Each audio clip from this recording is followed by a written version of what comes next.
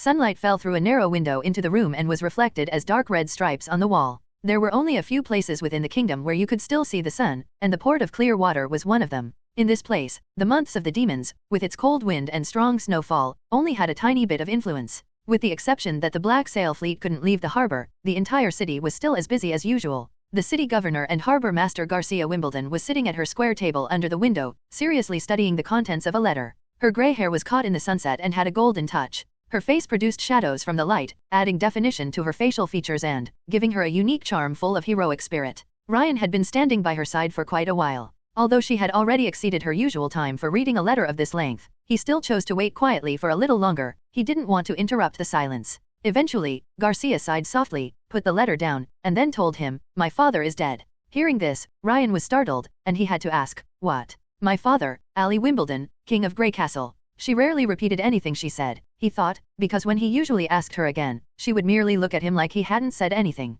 However, she really wasn't kidding, right? The king is really dead? Ryan opened his mouth, trying to say some comforting words, but in the end he just asked, "How did he die?" Fortunately, she didn't care about this. She was the daughter of the king, the governor of the port of clear water, and the commander of the Black Sail Fleet. She didn't need anyone to comfort her. "The letter says that my brother Gerald killed my father, but he was caught by the guards. He didn't commit suicide to escape punishment, so in the end he was put to trial by several ministers. There he was sentenced to death by beheading." "That doesn't sound right." Ryan subconsciously couldn't believe it. "Of course that isn't the truth," said Garcia, expressionless. "It's true that my first brother is a relatively stupid man, but he isn't so foolish to go on a suicide mission. If no one led him in that direction, he would never do such a thing." "Someone framed him?" asked Ryan. "Let me guess." The third princess closed her eyes and thought for a moment before she answered. "Someone probably put this detailed plan in order, and tempted Gerald by saying that they would help him, bringing people into my father's courtyard. This must have been arranged by someone in advance, including the eradication, exchange, and bribing of the guards.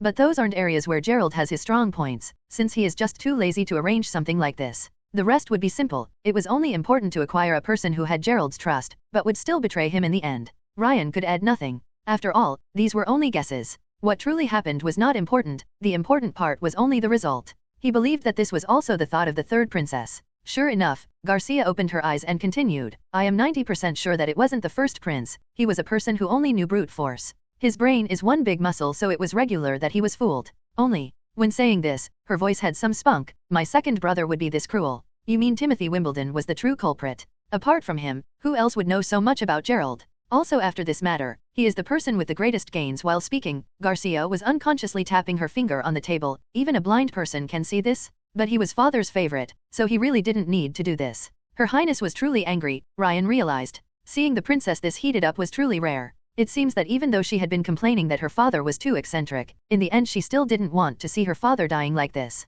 Ryan was able to understand this feeling, more or less. In a large family, the younger generation would always have such a feeling towards the master of the house, a mountain they would have to surpass, both revering and hating him. If she was right and this was truly planned by the second prince, then his actions could indeed be considered bloody and cruel. But why would he do this? "Because he was afraid of me." Garcia took a deep breath, trying to control her emotions. "He is afraid of my Black Sail Fleet." Realizing that Ryan wouldn't answer, she continued to explain, "Timothy seems to have a spy in our city, which in itself isn't surprising. I myself also have arranged eyes and ears in Valencia. When he discovered the existence of my Black Sail Fleet, it became easy for him to imagine what I would do later. Valencia isn't able to support an army that is capable of facing my fleet. So, he came to the conclusion to use Gerald as bait to get what he wanted." "So you mean, he wants an army?" "He wants the throne," said Garcia. "With my father's death and now even Gerald's death, he has become the first heir. I am afraid that he will press the ministers to crown him as fast as possible. Only when he becomes Wimbledon 4 will he be able to mobilize all his vassals with their armies." As she said this she shook her head. "However, as I have already said, as father's favorite son he really didn't need to do this."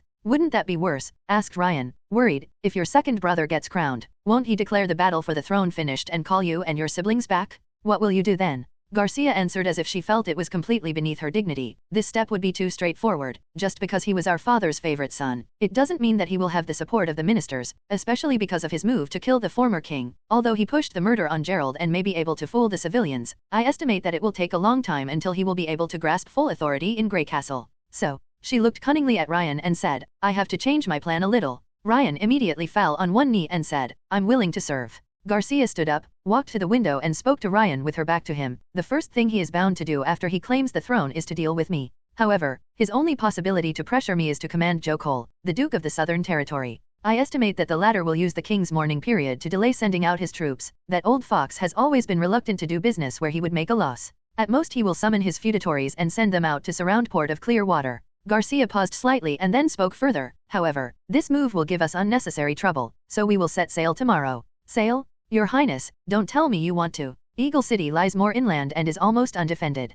We can reach the town of Clear Spring by using the tributary of the San Juan River. From there we will only need 1 day to arrive at Eagle City. After we seize Eagle City, the entire southern territory will be under my control. The situation after Timothy claims the throne will be different than what he thinks it will be. When Timothy wants to know the Duke's progress but discovers that the whole South is under my control, I really want to see his face. But, you also said that Wimbledon 3 just passed away, and following this dash. What, do I need to shed some tears first? Garcia turned around, the light of the sunset fell on her body and covered her with a red veil. Her face was hidden in the dark, only her eyes were reflected by the light. The emotion shown within her eyes was as solid as a boulder, Ryan thought. Even if she is angry or feeling regret, she will never show sorrow. Showing sorrow wouldn't be suitable for a king or queen. No, you don't need to do that, Ryan seriously said. Garcia nodded with satisfaction. Go and tell the captain that I want to speak him. Since Timothy was unwilling to wait until the end of the 5 years, I will not let him down. After I conquer Eagle City, I will declare the independence of the Southern Territory. All this didn't matter to himself, he thought.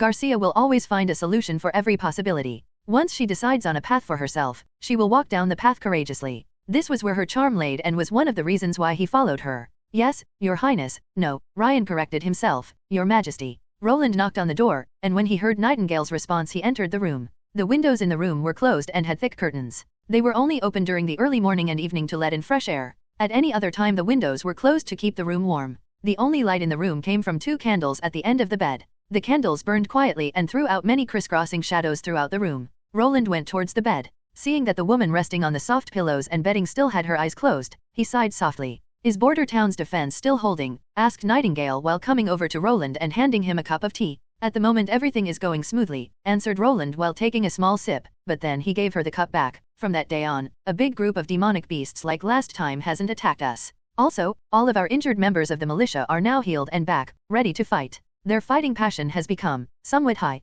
What is with the damaged part of the city wall? Carl rolled logs under the carapace of the mixed beast to move it towards the hole in the wall. There, he will use a capstan to get it up and use a wooden frame to hold it upright, making it a part of the city wall. Roland knew that Nightingale was trying to distract him by questioning him, so that he wouldn't worry himself too much. However, when he stepped into the room, all his attention would always stay on the woman who was lying in bed. If we say that the last time we confronted the large-scale invasion we obtained a victory worthy of pride, there is no doubt that the biggest contributor for the victory was Anna. If she hadn't used her wall of flames to block the gap in the wall, the consequences would really have been unthinkable. However, she hadn't woken up since she fainted in his arms. It has already been 1 week, whispered Roland. Theoretically, if a person laid in a coma for 1 week without food or water, with no possibility of supplying her with nutrition through external measures such as injection, the body's functions will shut down and the brain will gradually go into shock and die. However, Anna did not have any signs of poor health. In fact, her appearance now was better than when she fell into Roland's arms. Her cheeks were rosy, her breathing was smooth, and when Roland put his hand on her forehead he could feel that she had a normal temperature. Everything showed that Anna was at full health, but she wouldn't wake up. This is also the first time I have encountered such a situation. Nightingale stood at Roland's side, shaking her head while explaining. She depleted all her magic within her body, but now her magic power is already at the point of saturation, even more rich than it has been in the past. If I did not calculate it wrong, today at midnight will be her day of adulthood. Do you mean she's going to be an adult while in a coma? No, she will die while in a coma, Nightingale said bluntly. You must use your will to overcome the suffering on your day of adulthood. If your resistance is broken, the bite of the witch's magic power will irreversibly destroy her body. Roland moved a chair next to the bed and sat down. I remember that you once said that when facing magic backslash, no matter how painful it becomes, you will always stay conscious and clear-headed.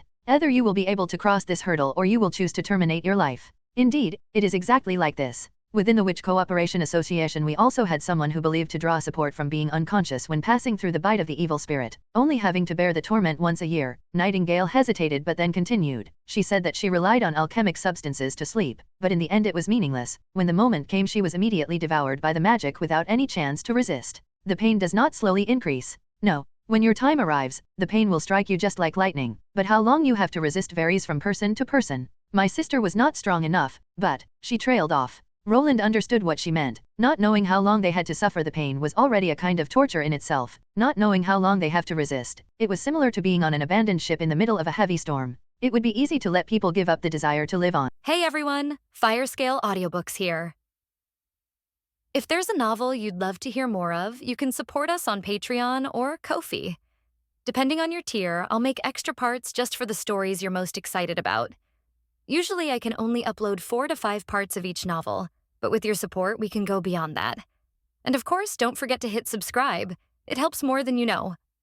During the moment of silence, Roland felt a hand on his shoulder. During my homeless and miserable years, I had seen too much death. I saw witches being treated like cattle, hanged, burned, or tortured to death just for the entertainment of the nobility. The only way for a witch to survive was to live far away from other humans, living a cloistered life. I do not know where the holy mountain is located, but in our hearts it is an unattainable paradise. Nightingale's voice became softer than it had ever been in the past. But Anna is different. In addition to the help we sisters can give her, I have never seen someone else being so concerned about a witch as you. She is needed by people, she is valued and treated like a normal person. Your Highness, Anna has not even made it through her adulthood yet, but she has already found her holy mountain. However, this was not the outcome Roland had hoped for. He closed his eyes, and recalled the scene when he had met her. She was barefoot, and was only wearing tattered clothes. She had been living in a cage, but there was not the slightest hint of fear in her face. Her eyes resembled an unpolluted lake surface, clear and calm. She was the flame, but she wasn't flickering like a flame. Memories began to appear like the pictures on a film reel.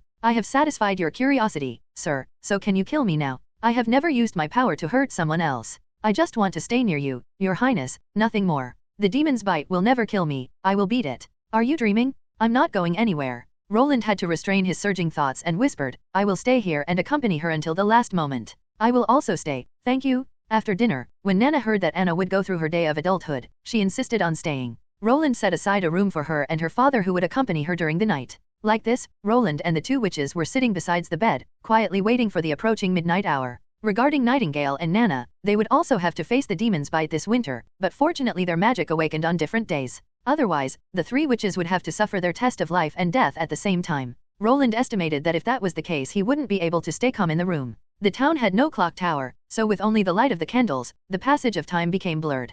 Cold wind blew against the window, so from time to time they could hear the screeching wind. When Roland felt a trace of weariness attack his heart, Nightingale suddenly said, it has begun. Only she could see the magic flow within Anna's body. She saw that it became restless, and the cluster of green flame became unusually rich, but the white incandescence in her center turned dark, while all of the irritable magic converged inward. It seemed to be pulled towards the center while struggling and rolling wildly, but it was of no use. Roland couldn't see these changes, but he was also aware that something was wrong. The candle flames began to shake, even though no wind was blowing inside the room. The light emitted by the flames got darker, it seemed like all the shadows were swallowed by the flame as it changed its color. The orange-red glow turned into a jade-like green flame. He looked at the woman lying on the bed, but she was still sleeping, without even the slightest changes on her face, as if all this had nothing to do with her. At this point the flame of the candles almost disappeared, but the flame was not extinguished. The green flames were just like phagocytic cells eating up the orange flames, plunging everything into darkness. But soon, the fire was lit up again. However, this time the flame of the candles had turned into a pure green. The 3 people sitting around the bed were submerged in green light, looking quizzically into each other's eyes, but in the end no one could understand what was happening. However, at this moment, everyone's eyes turned towards the bed. They had heard Anna groaning. Anna slowly opened her eyes. Anna, Roland was shocked. She woke up.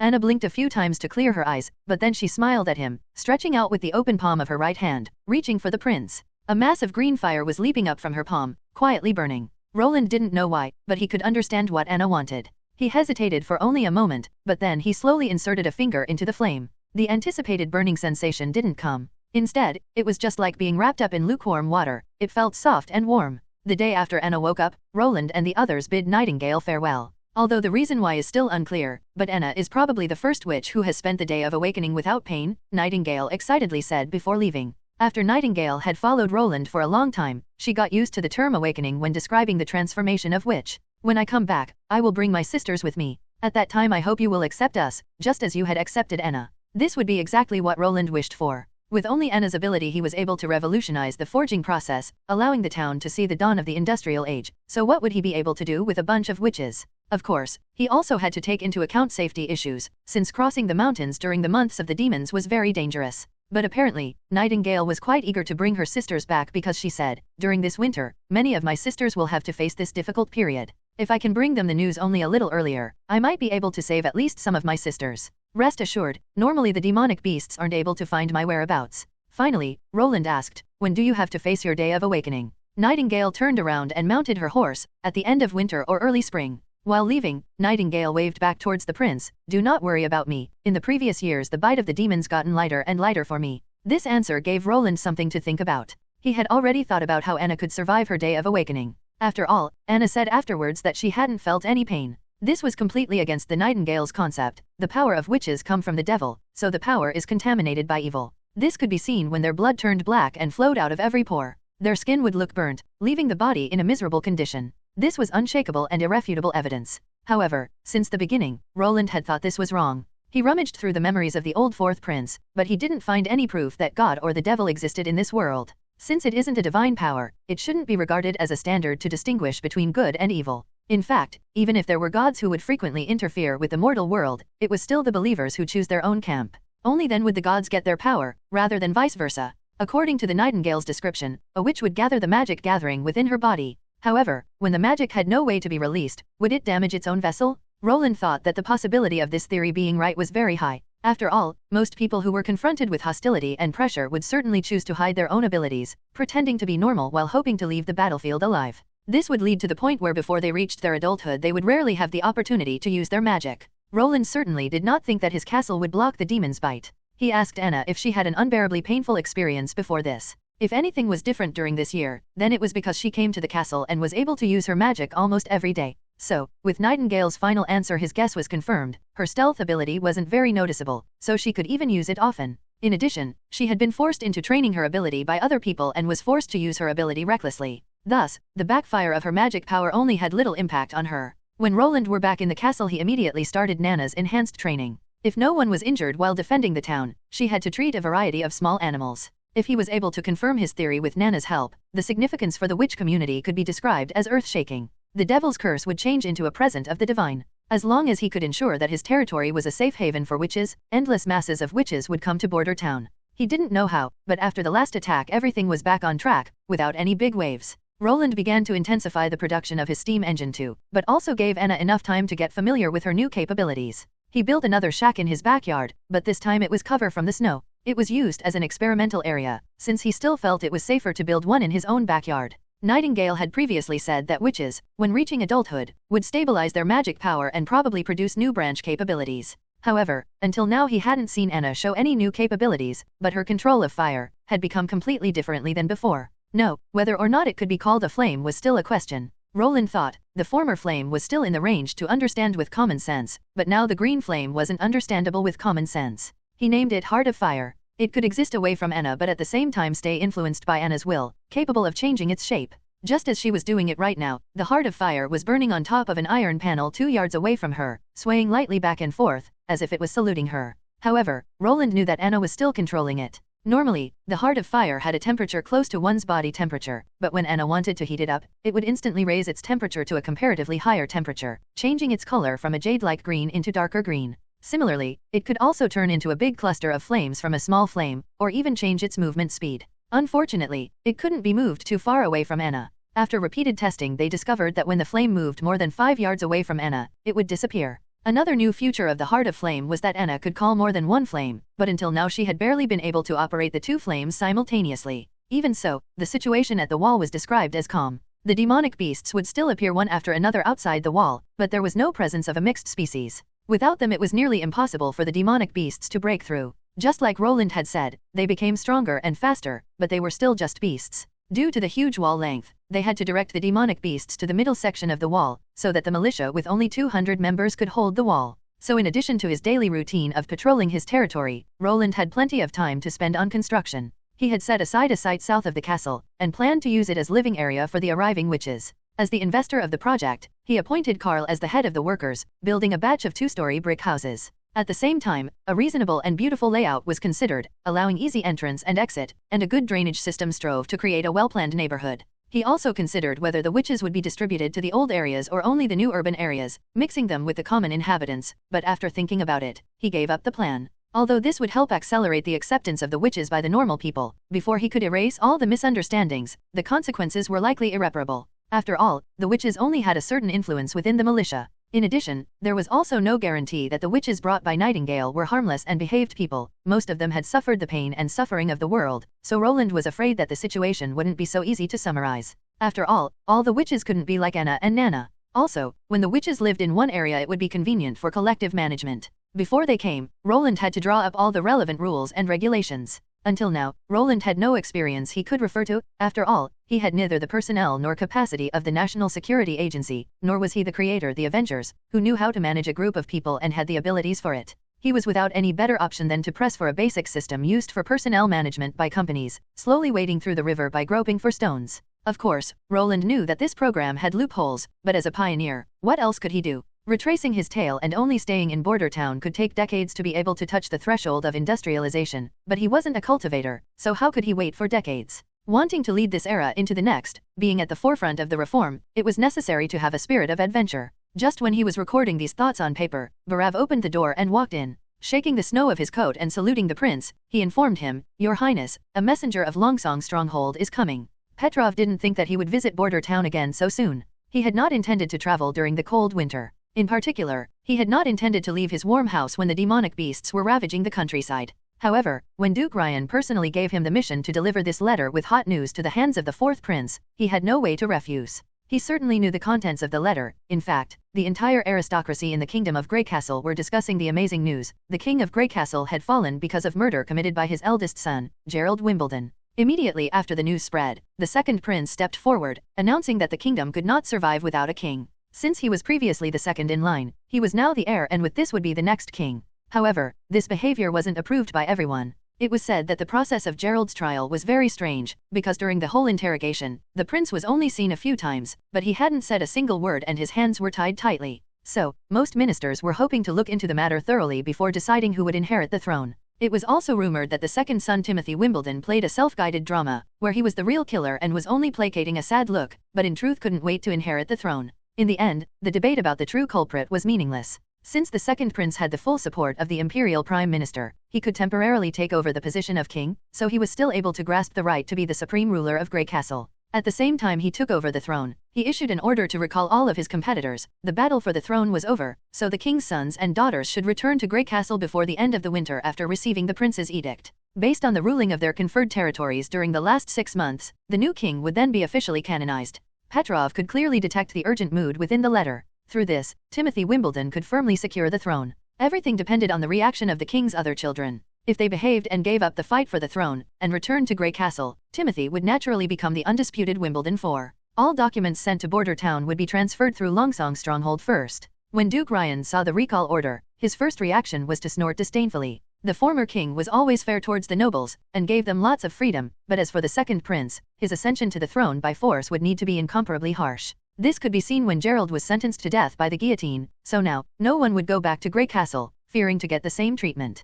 However, in the eyes of the 6 families of the Longsong stronghold, this was a well-timed command. 2 months ago, Earl Elk set an unauthorized plan into action and made Duke Ryan very unhappy, especially since the plan failed. The prince's reaction was very intense, sentencing Dimitri Hill to death by hanging. With this, both sides could be regarded as having an public and acrimonious conflict. Duke Ryan had originally intended to wait until the end of the months of the demons so that he would have a free hand to solve the awful problem, but now he had this document. With this, he had a legal option. Roland Wimbledon was called back by the soon-to-be king, so when he left, border town would naturally be owned by Duke Ryan again. However, if he didn't go back to Greycastle, Duke Ryan would be able to send him back by force, everything under the name of the new king's banner. In the end, the Duke didn't care which hands the crown would fall to. Thinking of his return to border town, Ambassador Petrov naturally didn't feel very comfortable. Last time, he had vowed that by his next visit he would bring a new trade agreement, but in the end the result was that they were attacked by the Elk family. Now he was back, bringing bad news once more. Whether it was the death of his father Wimbledon III, the new king, or the recall order, Petrov believed that the fourth prince didn't want to see any of them.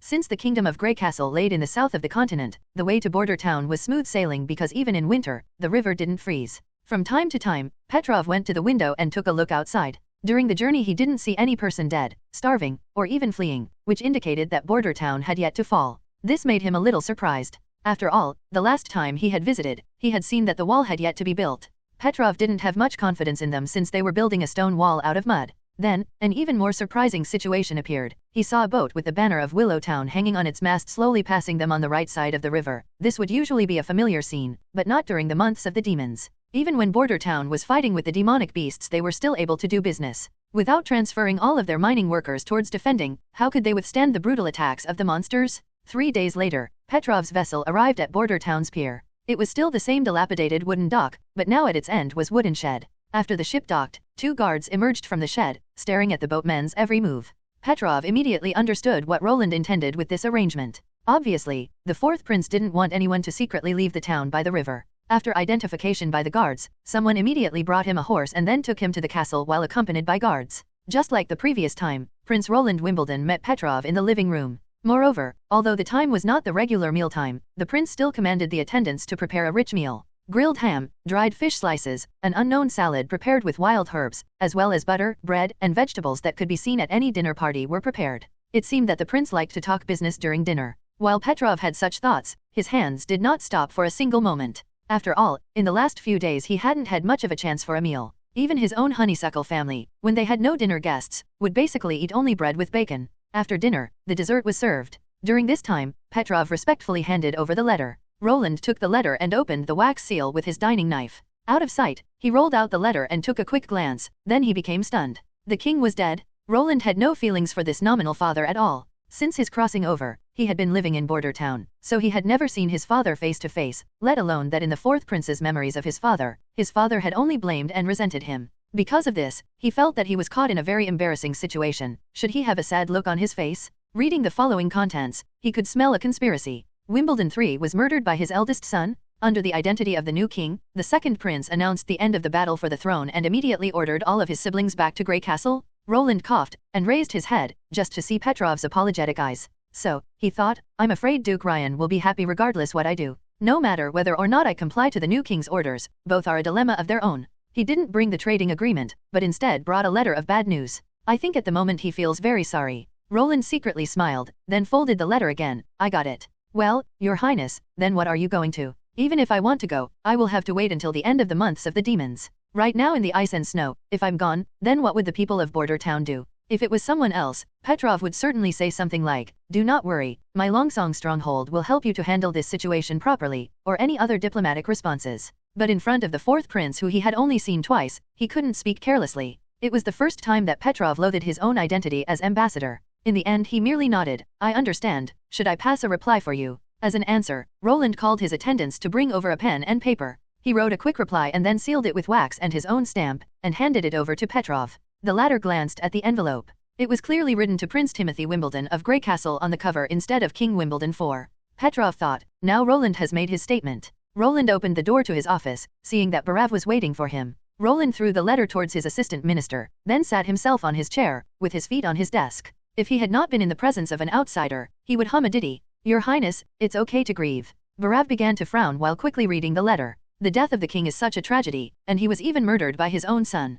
This is really a tragedy. I don't know what Your Highness should do next. The trial leading to Gerald's death was just too strange. I want to wait and see what my elder sister and my younger sister decide to do, Roland said, but in any case, there are some things we should do in advance, even if we do it only to be on the safe side. Barav looked at the prince, waiting for him to continue. Because of the replacement of the king, the next few months or even years can become turbulent, so the first thing we should do is safeguard our loved ones and family members. What was more important was the fact that the 2nd prince could kidnap these people to threaten them. Now, if he wanted to maintain Border Town's administration and financial affairs functionality, his assistant minister was indispensable. Roland sipped his tea and then continued, you and Carter, as well as your subordinates should all write them a letter. I will have the guards deliver them while they deliver my response to the king. Then they will arrange for them to take shelter in other towns. Not in Border Town. Barav wasn't a fool. After 20 years of political experience he immediately understood the prince's meaning. No, they won't come directly to Border Town. Roland didn't want the other side to use the families of his subordinates to threaten them, and he also didn't want his subordinates to think that he himself would threaten them with their families, so he chose a compromise. He would first bring them to a more secure town, and after he had a strong foothold in Border Town, they could be migrated. I understand. I would like to thank Your Highness for your concern. The assistant minister spoke while nodding in agreement, which let Roland feel relieved. It seemed that his subordinates were intelligent people who could think for themselves. Roland declared, another thing we have to talk about is the ore trade. After the last iron ore trade, we will put a stop to the ore trade and sell only rough stones to Willow Town. I need the iron ore saved for our own usage. That wouldn't be good. As a result of that, our revenue would decline, Your Highness. Yes, but it will not drop too much. Recently the miners found a new deposit of gems, so with this we can make up part of the gap, explained Roland, and winter isn't really the time for business. The peddlers hesitate to come trading when they always have to fear an attack of demonic beasts, so we will most likely only have 2 to 3 transactions during the next 4 months. Thus it is obvious to trade rough stones to make up for the less trade, since they are the more cost-effective choice. I see. Barav accepted the explanation and recorded the orders down. After his assistant minister had left, Roland called for Carter and told him, I need to expand the size of the militia, so you will be responsible for it and will give out recruitment orders. You will need to quickly evaluate their abilities, and if you find strong members they will be appointed as team captains. You will also implement the same training methods like last time. Your Highness, if I train them according to those training methods, I am afraid the new team will need a very long time before they can be deployed to the battlefield. As long as they are stronger than the mob. Roland dismissed his concerns and told him to do what he said. Despite his input, the training level was far away from that of the army. He was afraid that this level of training was only on the level of a college student military training, but sometimes it was only important to have better combat effectiveness compared to their opponents. In addition to fighting against the brainless demonic beasts, most of the time they would fight against a noble's private army, mercenary soldiers, or if needed, turned into a mixed arm. So as long as they used cross-era weapons and equipment, even an army on the level of college students would be able to cope with it. After Carter left, Roland could not stop himself from laughing. He did not think that such a fortuitous situation would fall into his hands. It was simply like someone sending him charcoal during a snowstorm or handing him a pillow when he was sleepy. Was this bad news for me? Was this a dilemma? Wrong? He didn't know much about Garcia Wimbledon, but he was sure that she wasn't a woman who would allow men to trample on her. The first prince was sentenced to death in such a short time. Even if there was no insider, she probably wouldn't easily return to Grey Castle only because the second prince had ordered her. It was the same for himself. He would just stay in Border Town, so someone would be bound to come out. Most likely it would be Duke Ryan from Longsong Stronghold, since he was such a restless person. Otherwise, he wouldn't send someone in this horrible weather during the months of the demons, only to deliver the letter to his hands. One day Duke Ryan would want to confront him, since until Roland left Border Town, Ryan could not rest or eat in peace. Choosing to stay in Border Town would be equivalent to defying the new king's edict. If Roland would only wait until the end of the months of the demons, Duke Ryan would in all likelihood, under the name and banner of Timothy Wimbledon, try to teach him a lesson. That was exactly what Roland wanted. If you asked someone what they needed for faster industrialization, the answer would be without doubt people. Large-scale production required a large number of staff devoted to it. After all, a lot of people were needed to drive huge machines. In that time the term sheep-ate people came into existence. It described that when tenant farmers in Britain were thrown off their land to starve so that sheep could graze and produce wool for new mills, turning them into free laborers. The industrial age was a cruel time. So long as they unceasingly invested into the education of the laborers they could archive a generous payment. The more developed the industry, the larger would be the population. If Roland had a problem, then it would be Border Town's low population. Border Town had around 2,000 inhabitants. Even with the newly invented machines, it was only a small type of workshop. There were not many free laborers, so many projects couldn't be expanded. But from where should he snatch so many people? Should he buy slaves? Not to mention, he didn't know from where he could buy so many slaves. Adult slaves would cost a lot of money, and they would have little sense of culture. Buying slaves under the age of 10 and teach them would take too long, granted that he would allow child labor, so he would have to wait for many years. Recruit talented people? To this borderland, how many people would be attracted to this town? And for them he would need to spend even more than for slaves. Encourage his people to increase the birth rate? Forced marriages? Forget it. He also couldn't hope to get more people from Longsong Stronghold. The kingdom was in a steady state, so if he tried to lay his hands on the surrounding lords, he would become a joke in the future.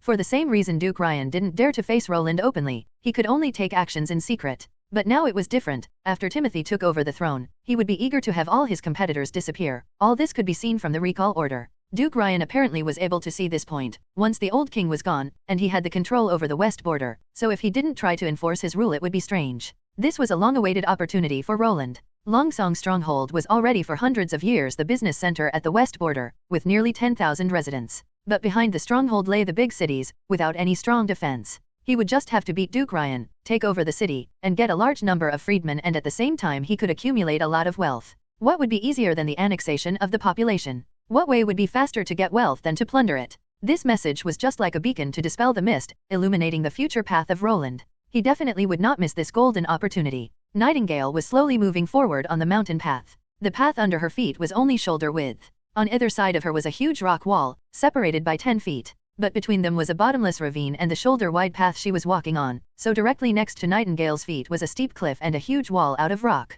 When she looked into the deep ravine she could only see darkness. While traveling on her shoulder-wide path, Nightingale was always carefully leaning on the rock wall next to her, trying to avoid losing her footing and falling into the ravine. When she looked up, only a thin shimmer could be seen from the sky, like a silver thread hanging in the night sky. However, she knew that it was just a little afternoon. Even during the day, she still needed to hold a torch. The light coming down the cliff was not sufficient enough to illuminate the road ahead. Walking on this path for a long time even gave birth to the illusion that she was walking in the mountains. The only advantage here was that not much would fall down the gorge, despite the cold wind whistling through the mountains and lifting up the fallen snow. Occasionally there were a few natural snowflakes that fell on her head from, and landed on the mountain walls or on the trail, turning into water vapor. Down here, the temperature wasn't the same as it was in the outside world. Occasionally she could see the hot air rising up from below the cliff. If it weren't like this, she wouldn't dare to pass the impassable mountains during the months of the demons. She could hide herself in her own world of fog, but there, it would be still the same temperature. If she were to brave her way through the snow, she estimated that she would freeze to death after an hour of walking. Nightingale didn't want to spend an extra minute down here. She could always feel something in the dark, always watching her, making her blood run cold. If she could, Nightingale would stay in the fog the whole way, but it was a pity that her strength wasn't enough to do that. When she used her ability for a long time, she would quickly become exhausted. Nightingale raised the torch and let it illuminate the opposite cliff. In the faint firelight, she could occasionally see dark shadows on the walls. Nightingale knew that those were caves, which were so deep that light couldn't reach the end of each cave. They looked like orbs of darkness. But on the other side, nearly at the same position, was also a deep hole. It reminded her of the North Slope Mine's rumors, which said that the mine used to be a monster's underground lair, with many forks in the road that extended in all directions, dug out by monsters. The northern slope was part of the mountain range, but it was so far and wide with so many caves, who could say that the caves weren't connected to the mine? The idea made her shiver. To the west of the impassable mountain range was the abandoned barbarian wasteland. It was known that the impassable mountain range extended for several hundreds of miles, with countless undiscovered caves. Nightingale was afraid that this wasteland could give birth to countless monsters.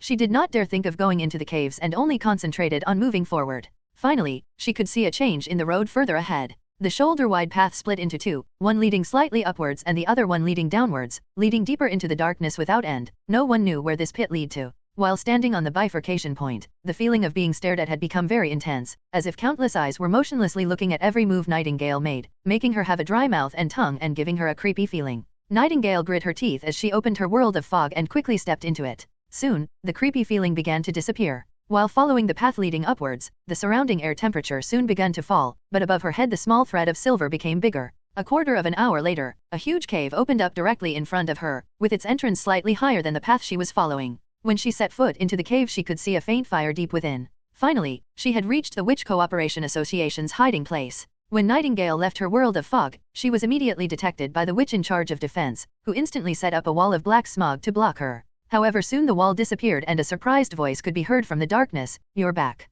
Nightingale thought, "Yes, I'm finally back," but when she noticed that the girl had two bands tied around her arm, Nightingale's good mood turned directly into grief. Once again two sisters were. The other's witch's voice stalled for a moment and then she sorrowfully said, yes. Ari and Abby had their day of adulthood 5 days ago and didn't survive it. She forced herself to smile. It happens often, doesn't it? But let us not speak about them. You have to go back to the camp. Wendy is always talking about you. Ari and Abby, a pair of twins who left their lives in a wealthy family from the fallen Dragon Mountain only to die within the impassable mountain range. Nightingale sometimes wondered if what they did was all right. If the twins hadn't left their town with the Witch Cooperation Association, they could have at least enjoyed their lives with their family, rather than following everyone, wandering from one place to another, without any fixed home. However, when she thought of Wendy, Nightingale's heart was filled with warmth. If she hadn't given her a helping hand when she desperately needed it, she was afraid that she herself would still be living a life as a puppet, always fearing to be disposed of just like every other tool. Yes, she should tell her the news as soon as possible, and she should tell it to all her sisters.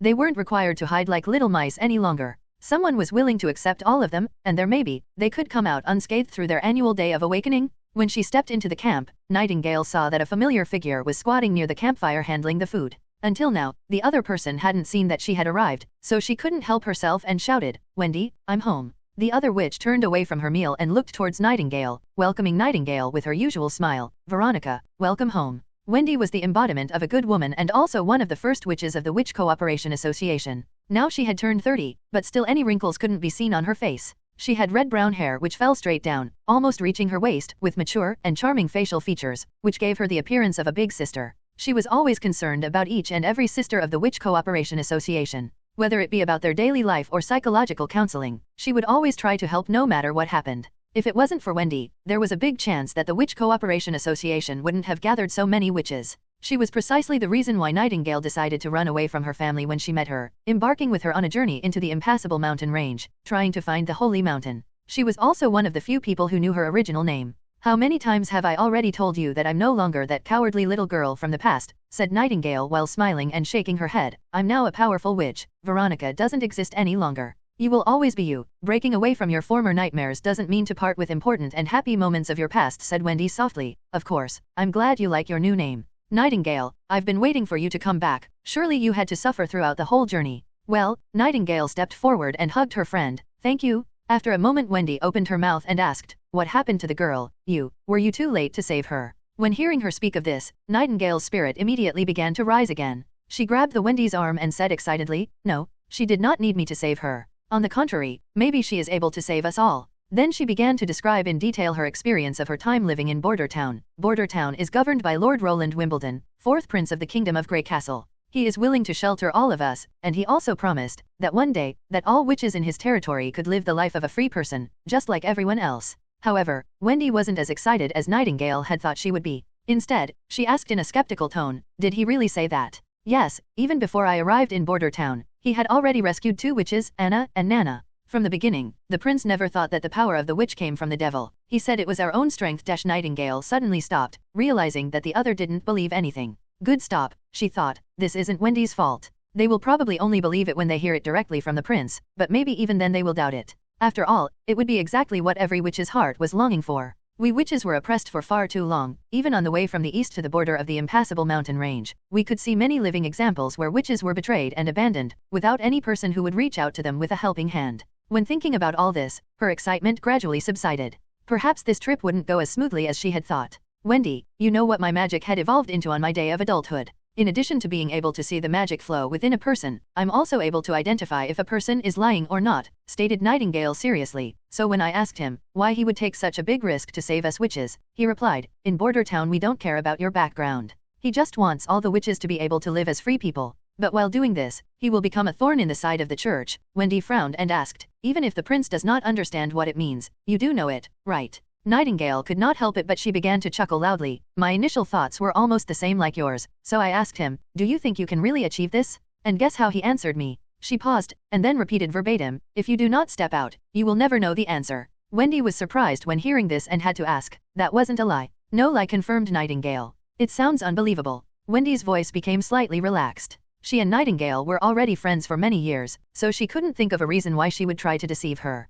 "Yes," Nightingale deeply sighed. If she hadn't personally heard it, since she could verify it with her ability, she probably wouldn't have believed him so quickly. Now in retrospect, just like when they stood on the city wall and talked about it, Roland really seldom lied. During the 2 months she stayed at his side, beside the moment they stood on the wall he had sometimes tried to deceive her once, but Nightingale was still very satisfied with his answers. After all, she didn't care that he was trying to deceive her a little. Instead, if you would just tell an unknown witch all of your secrets, that would be too ridiculous. Tonight, when we all come together, I want to tell this important news to all of our sisters." Nightingale looked pleadingly at Wendy and said, "And I want you to help me convince them." When the evening came, the witches who were busy outside the camp returned one after another. When they saw that Nightingale had safely returned, the witches became very happy, coming towards her and asking her how she did. Seeing that their arms were wrapped in a white cloth, Nightingale felt heavy within her heart. At the beginning she still casually answered a few questions, but with time she turned more and more silent. But then she began to tell her long story. She talked about how she had sneaked into Border Town, how she met Roland, Anna, and Nana, the construction of the city wall, the construction of the steam engine, how they had resisted the attack of the demonic beasts, and finally about Anna's adulthood.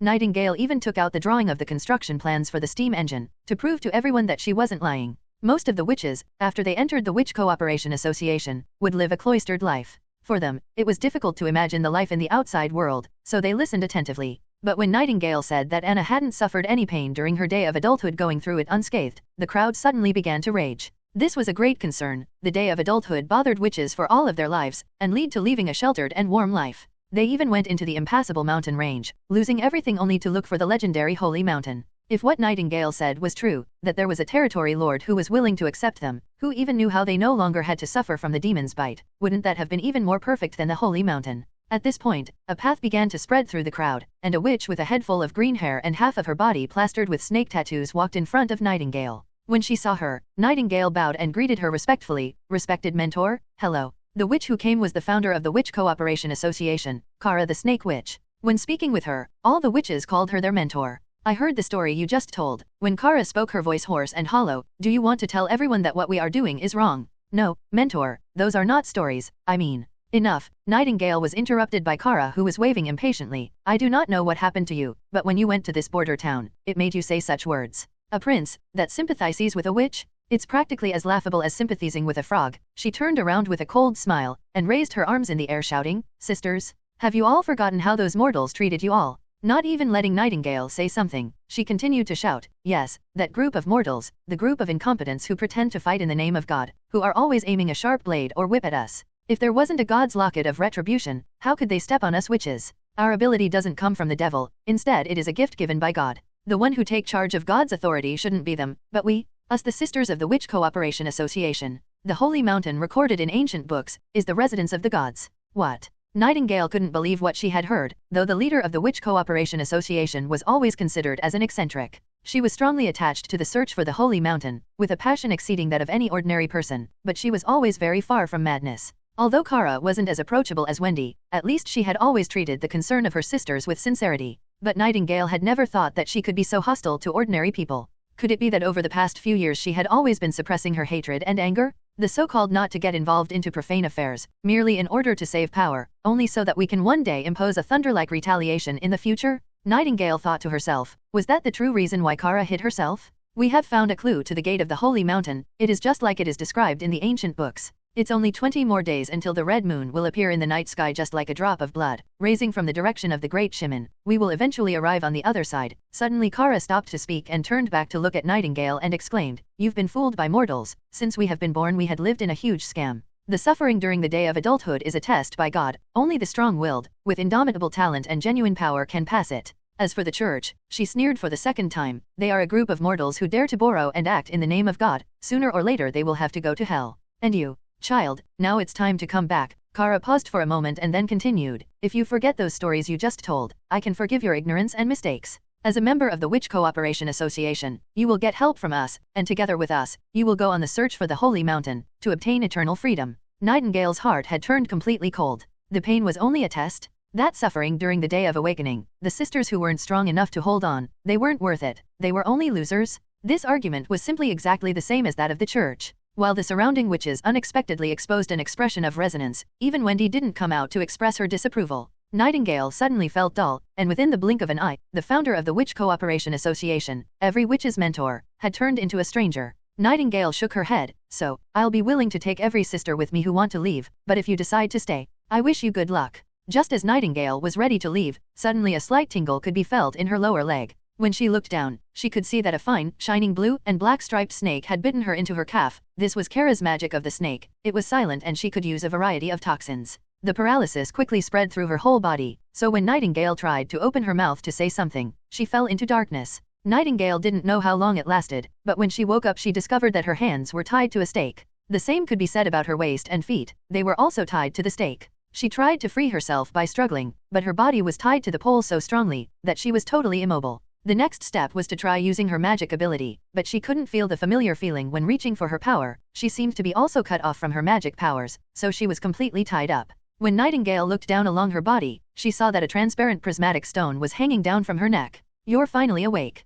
Kara walked in front of her and began to talk to Nightingale. What do you think about my putrefying venom? Honestly, I had high hopes for you, Nightingale. However, sadly you couldn't live up to my expectations. Nightingale didn't know how to answer first, but then she took a deep breath and spoke reproachfully. You were actually hiding a god's locket of retribution. Kara, do you still know what you are doing? This stone was originally shackles used by the church to suppress witches, but now even their own mentor used it to deal with her, just like the church. Though what made her even more angry was the callous look on the faces of the surrounding crowd. It seemed that there was nothing wrong with what they were seeing. Damn it, cried Nightingale at the bottom of her heart. Don't you think that you turned into the kind of person who us witches hate the most? This is only a tool, which will be occasionally used to punish bad girls who won't listen, explained Kara indifferently, and you, Nightingale, are such a person who need to be punished. Or, should I call you Veronica? Born within a noble family, got reduced to a witch, but still thinking about how to climb the social hierarchy. I don't know what you're talking about. You let me down. When Wendy saved you from the clutches of the aristocracy, I thought you would stand firmly on the side of us, the Witch Cooperation Association. But, look at what you're doing right now, when we will soon discover the Holy Mountain, you want to stop us from achieving our goal. Kara shook her head and laughed loudly, but then continued, trying to take us sisters with you to the prince? Were you kept captive for too long and now servility has deeply rooted itself into your being, so that you can only live on when you find for yourself a master, or else, do you just want to sell them to the nobles, in exchange for receiving a good position for yourself? Everything I do is for my sisters. Nightingale had to swallow down her anger, after all shouting would be meaningless, so she said calmly, I hope that no one will have to die during their day of awakening, hoping that they can live without worrying where they get clothes and food for their daily life. I never intended to stop your plan, but us sisters should have the right to freely choose our own way of life. At the moment Border Town is undergoing tremendous changes, I brought even the construction plan for the steam engine. It can operate on its own, with a nearly infinite force. With this kind of machine, the water within the mines can be directly pumped out, so that people don't need to do it every day any longer. Kara sneered once more and asked pejoratively, are you talking about this? She turned around and pulled a roll out of the stack of parchments and rolled it out, so that everyone could see it. Although I don't understand everything painted on this parchment, but who would believe that a bunch of dead, cold iron can be pieced together so that it can work independently like a living creature? Do you think we are all 3 years old children? She walked to the front of the brazier and threw the roll into the charcoal. No, cried Nightingale in vain, only able to stare blankly while the blueprint turned into ashes within the brazier. My patience has been exhausted. I will only give you one last chance. While she threatened Nightingale, Kara took an iron skewer out of the brazier,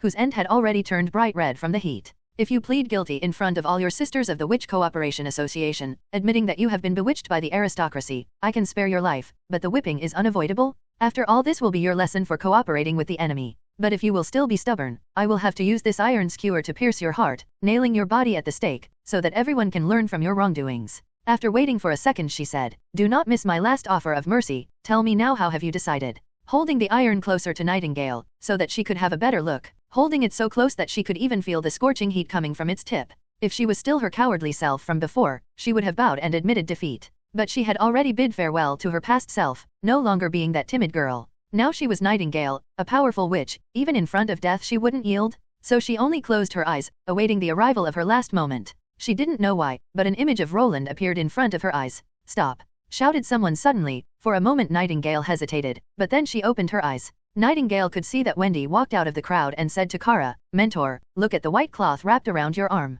We already have experienced so many deaths, do you really want to add another one? What, even you are being deceived by her? Wake up, Wendy. What she said are all lies. I do not know. Wendy shook her head and continued, I do not intend to go with her to Border Town, but I think that one of the things she said was right. We sisters should have the right to freely choose our own way of life. She turned around and loudly asked the crowd, which of you want to leave with her? No one within the crowd answered her. The scene fell into silence. So there is no problem when she is leaving alone, said Wendy. She didn't harm the Witch Cooperation Association, so I really cannot watch you kill her. Nightingale had fully understood the meaning of Wendy's words. She couldn't help but get a sad feeling within her heart. Even Wendy didn't completely believe what she had said. So because of this she kept silent when she needed her help when trying to convince everyone. But she was still the good-hearted and caring witch. Even if she didn't agree with her point of view, she would still lend a helping hand. After Wendy's remark, some whispering voices could be heard from within the crowd, and then a few people spoke up for her. Yes, since she is willing to return to the secular world, just let her go. The church and the pain have already taken so many sisters away from us.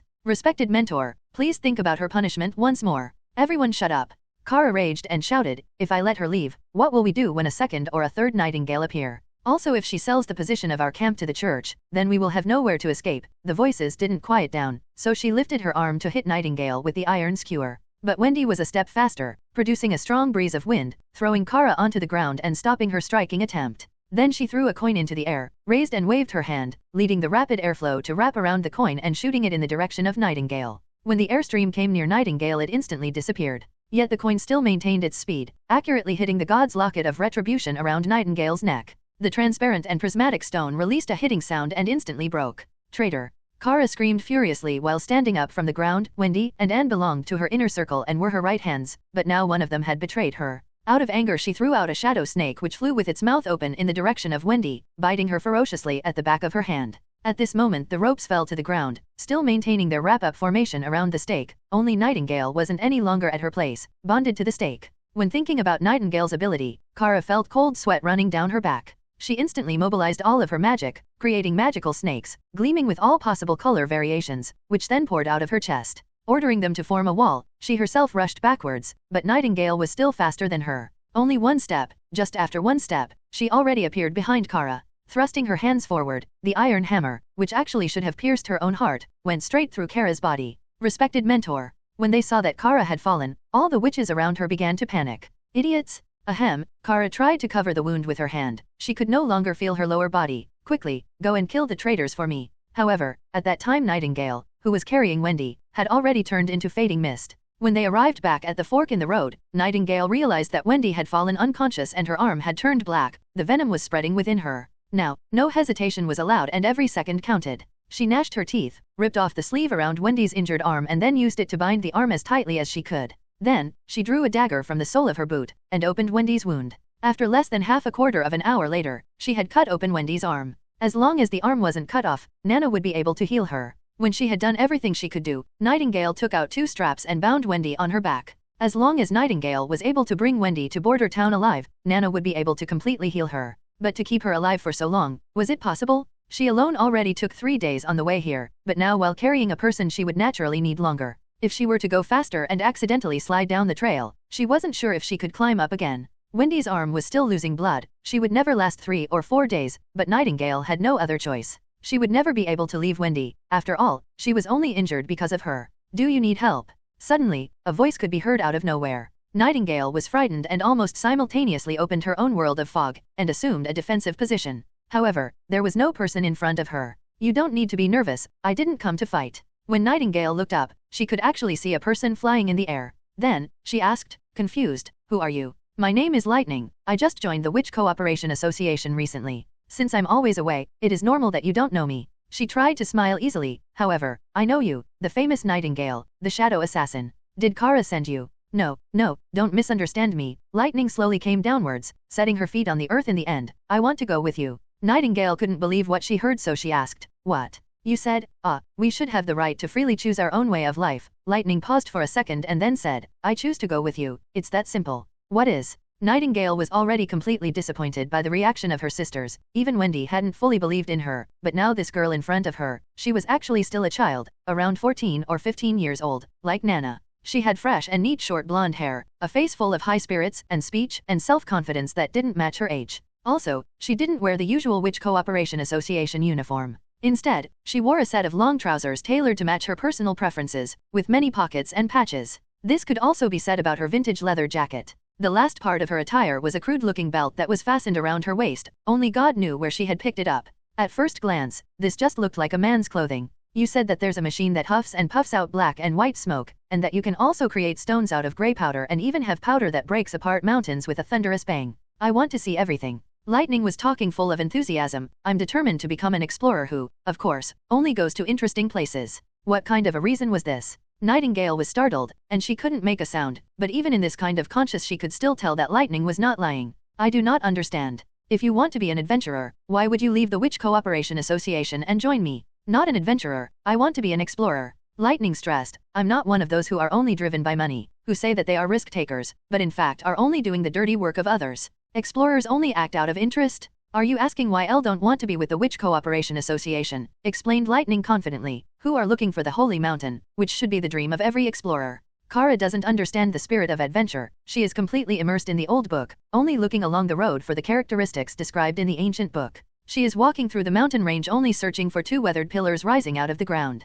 If this is the way she does it, she will never find the real Holy Mountain. My father always stressed the point that an explorer must honestly record everything they see when looking for a fine horse by using only a picture. That's just the way an explorer should handle the matter. Although Nightingale would have loved to know what kind of father would teach such ideas and raise such an absolutely strange daughter, now wasn't the right moment to chat. After all, Wendy's life was at risk. Since she didn't mean any harm, an additional helper would be appreciated. In the end Nightingale only asked, your ability is flying. Well yeah, Lightning nodded and said proudly, I can even carry you both, and flow forever forward, just like the wind. Then I will have to trouble you. Nightingale made sure that Wendy was strongly bound to her back and then she held on Lightning's shoulders, and wrapped her hands around Lightning's chest.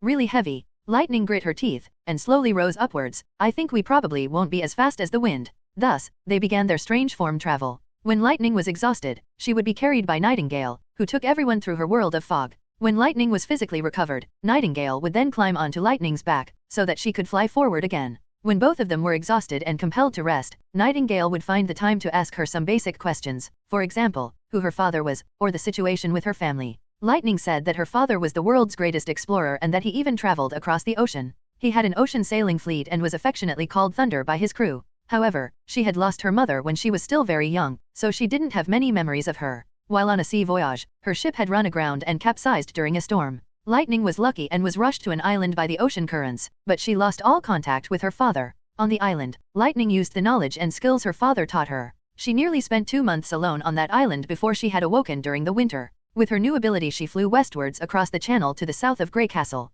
After going through numerous setbacks, she joined the Witch Cooperation Association in the end. She felt that as long as she adhered to exploring, one day she would be able to come across a miracle and see her father again, as long as he was still alive. Nightingale didn't gain much useful information from this dialogue. Her ability could only be used to distinguish if the other side was lying, but she couldn't determine the authenticity of the spoken content. In other words, as long as the other person said that the sun was square and didn't doubt it, her ability would still show that they were telling the truth. However, there was actually some information that could be inferred. For example, she must have been born in a wealthy family. Families who were struggling with poverty wouldn't have the time to explore. The fact that her father had an ocean-going fleet was also consistent with this judgment. Therefore, Thunder's true identity was perhaps a wealthy ocean-crossing businessman. Lightning had blonde hair, unlike the descendants of the kingdoms of the mainland and more like the sea people from across the fjords. Wendy had awoken several times. During these times, Nightingale would always try to let her drink as much water as possible, but after drinking, she lost her consciousness again. Nightingale could feel that Wendy's body temperature was falling lower and lower.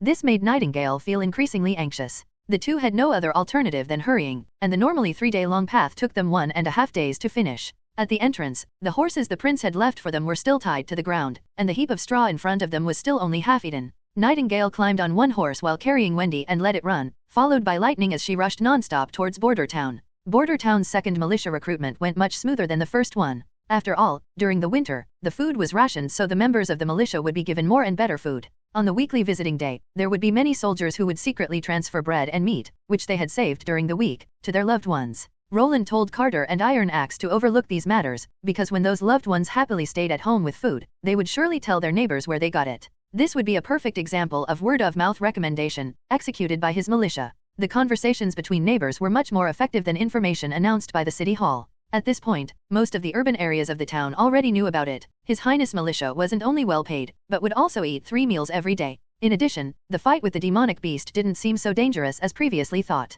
So during the second recruitment, there were many more candidates than during the first one, and even residents of the better districts came for registration. The number of people who matched the requirements were much higher than the Roland had expected, so the second recruitment accepted 200 new members who would be trained by Carter during the weekdays. When the horn sounded, the new recruits would also rush to the wall to stand as auxiliary forces on standby. The chief knight and the assistant minister raised some objections, like that at this point the new batch of militia wasn't qualified to fight against the demonic beasts, or that the newly recruited unit had more than twice the number of soldiers of the first unit, which wasn't necessary. Increases of the general public food rations and salary would lead to the increase of their financial expenditure, but even so, if they gave out more gold royals they would not achieve a significant effect. However, Roland kept to his decision even though these people were not prepared to deal with the demonic beasts. Yet he didn't dare to inform his men about the plan he came up with. No one was allowed to know that he intended to attack the Duke's stronghold. If he told them about his idea now, he was afraid that Baravan Carter would find it totally unacceptable. The difference between the Longsong stronghold and Border Town was just too big.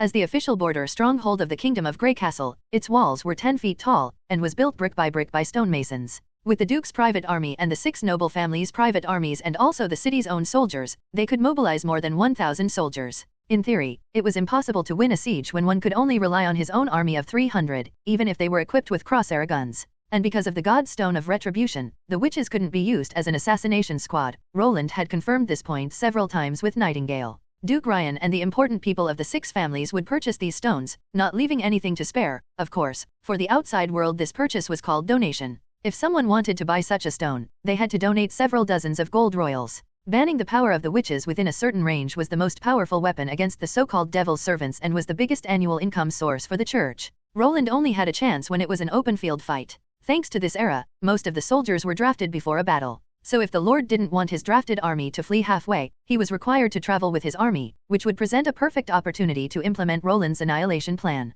However, he was still unsure about how he could take advantage of this opportunity. After all, his experience of war tactics came only from movies and television works, or historical stories, so he had no experience of his own. In the end, he thought that since he didn't understand it, he should first do the things he was good at. Roland wanted to stretch out a little and left his office to take a walk in his backyard. The steam engine too was assembled and standing quietly in the middle of the field. At first glance, the new steam engine looked much cleaner than the previous one, and the welding marks were no longer as uneven as before. This masterpiece was possible thanks to Anna's new capabilities. Her green fire could drill into the tiniest gaps for welding, allowing for the individual parts to fit better together than in the past. However, the most important difference between the steam engine 2 and the older steam engine wasn't the overall look, but the integration of a centrifugal governor. The first set of the automatic control system and feedback system in human history could be considered as a big milestone. Roland's governor's structure was very simple, consisting of 2 iron balls connected with a string to a main rod. At first glance it was just like the bamboo dragonflies that children played with during their childhood.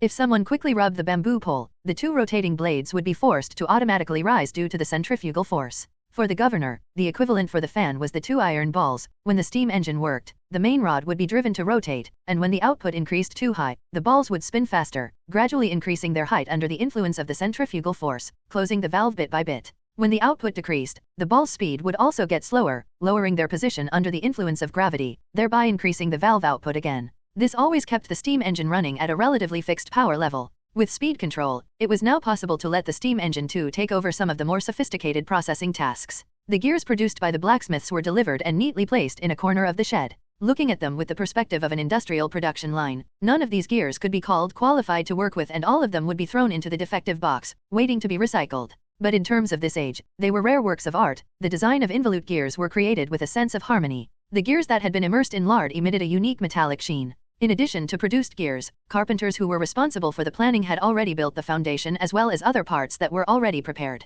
He let the door guards call for Anna so that they could begin to assemble the first steam-powered borer together. They began Roland's plan, which he thought was the most effective plan to mass-produce rifles. Relying only on blacksmiths who had to manually knock out a barrel was extremely time-consuming, but also very boring for the blacksmiths themselves. Now, he only had to take out an iron bar and he could directly drill the barrel out with the borer. So in one day, he would be able to produce more than 10 barrels. At the same time, by replacing the head, the boring machine couldn't only be used to cut but also to engrave the rifling. With rifled flintlocks, the firing accuracy would be further improved. Thus, he was confident that before the end of winter, the 2 groups of militia, nearly 300 people, could all be armed with rifles. However, Roland couldn't guarantee that his army would be able to calmly load, aim, and shoot at their targets in the face of charging knights. It was more realistic to think that they would rather drop their weapons, turn tail, and run away. After all, the training time of the 2 troops were too short. They had no combat experience against other humans. So, he had to bring out a more powerful weapon onto the battlefield, a weapon which could defeat the enemy even before they could start their own assault.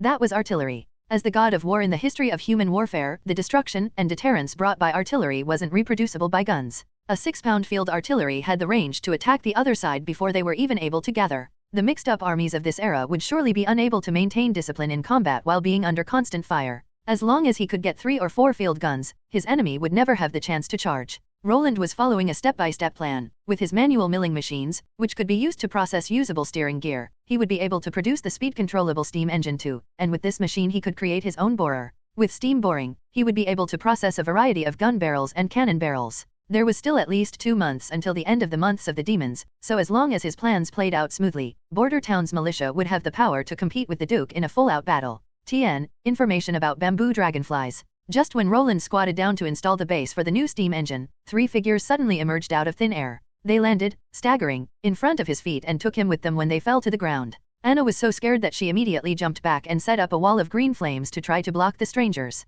When Roland looked up, he found that one of the women was the long-awaited Nightingale. From her face, she seemed very exhausted. Her cheeks were abnormally red, so obviously she had been running in the cold and windy weather for a long time, but despite the wind, her forehead was covered with dense sweat. Nightingale lifted her head and cried with palpable anxiety. "Your Highness, please call Nana and have her come over. We need her immediately." Now, Roland noted that the woman tied to her back was very pale and had her eyes closed. She was wrapped in clothes which were dark red from the oozing blood and had a nearly cut-off arm. He immediately reacted and shouted toward his guard.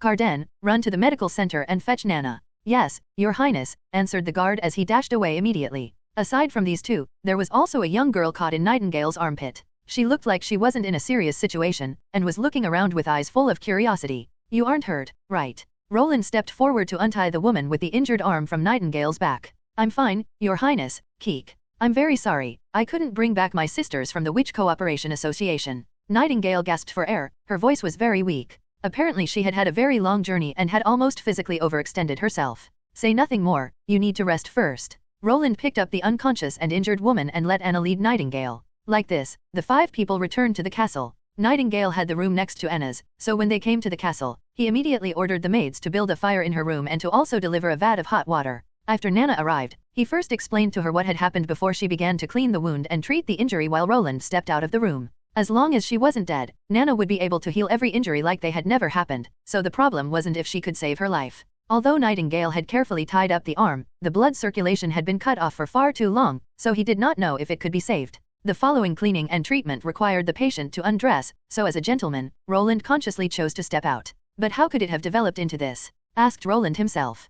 Could it be that the witch camp was attacked by demonic beasts and there was no one else she was able to save? If that was true, then that would really be a great loss. Roland was nervously hovering at the door. About half an hour later, the door was pushed open and the first person who came out was the unknown girl who looked unharmed and who had come together with Nightingale. When she saw him waiting in front of the door, she nodded and said, "You're exactly the same as Nightingale had described you." Roland didn't know what to make out of this sentence. What did she say about me? A prince who would care about us witches? While answering his question, the girl lightly shut the door. Unfortunately, the news was so unbelievable that most of the witches didn't believe what she said. In fact, I also couldn't believe her, but it is exactly like my dad had always said, the world is so big, and it has all kinds of people. My name is Lightning, Your Highness, glad to meet you. When she finished speaking, she bowed her head and laid her right hand on her left shoulder. It probably was her way to salute. However, Roland didn't think any longer about the salute. The part most people did not believe her was the important information. The Witch Cooperation Association wasn't attacked by demonic beasts. Attack? No.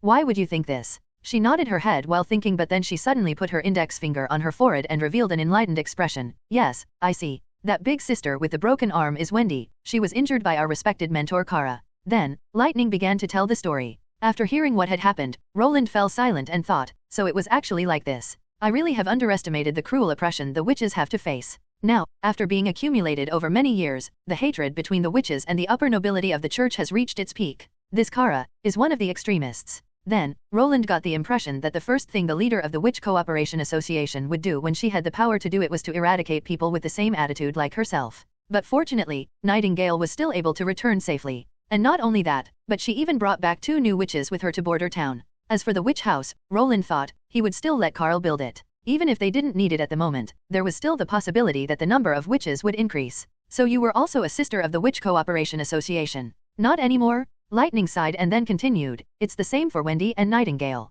Since we left, it is now impossible to ever go back. I'm afraid Kara won't be able to swallow her pride. Will she survive even though Nightingale pierced through her body? Roland asked disbelievingly. Probably. In the camp we have a witch called the Herb Witch, who can increase the effectiveness of herbs several times, explained Lightning, by multiplying the effect of some hemostatic grasses and turning them into a blood-replenishing medicine. Rescuing Kara's life should not be a problem, but compared to your witch who has the ability to heal, the effect is inferior. Hearing this, Roland thought, this will really be a nuisance. It seems like it wasn't enough to just worry about to the church, now I also have to look out for the witches. Fortunately, their purpose is to look for the Holy Mountain, so I hope the trouble of looking for Nightingale is too much for them. Previously you had said that you didn't believe in what Nightingale had said, so why did you go with her and leave the Witch Cooperation Association? Because you have a machine that huffs and puffs black and white smoke, and you can also create stones out of grey powder and even have powder that breaks apart mountains with a thunderous bang. Lightning repeated the exact same words she had said to Nightingale. Maybe there wasn't be a prince who was good to the witches, but she wouldn't have lied to me. It is impossible to make up such lifelike ideas. At least this was what my intuition of an explorer had told me, and just seeing the monstrosity in the yard which is capable of ejecting white gas shows me that I was right.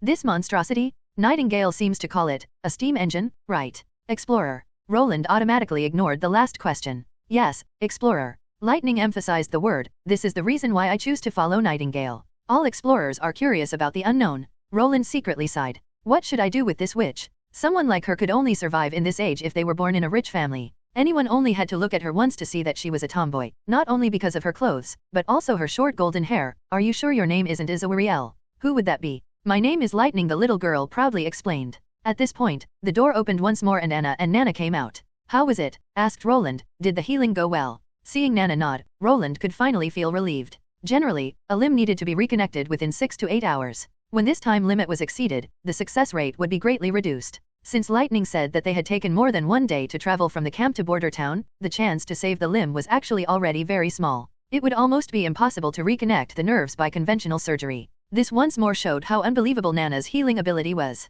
Now the young witch was also tired. It seemed that the treatment also cost her great effort. So Roland encouragingly said to them, you all have worked hard today, so after eating dinner, you both should sleep here with Anna. Of course, he thought that would also mean that Serpine would also sleep here. Ed note, Izawariel is the Chinese name for Ezreal from League of Legends. Today was such an exciting day with so many surprising matters that Roland didn't want to continue the boring work with the steam engine. Instead, he had his chef prepare an exceptionally great dinner of black pepper steak and fried eggs without any limit to the amount everyone could eat. After eating, Lightning and Anna had to pat their bloated bellies while Nana, chewing on the last piece of meat, was still full of vitality. In addition to the dinner, he had asked the maid to prepare and deliver a stew out of soft meat and waxy porridge in a heat-preserving porcelain dish to Nightingale. Once Nightingale and Wendy woke up, they could immediately eat hot food. After dinner, the next step was to arrange rooms for everyone. Fortunately, the lords of Border Town loved exquisiteness and grandeur. Even though this small town was only built for mining, as an early security point, the castle was still built to the standards of a medium-sized town.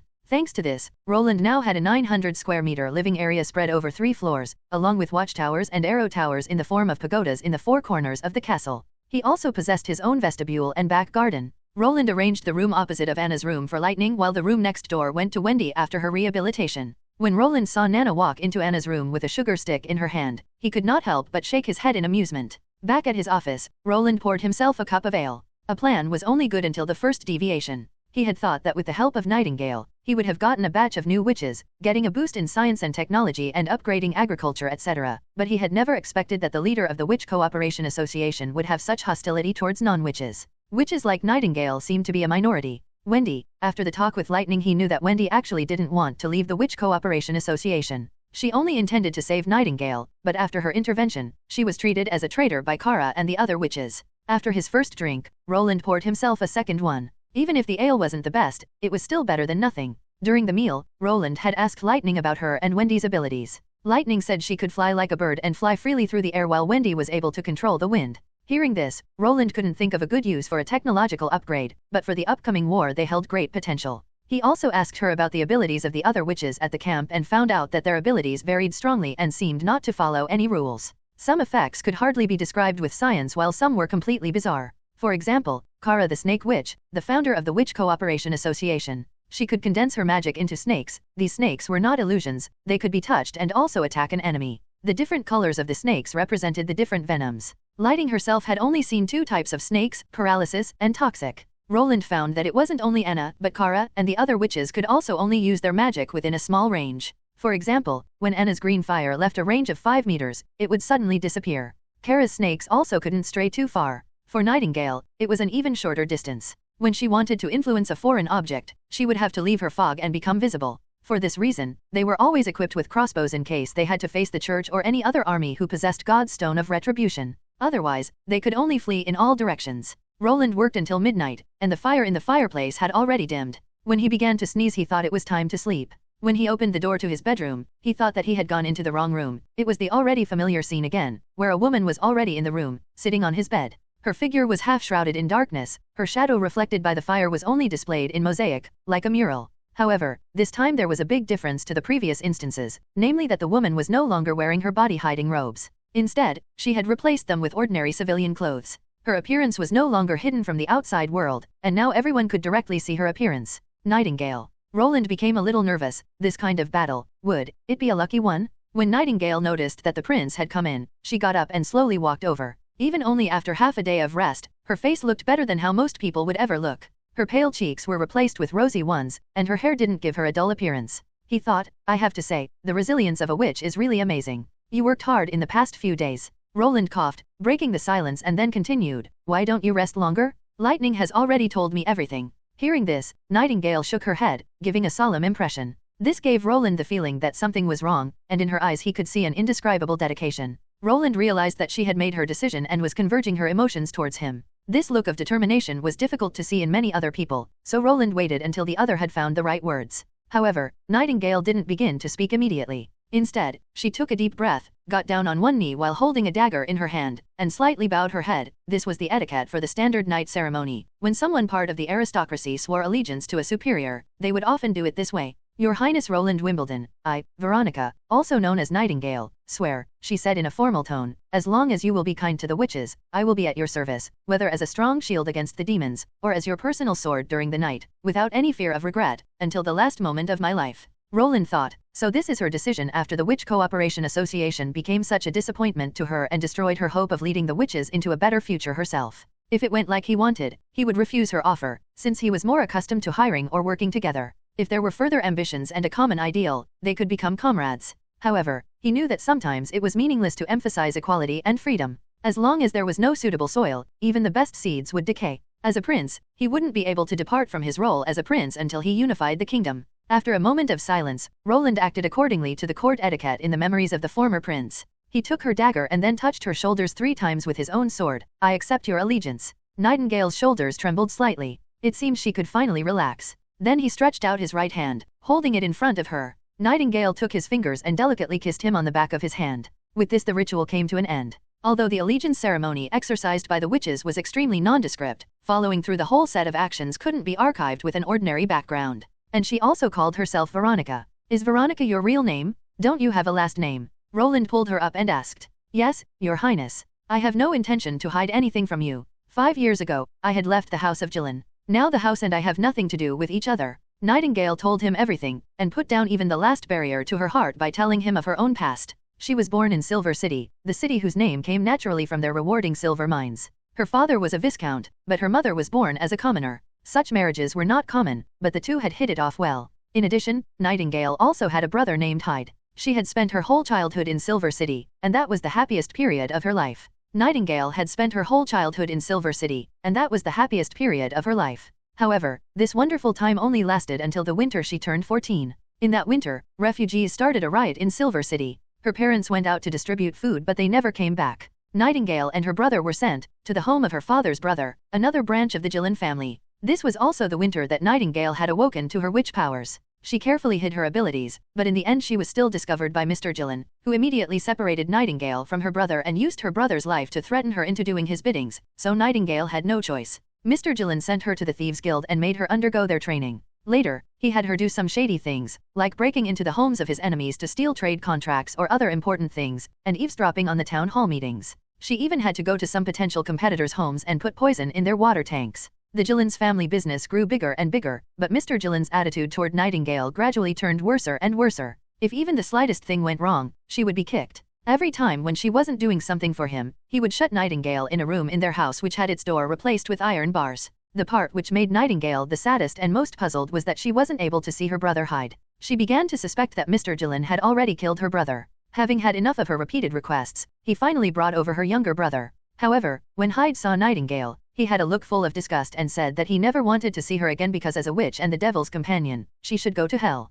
Hearing this, Nightingale's world collapsed, but the nightmare wasn't over. Mr. Jilin gave her the final blow. The fact that she became a witch was a secret, but he still told Hyde, and even told him that the farther he got away from a witch the better it would be. After Hyde bid Nightingale farewell, Mr. Glenn grimly warned her that Hyde would inherit their father's title, but if she wouldn't continue to obey his orders, he would make her brother die quietly. In this way, Nightingale fell deeper and deeper into sorrow and despair and turned into a puppet manipulated by the Jilin family. On her coming-of-age day, she had to complete a task for the family and was on the way home when she met Wendy. Or, more precisely, Wendy found her. Wendy told Nightingale everything about the Witch Cooperation Association, and told her that there were many people who had gone through similar experiences like Nightingale's, but these sisters had not given up. Hearing this, Nightingale's shattered heart suddenly ignited with a new spark of life. She didn't need much time to change from confusion to determination. 1 week after her coming-of-age day, she had already overcome the torture, forcing her magic to undergo great changes. Her fog no longer hid only her figure, but also kept the iron bars from holding her back. On the day that she had finally recovered from the afflictions of her coming-of-age day, she entered her world of fog to step into Mr. Jilin's bedroom to take a knife and slit his throat. Mr. Jilin let out some high-pitched breaths, and then only the sound of popping blood bubbles could be heard. During the whole situation, Nightingale found out that she was much calmer than expected. Then, Wendy and Nightingale left the Jilin household. As for her brother Hyde, she ignored him and did not want to see him again. After this, she and Wendy started their journey towards the Witch Cooperation Association. When Nightingale came to the end of her story, she waited for a moment, but when she felt that Roland was still immersed in her past, she left the room to retire for the night. As for Roland, after a long time, he had finally collected himself and remembered that Nightingale once said that every witch had a long history of bitterness. If they could reach their day of adulthood, they could even be considered lucky. While Roland crossed over, it was fortunate that he had become a prince. The next morning, Roland went to visit Wendy in Nightingale's room. After a night of rest, Wendy's color looked a lot better, and the previously injured arm looked totally healed. Despite her still being weak, she sat up and bowed to pay tribute to the prince. I already know about you. Thank you for saving the life of Nightingale. Roland took a parchment out of his pocket and went straight to the point. There is no doubt that with Kara as their leader, it will be impossible for you to return to the Witch Cooperation Association. So, it would be better for you to stay in Border Town and work for me. If you agree, you only need to put down your signature on this contract. You will get the same salary like Anna, and every month you will get a gold royal. Your Highness, Nightingale blinked hesitantly. Roland knew what she wanted to say. After all, this would change her life. In addition, after Wendy had saved her life in the mountains, Nightingale didn't want Roland to force her to make a decision immediately. In Nightingale's view, as long as Wendy stayed in Border Town for some time, she would certainly come to their side. I would like it too if I wasn't forced to talk about this in such a hurry, but some things become a little more dangerous with every day of delay. Roland paused for a moment, but Wendy didn't interrupt him and quietly waited for him to continue. I think I may know a method to how a witch can survive her day of awakening without any pain. This remark brought a loud outburst from the two witches who asked with one voice, "What?" "It's just my speculation and there is no tangible evidence," appeased Roland, "but I think I know the reason why witches in the camp suffered less pain compared to their life in hiding. The only difference between both situations was, while they were hiding their identity as a witch, they didn't use their magic power, but during their life within the camp, they had to use their ability to maintain daily operations." Wendy nodded her head. That's right. And in Anna's case, she trained her ability daily before her day of adulthood, and she even fell into a coma because of overdrawing her magic power. When she finally regained consciousness, she had overcome the most difficult hurdle as a witch, and even without any injury. So, I think this is probably the key to conquer the demon's bite that attacks your body. I believe that a witch is a kind of magic container, and during adolescence, the witch is always accumulating magic. When this magic exceeds the body's tolerance level, it causes harm to the witch's own body, and the demon's bite itself is dated with the witch's day of awakening, the witch's most powerful moment. So if a witch can continually release her magic, constantly keeping her magic on a safe level, maybe the torture the witch would have to go through during the day of awakening would be greatly reduced, or even completely disappear. Roland paused for a moment to let them think, and then he said, "As the Lord of Border Town, I can offer your witches a safe place to use their magic. No one will arrest, send you to a trial, or even put you to death for using it. If my guess is correct, then there is no doubt that Border Town will be the end of your long pursuit of the Holy Mountain." A witch was taught from the beginning that her dangerous capability was given by the devil.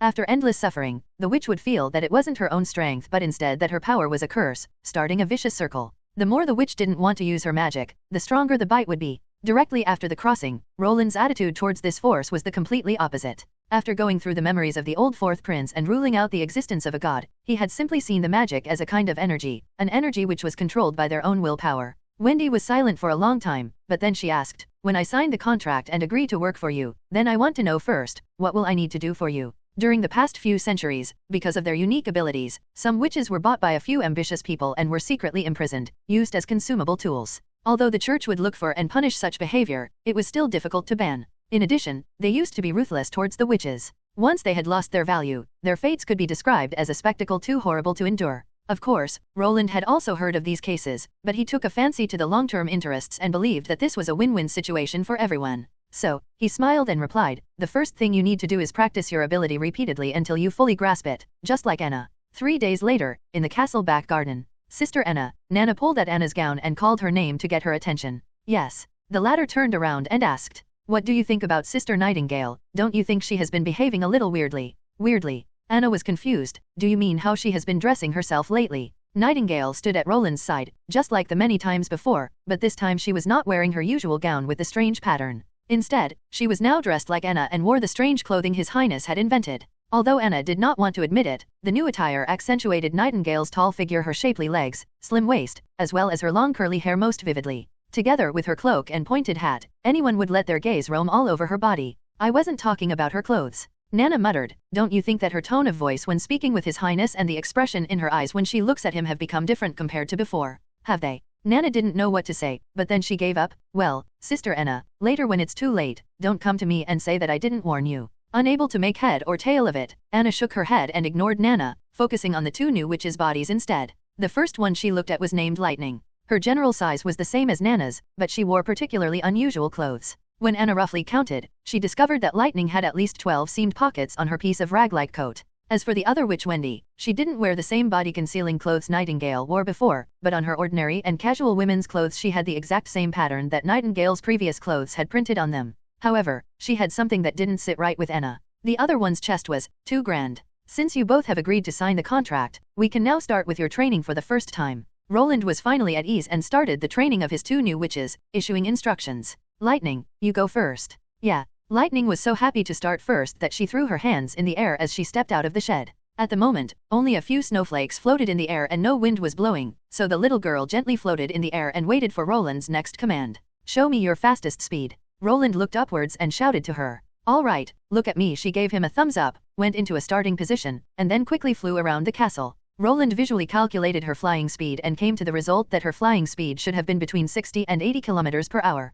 These numbers were based on his own experiences of driving back in his old world. For a single flight, this speed couldn't be counted as fast, since it was similar to an ordinary dove. However, Roland had heard that she could carry Nightingale and Wendy during their journey back to Border Town. That feat was a lot more impressive compared to her speed. What would that mean if she could lift up a weight of more than 100 kilograms? In Roland's eyes, he could already see Lightning carrying a 100-kilogram bomb. However, the next trial broke his wishful thinking. When the weight was more than 50 kilograms, Lightning's flying height decreased sharply. From the previous 100-meter altitude, she suddenly fell down to only 10 meters. While carrying nearly 100 kilograms of weight, she could only reach a height of 2 meters. That is to say, if he turned Lightning into an incarnate bomber, even when only carrying a few kilograms of explosives, she would enter the range of crossbows and become an easy target to shoot down. So Roland came up with new ideas for this young witch. Whether it was as a scout or as an investigator for the right place for a bombardment, she would be an excellent candidate. Previously, Roland seemed to have hit a wall with his plans, but now he could see a glimmer of hope again. Asterisk. While the prince tested Lightning's flying abilities, Wendy stood by quietly at his side, closely analyzing Roland's every expression. In the 15 years of wandering after her departure from the monastery, she had seen many different kinds of people. Commoners, farmers, artisans, soldiers, and nobles. It didn't matter who it was, but they would all have the same reaction. As long as they didn't know that she was a witch, they showed her desire and love, but when they became aware of the fact that she was a witch, their desire and love would instantly convert into fear and hatred. Every time she saw this despicable behavior, Wendy wanted to vomit. She thought she would only be partnered with witches for the rest of her life and never be accepted by a man. This was also the reason why she refused Nightingale's offer, not out of mistrust, but because she was afraid of getting her heart broken once more. However, Roland Wimbledon had already changed her opinion. He looked at them with the same expression as he looked at common people, like he had already seen witches thousands of times. When she met Roland for the first time in Nightingale's room, she had thought that he hid his aversions towards witches extremely well. She also believed that another reason he didn't show any contempt was because Nightingale stood directly beside her. However, during the next few days she discovered that the expression on his face was still the same. Could it be that the ability of a member of the royal family to hide their true intention is much better than us commoners? Another changing point was the contract. Previously, Wendy had thought that it would only be a formality, but when she began to read it, she found it filled with dense clauses. It didn't only list their responsibilities, but it also stated their own rights. This is simply inconceivable. It still put the witch in his army, but it didn't deprive them of their liberty. Instead, it was quite generous to them. Could this still be called a contract? For example, Article 2.1, it was the first time that Wendy saw such a structure. The witch could have paid leave, which meant that she would still get money even on the days she didn't work. Next, the witch should complete experimental projects according to the employer's orders, but when part of the project was too difficult to complete, wasn't timely possible, produced discomfort, or caused the witch to feel that it was too dangerous, the witch could ask for changes or reject the experimental project. Then, the next clause said that the employer should provide for and guarantee the safety of the witch. The employer was responsible for the witch's accommodation, food, and salary. When one part of the condition was not met, the witch was allowed to unilaterally suspend the contract. Wendy thought these articles were a bit prolix, but they expressed their meaning very clearly. After signing the contract, the witch wouldn't be turned into the prince's possession. Sure, she had to do his biddings, but she also had equal rights and was always able to say no. Do a contract like this, she finally felt the sincerity of the other side. If it was only for appearance, it wasn't necessary to write such a detailed list of treaties. Coming to this conclusion, Wendy couldn't help herself from looking at Nightingale. Wendy was very clear of everything Nightingale had to go through, and she also knew how deep the other one's disgust of nobles sat. But now, when Nightingale spoke with Roland, her tone and demeanor showed so many different kinds of emotions. I'm afraid even she isn't aware of these changes. 2 months ago, she left the camp of the Witch Cooperation Association in the direction of Border Town. Only in 2 short months, Nightingale has already begun to completely trust this man. She would rather cut off all her relations with the Witch Cooperation Association than to never see Border Town again. In her heart it was very likely that she already saw the place beside Roland Wimbledon more as her real home than the Witch Cooperation Association. It's very sad about what happened to Mentor Kara. She, as the founder of the Witch Cooperation Association, had forgotten how important every surviving sister was. Wendy knew that there was no way she could ever go back. Since fate had brought her to this place, why shouldn't she believe in the choice Nightingale had made? Just the same, like she always believed in the choices I made. Wendy. Ah, with this shout, Wendy was brought back out of her daydreams, only to discover that Lightning had already finished her tests and that now everyone was waiting for her. Giving everyone an apologetic smile, she walked out of the shed. You have already made your decision, so now you have to go through with it. Plus, you cannot lose to the younger generation, right? But at this moment, the horn call could be heard from the west again. The sound echoed in the mountains, breaking the tranquility of the town. There had already been several instances before when the horn was blown. Each time, several dozens of demonic beasts had attacked, mostly one after another, but every time the skilled militia had been able to push them back. So when Roland heard the sound of the horn once more, he did not panic. He calmly suspended the training and sent Wendy and Lightning back to the castle to rest. He also ordered Anna to protect Nana, who would go to the medical center to wait for the arrival of wounded soldiers. Roland himself rushed to the walls with Nightingale. Unexpectedly, when Lightning heard Roland's orders, she began to protest. Though I'm already such an experienced explorer of the western border of the continent, I have yet to witness a large-scale attack by demonic beasts. If I don't grasp this chance, I'm not worthy to call myself an explorer any longer. So, I plead you, Your Highness, let me travel together with you. Roland did not hesitate for the slightest moment to reject the young witch's plea and told Wendy to make sure that Lightning would behave. After all, they weren't allowed to lose any time when a horde of demonic beasts attacked. Then, he looked at Nightingale and asked her if she was ready to go. She nodded, took hold of Roland's hand, and took him into the fog with herself, moving straight in the direction of the wall. Once he knew that Nightingale could bring any other object she was in contact with along with her into the fog, Roland immediately became hooked to this kind of travel. In the fog, they could travel straight through obstacles and ignore terrain. They were able to cross several meters with one step, so this kind of traveling was very enjoyable. When they arrived at the foot of the wall, Roland found a corner where no one could see him and stepped out of the fog to walk to the outlook alone. Looking into the distant wilderness, he could only see a world of white instead of the expected grand demonic beast invasion. Was this a false alarm? He could also feel the confusion coming from the direction of the militia, who had already taken their defense positions. When the prince finally found Iron Axe, Roland saw that he had a serious expression while staring into the distance with his hands tightly grasping the horn. When Roland arrived next to him, Roland immediately asked, "Did you sound the alarm?" "Yes, Your Highness, you see." Iron Axe's voice was much drier than usual. "That guy came."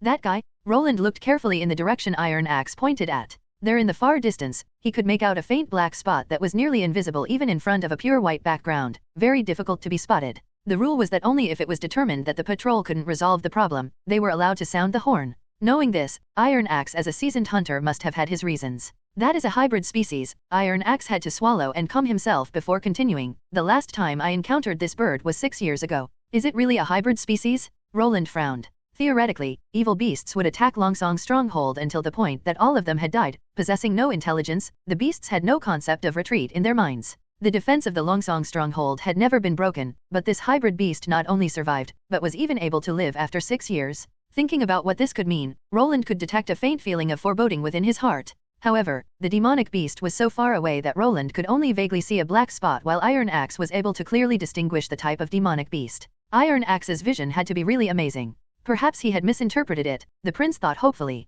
The demonic beast didn't make Roland wait too long. It soon began to move closer to the walls, allowing everyone to notice its unique body. It didn't have the large body like the previous hybrid beasts had, but instead, it looked like an enlarged version of a cat at first glance. However, on its back, it had a pair of wings that covered its body on both sides when they weren't spread out. Its head looked like that of a lion, but with an extra pair of eyes. If the extra eyes it had weren't for decoration, then it wouldn't need to turn its head to see every movement made in the area at its rear. Carter and several hunters had loaded their flintlocks and were prepared to take the challenge. However, the lion hybrid didn't attack straight away, but instead stopped outside of the crossbow firing range, carefully taking in everything. The distance it stopped at was within the effective range of their flintlocks, but the probability that the first salve would hit was almost zero. Not long after it stopped, it suddenly leaped towards the left side, spread its wings, and took off with its huge body. As Iron Axe had previously said, it could fly or glide a short distance. After it crossed over the barriers, the hybrid demonic beast quickly flew towards the western end of the walls, attacking the unguarded area of the wall.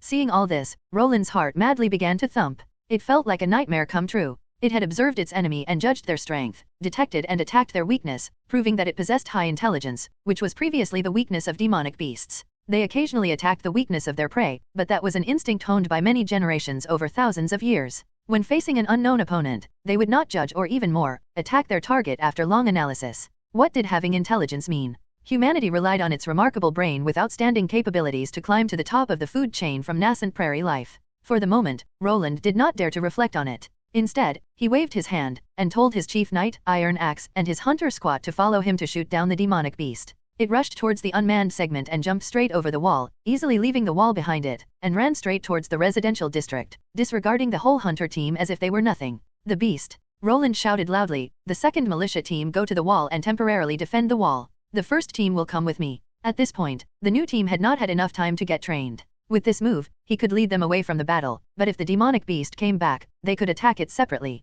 Carter led the guards to follow the prince. They were the group with the strongest individual strength and were ready to face the enemy at any time. Behind them followed Iron Axe, who was leading the team of hunters equipped with guns. After entering the old areas, they couldn't see very far since their view was blocked by the houses. With narrow roads covered by snow, they had to be careful and limit their actions. Hoping to find traces of the demonic beast, Roland was afraid that there was no other possibility than to disperse his team into many small ones and let them walk through the streets. He regretted that he didn't let lightning follow them. If he had a witch who could investigate the situation from the air, he wouldn't need to split his team and send them into every direction. After searching for around 10 minutes, they suddenly heard some townspeople scream from deep within an alley. Changing their direction, the team rapidly advanced toward the source of the sound. Because most of the militia were people from the old district, they immediately found their way through the many small streets, making it appear as if they were taking a walk in their backyards. Finally arriving at the source of the sound, Roland saw a man bitten into 2 parts with his internal organs scattered all over the ground, obviously dead. "My God, it's Iron Fork, I know him," someone shouted.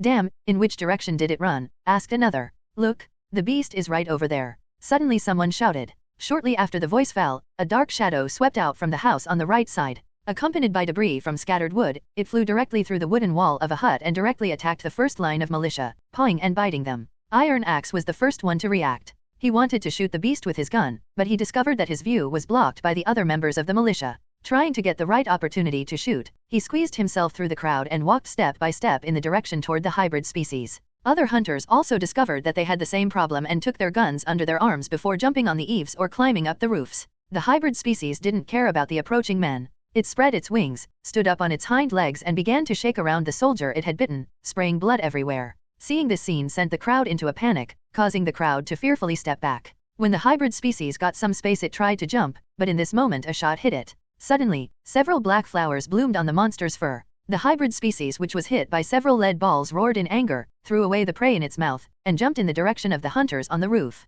When the demonic beast appeared above the crowd, it came directly into Iron Axe's view, who quickly raised his gun and aimed at the beast in front of him and pulled the trigger. It was nearly impossible to miss a shot this close. It was even so close that the gunpowder entered the nose of the demonic beast. The velocity of the bullet wasn't reduced as it went straight through the target's eyes and penetrated its brain. The body of the demonic beast became stiff and suddenly fell towards the ground. As the freezing cold rain fell, it diluted the smell of blood that covered the whole of New Holy City. While in these inhuman conditions, Alicia was fighting for her life by swinging her great sword while violently panting. It wasn't her first time participating in the battle to defend Hermes, but she had never thought that there would come a day when the New Holy City could fall. The walls were completely destroyed. In her whole life, Alicia had never seen such a horrible monster. A huge worm-like hybrid beast came out of the ground and pressed its body close to the glacier cliff, drilling its bone claws into the cliff and climbing up the wall step by step. Even when it had reached the top, its lower body still hadn't left the ground completely. If it had only a huge body, it wouldn't have been such a disaster, but none of them could expect what had happened next. When the huge hybrid species opened its mouth, a horde of demonic beasts rushed out and turned the wall into hell within seconds. Originally, it could still be said that everyone in her team was calm and prepared, but when the demonic beasts attacked, everything was broken and turned into disorder. During the chaos, Alicia was separated from her squad, so she could only helplessly watch as one of her comrades was swallowed by a demonic beast. Warm human blood and black monster blood mixed together and flowed along the grooves on the stone-paved floor. When the horn gave the signal to retreat, Holy City's mangonels began to fire, dropping granite blocks the size of half a person from the sky, totally disregarding that many defenders were still fighting on the city walls. Alicia could still clearly remember the image when her captain was hit on the side of his head by a stone. When she got up from the floor and was finally able to look at him, she saw that he was embedded into the stone floor together with his armor. Folded together like a parchment, his intestines were dripping out of his opened abdomen, and his hot blood pooled into small puddles. Alicia thought, if I hadn't thrown myself onto the ground at the last second when I discovered the stone, I'm afraid I would have ended up just like him. As for how she exactly archived to stay alive and return from the walls, Alicia wasn't able to clearly remember it. She was only surrounded by yelling and cursing. Everyone was frantically waving their arms, trying to defend themselves, but in the end, who they were hitting was unknown, and it didn't matter if they hit a demonic beast or one of their own. From her own team, which started with 100 soldiers, only 12 survived, including herself. What to do next, Captain? Captain Alicia. Since Alicia had survived, she was to take over the post of captain, as per the military regulations. If the captain was killed during the battle, the vice-captain would take over the post of captain and lead the team to continue the war. To clear her head, Alicia bit her lips until an iron taste filled her mouth, then she finally decided, we will go to the north gate. If the demonic beasts want to leave the new holy city, they have to pass through that point. Following this order meant that they gave up the area between the walls and the whole inner city, but she had no other choice. There was no place comparable to the central church, nothing was more important than the Hermes Cathedral. She didn't say it aloud, but everyone knew that with only 12 people, they couldn't play an important part in defending the walls. In her heart, Alicia prayed, maybe today will be the day I will die while defending the kingdom. May God be kind to me. However, to the outside world, she shouted, verdict will never give up. We will march. Verdict will never give up, shouted the others in union. Alicia's team of 12 followed her and trotted in the direction of the northern gate. During their run, the sound of the war became less and less clear under the rain and blowing wind until it completely died down. Upon her arrival at the north gate, Alicia saw that there was already a crowd of survivors from other squads in front of the drawbridge. Evidently, they were thinking the same thing. This made her heart feel a little better. However, in this time of crisis, they actually let down the drawbridge. Seeing this, Alicia began to frown and walked towards the handsome warrior in charge who was wearing the standard red robe of a presiding judge. She gave him a salute. Presiding judge, sir, I'm the captain of the 4th Battalion Advance Team, Alicia Quinn. I'm Tucker Thor, responsible for the defense of the North Gate. You've worked hard. The man nodded acknowledgingly and said, we have set up the emergency area at the other side of the gate. If your team has any injured, you can send them there. Your Honor, I don't understand why you aren't raising the drawbridge in this time of crisis. The demonic beasts on the wall can attack us at any moment. We must ensure that they don't conquer the inner city. Calm down, Captain. I know that you and your team are not afraid to sacrifice yourself for the greater cause, but that sacrifice would now be meaningless. We are still far from the church's point of no return. He tried to calm Alicia down, and wiped the rain from his brow, then continued, we have to work together. If you run out of pills to expel the cold, remember to ask the quartermaster for more. When the presiding judge reminded her, Alicia finally recognized that she was totally frozen. After she left the heat of the battlefield behind her, the cold rain and the sweat on her body mixed together, almost turning her into an ice puppet. Facing the forever blowing ice-cold wind, she couldn't suppress her body from shivering any longer. She grasped into her sheepskin vest pocket to pull out a bag whose contents she then dumped into her hand, only to find a viscous liquid flow out. It seemed that she had accidentally damaged the pills during the battle. Finding nothing valuable, she sighed, raised her head disappointed, only to discover a new cold-expelling pill in front of her. Take and eat it, Tucker Thor said while reassuringly smiling at her. When the moment comes again, I may ask you for the favor to be returned. Alicia didn't try to be polite, she immediately took the pill and swallowed it. Maybe we won't have a next time where we need this kind of stuff. Yes, well, that would also be alright. Tucker actually nodded in approval. If I have to choose, I would choose death instead of eating the pill. Just when his voice fell, a strong smell of fish washed up from Alicia's stomach. Even the stomach-churning smell of death in the city didn't have such a disgusting taste.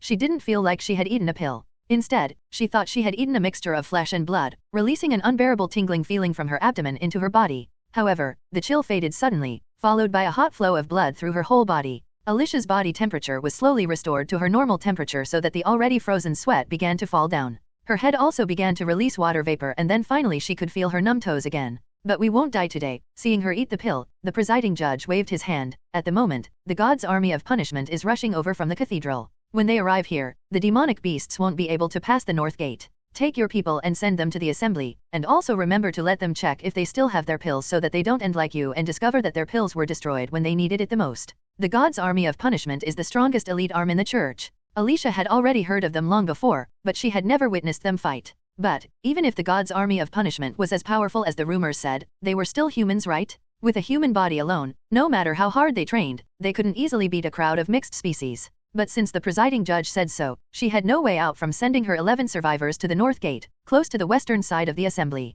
Hundreds of troops had been gathered here after their retreat. They were standing in groups of 2 or 3 in the cold rain, disregarding the cold water that was flowing down their cheeks. Some of them even sat on the ground with a listless look on their faces. Only a small number of people had lined up a neat row, waiting for the enemy to arrive at any possible time. If it were still some days ago, Alicia would certainly have stood up and scolded them, but now, she was at a loss. In order to establish this new holy city, countless people were buried here. It could even be said that each brick was built with the blood of believers and people sent by the military trial. The bishop had often said that Hermes was built on holy ground, the capital of the kingdom of God. Today, however, the kingdom of God seemed to be falling by the hands of the demonic beasts. The demonic beasts are coming, someone suddenly shouted, take your positions to meet the enemy. Alicia shouted loudly to raise the spirits of the soldiers, lifted her sword, and gazed at the fast approaching horde. For Hermes. For the new holy city. The expected final battle didn't happen. A soldier went to a woman standing in the front line and pressed against her sword to keep her back. Stand back. His voice wasn't loud, but it was still clear and strong.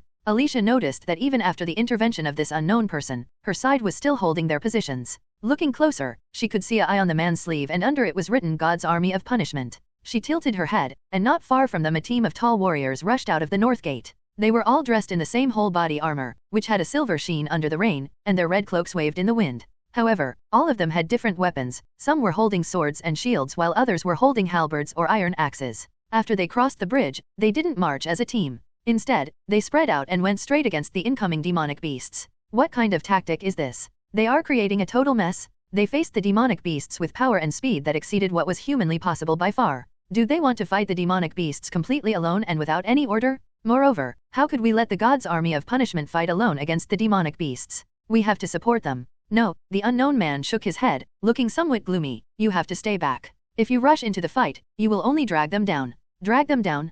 Alicia angrily stared at the man. Could it be that her impression of the man was wrong? Was this person just a cowardly man? She clenched the hilt of her sword, ready to immediately join the battle. Although the future of the new holy city was unknown, at the moment of their biggest crisis when they had to face the enemy, she was only allowed to stand by as others fought for them. Before she could even take 2 steps forward, an incredible scene happened in front of her. Something came flying down from the sky. Its shape was just like a fallen angel. Its huge wings were covered in gray feathers, and completely open. It had a wingspan of more than 12 feet. It had a head like a bird, but also a pair of long horns and barbed claws capable of cutting through a warrior's breastplate like they were butter. A vertical drop from the sky was the beast's preferred kind of attack, covered and difficult to defend against. Even when holding a heavy shield, soldiers wouldn't be able to defend themselves. The huge impact force would shatter their arms and crush their rib cages. Many soldiers had already died from their attack without any chance to retaliate. Their only chance to shake it off was by throwing themselves towards the ground, diving away from the dangerous blow. But the members of God's Army of Punishment didn't think about dodging. A warrior wearing silver armor took a firm stand against the enemy, and at the last moment he reached out with his hands and grasped the incoming claws with his hands.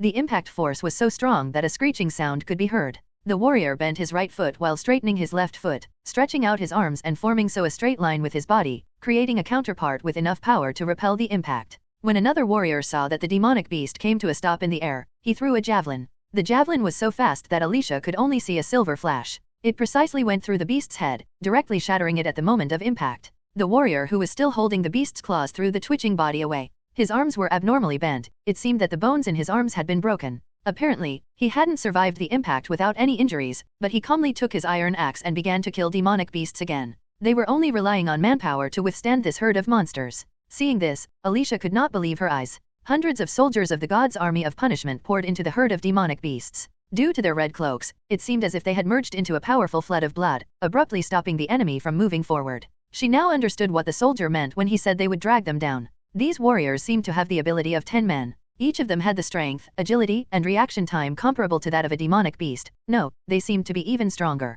In front of them, ordinary demonic beasts seemed to be almost like little children. They are too much. Alicia could feel joy from the bottom of her heart. With such a strong group of warriors, Hermes Cathedral would never fall. Ah, yes, I never asked you for your name. My name is Alicia Quinn, and what is your name, Captain? It appears that you already knew the fighting abilities of the God's Army of Punishment. The captain looked Alicia directly in the eyes. His look was as freezing cold as the rain. When he finally responded, he didn't give her his name. He only muttered, "My brother is a member of the God's Army of Punishment." Asterisk. It appears that we will win, said Bishop Maine, who stood at the topmost level of the cathedral, looking out of the window. Here, at the highest point of the new holy city, he used a telescope to look over more than half of the battlefield. Let the Mangonals stop their attack. Our army will soon start an attack to reclaim the city walls. You know that winning wasn't the main point, right? Suddenly, another voice could be heard. The possessor of the voice wore the same gold clothes like Bishop Maine, but the only difference was that his voice was much older. The important part of this fight was that the armies of the 4 kingdoms were destroyed. That's right. This way, their defensive lines will be rendered useless, said the last person. She seemed to be the youngest person in this trio, appearing to be around her early 30s and also the only woman within the 3 archbishops. Their standing army of more than 5,000 well-equipped and well-trained soldiers and also nearly 1,000 knights were immediately taken out of the picture. They will need 4 to 5 years to rebuild their troops. Ah, she let out a moan, and happily continued, it's really such a wonderful day. But in order to achieve this purpose, we had to sacrifice many of our own soldiers. They were the backbone of the church. Main side, if this wasn't the fastest plan to achieve our desired goal, I really didn't want to send all of our soldiers into this purgatory. The old man stroked his beard thoughtfully and then said, we had no other choice. The wild beasts had appeared, which was described in the holy book. Following the descriptions in the book, there is not much time left. So, if we do not unify the entire continent and force all the kingdom under one rule, only death will await us. Destruction is actually nothing bad, said the woman while laughing frivolously. Humans are always greedy, have malicious intent, and only see nothing but personal profit. Under the name and banner of righteousness they do much worse things than even the demonic beasts. Maybe even the devil from hell would treat us better than we humans each other. Heather, shouted the man angrily while pulling his beard, your comments can be counted as treason and heresy against the will of God. Do you want to die? You don't need to take it to your heart, Tae-fun. Heather shrugged, disregarding, her face full of disapproval. The person in charge of this tribunal is me, not you. Besides, do you really think that it's important to God whether we survive or not? How do you know that he is more caring than the devil? You. Enough, Tae-fun? Heather, shouted Maine in displeasure, that is enough for today. I need to report to the Pope. You both will go now and complete the mission. After they left, Maine stood in front of the window overlooking the north, with the mountain of despair in the background, a never-ending snow-covered winterland, and in the west, laid the barbarian territory. There laid the beginning of everything. He knew that Bishop Tae-fun was right. The soldiers in the God's army of punishment were too precious. To join, one not only needed to be faithful but also a strong willpower to survive the transformation afterwards. After nearly a century of accumulation, the church was only able to save 1,000 soldiers. If they wanted to fight the demons, this number was not enough. But the North could only support so many warriors. If they wanted more warriors, they had no other choice than to unify the continent. Of course, Bishop Heather was also correct. She served as the church's judge, holding trials for thousands of witches. Whether they were good or bad witches, they were all gathered and killed with the most savage methods. The higher your position was within the church, the more you could clearly feel, God wasn't good but he also wasn't bad. How do you know that he cares more for us than the devil? When he thought about Heather's words, Maine couldn't help himself from laughing out aloud. I am afraid that only she has the talent to annoy Tae-fun until he has nothing left to say. God didn't bless the world, nor did he show concern and care for the devil. God will only love the winning party. The funeral was held within an area south of Border Town, on the edge of the wasteland. To call it a wasteland wasn't correct. Vanner didn't know when, but one day someone had built a small stone fence around this area. Since then, no one showed any interest in the piece of land. The wall was covered with thick snow, and when observed from afar it looked like it laid under a coat of silver. Although the wall wasn't high, it was easy to step over it. Whenever Vanner saw this wall, he couldn't help himself from thinking about the city wall. They both had the same color and shape. Until now, he had only heard from the traveling merchants about such a ritual. When an important member of the aristocracy or royal family died, the deceased's family would go to the cemetery together. There they would play some sad music, and everyone would be allowed to mourn the dead until the coffin was buried underground. The greater the deceased's noble status was, the greater the funeral would be. Even after their deaths, they still get better treatment than us commoners, thought Vanner enviously. He asked himself, what will happen to my body after my death? Will they just dig a hole at the edge of the forest and throw me into it? Also, no one knows when the months of the demons will end, so there will be no guarantee that no demonic beast will come and dig out my body to eat it. To the people of Border Town, death wasn't something unknown. In particular, each winter when they were forced to live in Longsong Stronghold as refugees and live in shacks, many of them died of hunger and cold or died of diseases and injuries. That was already the norm. Nobody had the time and power to grieve for the deceased. The question of where to get the next piece of bread to eat was much more important. But today, His Highness actually wanted to hold a funeral for a soldier? I heard he unfortunately fell during the pursuit of the mixed species. His head was bitten off along with half of his body.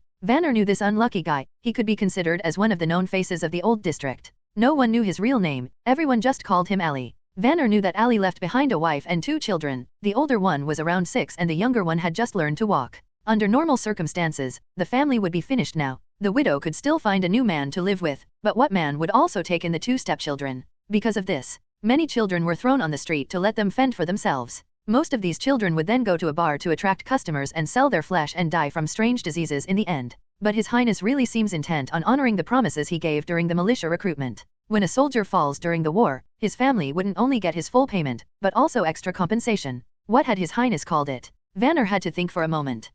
Yes, he had called it a pension. And the money his wife gets is actually 5 gold royals. In addition, His Highness will provide them with enough food and charcoal every month, which means that even if his wife doesn't go to work, she will have enough to care for herself and her children. Well, it could be that these are only empty promises, but at least the gold royals are real. He had seen how His Highness had given the money to the chief knight, who later gave the money to Ali's wife. Hell, could it be that I'm a little envious of Ali? No.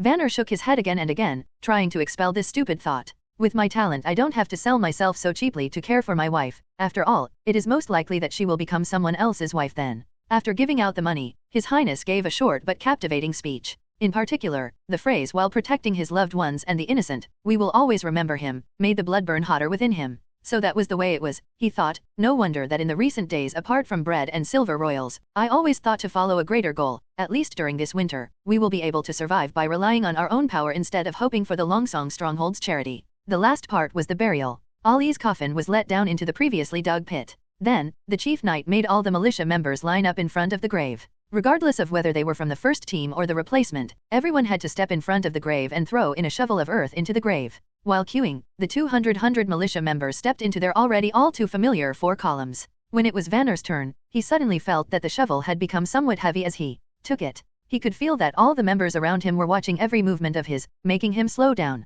When he finally stood to the side, Vanner could see with his own eyes that the next person in line was now under the same pressure he previously felt. The tombstone was a rectangular piece of white stone, and there were also some words written on it, but he couldn't read them. Ali wasn't the first one who was buried in this place. Next to his grave stood another similar tombstone, covered by snow. When Vanner was leaving, he saw the other new Vice-Captain Brian standing in front of a stone, slowly pouring a pot of ale on the tombstone. Vanner couldn't help but think, if this becomes my last destination, it wouldn't be so bad. Asterisk. Your Highness, during the return back to the castle, Carter suddenly began to talk. What you did was inappropriate, continued Roland. No, Carter thought for a moment, but in the end he only shook his head and answered, I don't know how to say it, but I think no one has ever treated his employees like this. They have neither a title nor a family background, and most of them don't even have a last name. But in the end, do you think what I did was right? Asked Roland once more. Well, Roland smiled and laughed. He certainly knew that this kind of ceremony had a strong appeal to Carter, who was also always fighting for and protecting him. When people start to think who they are fighting for and why they are going to war, such a ceremony could be good motivation. For Carter, this change had an even greater meaning. Now this kind of honor wasn't just a privilege for the nobility. During these times, the common people could already get the same training and teaching the nobility got, but now the civilians could also receive the honor of defending their homeland. The doubled sense of achievement was absolutely inexplicable. Of course, the introduction of the public funeral was just the beginning, Roland thought. He still had many ideas that could be used to enhance the collective sense of honor, such as using flags, playing military songs, establishing a heroic example, and so on. It wasn't possible to produce such spirit out of thin air. Roland would only to be able to increase their sense of belonging step by step and always instilling the idea, until it gradually took effect. In order to ensure that the pension project was set in motion and reliable, Roland had arranged all of it by himself. Within the town hall, he had set up a group of people who were responsible for the payment of the food and charcoal. The further along Roland got on his way of upgrading Border Town, the heavier the pressure became on his shoulders. Even so, it seemed that the mining project and upgrading the people's living conditions was on the right track. With sufficient grain reserves, so far no one had starved or frozen to death.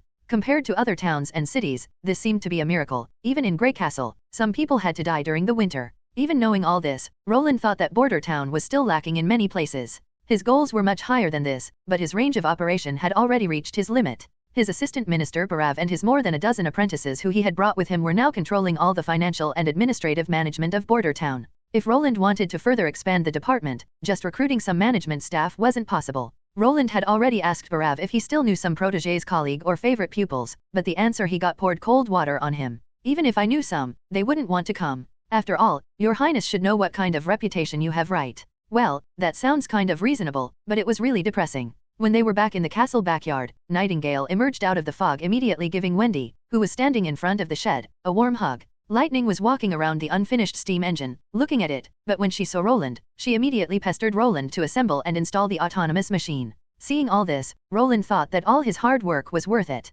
4 days later in the backyard, 2 deep holes were dug in the ground. Each hole was in a circular shape, and the deeper it went, the narrower its radius became. At ground level, its diameter was around 40 centimeters, but its deepest part expanded to only 26 centimeters. These holes were the molds that Roland intended to use to produce his cannon prototypes. The inner walls of the holes were baked and hardened by Anna. She burned it so long that its surface was without any flaws, just like a shell. She began to harden the shell at the bottom and took all the air bubbles and scum with her as she moved upwards. During history, there were several sizes of cannons. Roland roughly remembered that the so-called 6-pound and 8-pound cannons got their name from the weight of their shells. Roland's first step for producing a cannon was to produce several 12-pound balls, and then calculate their sizes according to the diameter and the wall thickness of the cannon's shell. In the absence of measurement tools, Roland simply created his own custom standard. He took an iron rod and separated it into many small parts with the width of the smallest phalanx of his ring finger, hoping to come close to 1 centimeter. After that, he created many copies of the iron rods. The diameter of a 12-pound iron ball, when measured with the new iron ruler, was around 12 centimeters. Because of this, the thinnest wall of the shell had to be 4 centimeters, and the rear end, which was used as the detonation chamber, would need to be 7 centimeters thick to prevent self-explosion. As for length, there were many different kinds of cannons, like the cannons used on battleships, modern tanks, or antique front-loading artillery, so he really did not know which to choose. Taking into account that the shorter the tube, the lighter the cannon would be and the more materials could be saved. Roland dismissively waved his hand. I will just build a cannon with a length of 1.5 meters. If the test's results aren't satisfactory, I will adjust the length later. When the cannon was originally invented, it was built with a wooden core and strengthened with iron rings, just like a barrel. Roland still remembered that this kind of cannon had the risk of air leaking and self-explosion, thus it would be better to mold the cannon bodies completely at once. When drilling out the cannon with a steam engine, there was no difference in producing a 6-pound cannon or a 12-pound cannon. The so-called caliber was just a concept to differentiate between their sizes. If the muzzle was bigger, it became a 12-pounder. Everything beyond that couldn't be used as field artillery. But the exact weight of the shells or the cannon balls wasn't important as long as they shoot in a straight line. After all, he was only getting ideas from history and not replicating it. Roland took a deep breath, then he gave Anna the signal to start now. The latter nodded her head, took a steel ingot, and placed it over the hole. Under the power of her green flame, the ingot quickly turned red and began to melt, forming a small waterfall out of molten iron which flowed into the hole. The molten iron glowed red-orange and became so bright that it was hard to look at. In order to protect Anna's eyes, Roland specially set up a support frame at the edge of the hole. She just had to take a good position first and then she could lean against the support frame to produce the cannon without looking into the hole. The ingots were normally only used up slowly. After all, Anna alone couldn't start the era of hot steel, but producing a small batch wasn't a big problem. The most difficult problem to solve was to hold the temperature at the same level, but with Anna's help he was able to produce a small batch of excellent quality steel. This was also the reason why Roland dared to produce a cannon of the size of 5 meters. Compared to the cannons produced out of bronze or iron, the cannon made out of steel was clearly much stronger. Even if Roland built the cannon in the wrong size, the probability that it would self-explode was much smaller. The amount of molten steel was continuing to rise within the hole, but the numbers of ingots were also becoming less and less. Seeing this, Roland couldn't help himself but feel some heartache. In the end, he only could wait until the time when he would be able to build some blast furnaces on his territory. The number of steel and iron ingots a noble could produce was one of the criteria used to measure strength and power during this time. When the 2 molds were filled, Anna's cheeks were bright red because of her effort. So, Roland took out his handkerchief and gently wiped the sweat from her nose away. Unable to accept this embarrassing care, Anna showed some resistance at the beginning, but after a few seconds she obediently closed her eyes and let Roland take care of her. Her face had a red shine from the light of the molten steel, causing Roland to think about taking a bite out of her. However, when he looked further down her neck, her exposed, slender clavicle entered his view. The both of them were so close together that Roland could smell her delicate fragrance. Ahem, well, Roland embarrassedly took the handkerchief away while trying to control his restless emotions. That was everything for today. Well done. I will tell the kitchen to specially prepare a pepper steak for you. Now wasn't the right time, Roland thought. If I take action now, everyone will think that I am taking advantage of a vulnerable person. I will have to wait until she is completely free. When Anna opened her eyes, she could feel that Roland had wiped away all her sweat, but his face seemed to be redder than before. She gently nodded to Roland and expressed her thanks. Asterisk. In the next few days, Roland traveled between the castle and the North Slope mine several times. In addition to cannons, he also needed to make a sufficient amount of boring tools. The production method of the boring tools for gun barrels and cannon barrels were quite similar. After their removal from the mold, Anna would heat them up again, so that they could be processed with a hammer. It was quite different from producing an ordinary knife. At first glance, it looked like a blunt iron rod. However, the only difference was that it had a gap on its head, which was used to discharge metal debris. At the last step, the iron was quenched to increase its hardness. The production method was quite different from modern high-precision drills. After all, Roland only needed them to drill into iron. Taking their high wear rate into account, Roland and Anna produced 5 boring tools within a week. Thanks to this boring tools and the usage of the steam engine for drilling, the production of the gun barrels rapidly increased from 2 each month to 10 each day. After everything was ready, the miners would dig out the 2 cannon embryos, then clean the scum from the surface and transport them onto the carriage smithy. For the production of these 2 cannon embryos, nearly all of Roland's steel ingots were consumed, a priceless test. So Carter and his whole guard were responsible for the protection of the transport, which let the chief knight feel a little superfluous. Who would steal so much inflexible stuff? According to the requirements of the prince, the blacksmith began to polish and flatten the appearance of the embryo, after the grindstone. When they had finished it, the embryos were delivered into the castle backyard. At this time they just looked like 2 solid iron bars with dark gray and rounded appearances, exuding a heavy metallic luster. Roland couldn't wait to start the drilling, so together with Carter he brought the embryo to the right place, and placed the tip of the cutter head at the top of the steel bar. With a face full of expectation, Roland pulled the valve on the steam engine. The boring tool slowly began to operate, but not much later it was already running at a steady speed. Begin, the prince loudly shouted. Hearing this, the chief knight pushed the sliding base down so that the boring tool came in contact with the embryo. When the tip of the boring tool came into contact with the embryo, a harsh noise which even overshadowed the noise of the steam engine could be heard. As lubricant they used lard, which was packed into the drilling, coming out of the wire as black foam. The onlooking witches withdrew from the wooden shed, and only Lightning insisted on staying. It seemed to her that looking at this machine was much more beautiful than any landscape. Please vote on the future of the commenting system. Groundhog Cole was somewhat anxious as he looked out of the window. In this hell-like place, it was snowing without end. He thought that the sky looked exactly like his grandmother's sheets which she hadn't washed for years, both of them dirty and grey. Even though he couldn't see the sun, he still had another way to judge the hour. That way was the militia training. As long as the weather permitted, the militia would run every morning, at 8 a.m., around the town square. The group of idiots had already started it a month before the months of the demons, but they were still doing it even now. Don't these people know that it's most important to save as much strength as possible during the winter so when the time comes that they truly need to run, they won't need to pray to God to lend them stronger legs? However, thanks to this bunch of idiots, he could now determine the right time to leave. That's right, Cole wanted to flee this possessed town. Although he was ordered by the second prince to stay in Border Town to observe everything that the fourth prince did and then send the gathered intelligence back to Valencia, but now, he had reached a point where he didn't want to stay any longer. His thoughts were, I'm afraid that in less than 2 weeks I, along with this town's inhabitants will all become the devil's sacrifices. This wasn't him being paranoid. Since the beginning of winter, one strange thing after another had happened.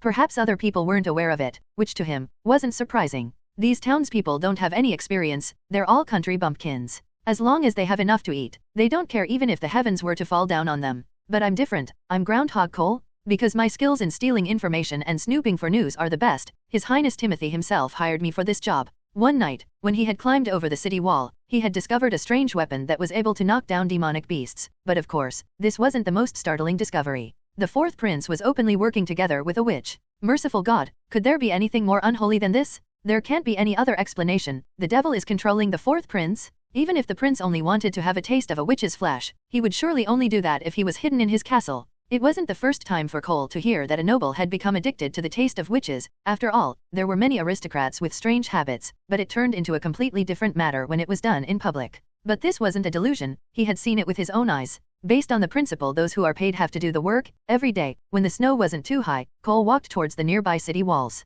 There, he could often see the figure of the fourth prince, doing his work. In the beginning, he had asked himself the question, what gave the incompetent and spoiled prince the courage to stay in Border Town during the months of the demons, not piss in his own pants in terror, and run back towards Longsong's stronghold? But now he finally understood, the prince had already been replaced by the devil. He had been at his hiding place when the big demonic beast burst through the wall, which was then killed by the devil's thunder. The following rush of the demonic beasts was held back by the flames summoned by the witch. And it was exactly this witch who later threw herself into the arms of the prince. He also had heard constant rumors from his neighbors. They talked about a witch who supposedly had the ability to heal wounds. The witch was said to have cured an injured boy. Supposedly she had also cured the broken foot of the old lady from across the street. But to Cole, this was only a blasphemous rumor. How could someone accept treatment from a witch? What would be the difference between them and all the witches who accepted the devil's corruption? However, the last straw for Cole was 2 days ago, when he saw a witch flying 2 rounds around the prince's castle and then going down into his backyard. What did the church's father always say? A witch will only get her powers after she had fallen to the devil's temptation.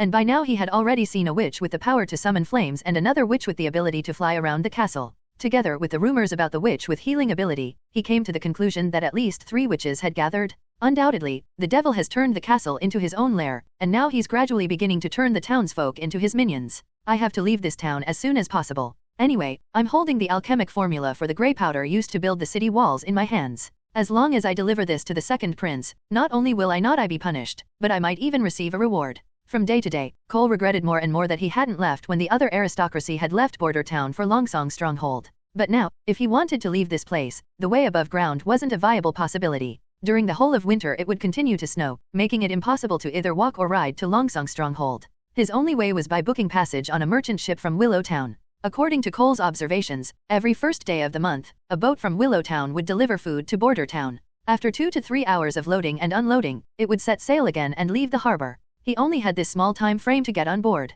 Otherwise, he could only wait until the next month. Today was finally the start of the month's first day. 1, 2, 3, 4, 1, 2, 3, 4. Just then, Cole heard the already familiar slogan again. He could see a group of men in brown leather uniforms running in full spirit. If Cole hadn't seen through the devil's plot, this would have been a remarkable scene to look at. Finally, it's time to leave, he thought. After putting on his fur coat and fastening his belt, Cole moved away from his cabin. At this moment a neighbor who sat outside of his cabin saw Cole and greeted him, "Good morning. Where are you walking to so early in the morning?" Cole had to acknowledge that, although Border Town was now controlled by the devil, thanks to this, the life of these souls became a lot better compared to their former lives. They even dared to dry their fish outside of their houses. After all, if the people were hungry enough, even if the fish were as hard as a stone, they would still try swallowing it raw. However, Cole didn't respond to the man's question. Instead, he took a probing look towards the militia, and when he saw them running around a corner, he went straight towards the pier. Residents here regarded him as the younger brother of Iron Paddle, who came from the fallen Dragon Mountain range to visit his family. Of course, all of this was nonsense.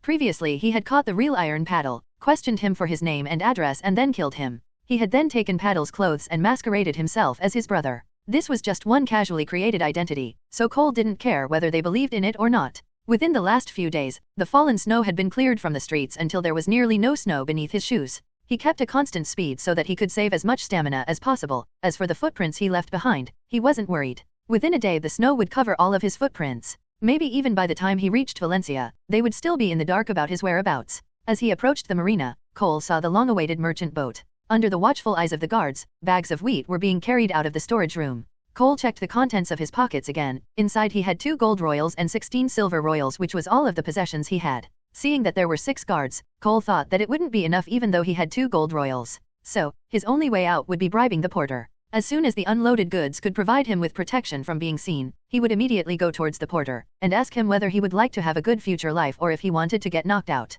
As long as he could get on board, Cole believed that in all likelihood, the temptation of the gold royals would be enough and the captain would take him away. At the moment Cole was ready to take action, he heard shouts from behind him. His heart immediately became gloomy. When he turned around he discovered that some militia was rushing towards him, coming from all directions and leaving him no way to escape. When seeing that there was no way to escape, Cole immediately put his hands in the air and fell to his knees. One of his mottos was to not show pointless resistance. As long as he spat out all of his employer's information, he would be safe, or probably they would even try to hire him for an even higher price as a double agent. As long as he got money, he would do anything. This was the principle of Groundhog. But there was one point he didn't understand. How were they able to find him? In addition to starting the fire in the fireplace, Barav had also placed a mahogany candelabra on the table. This candelabra had one base which split into 4 branches. One in the middle, which was also the highest, and 3 branches which enclosed the middle branch in a triangular shape.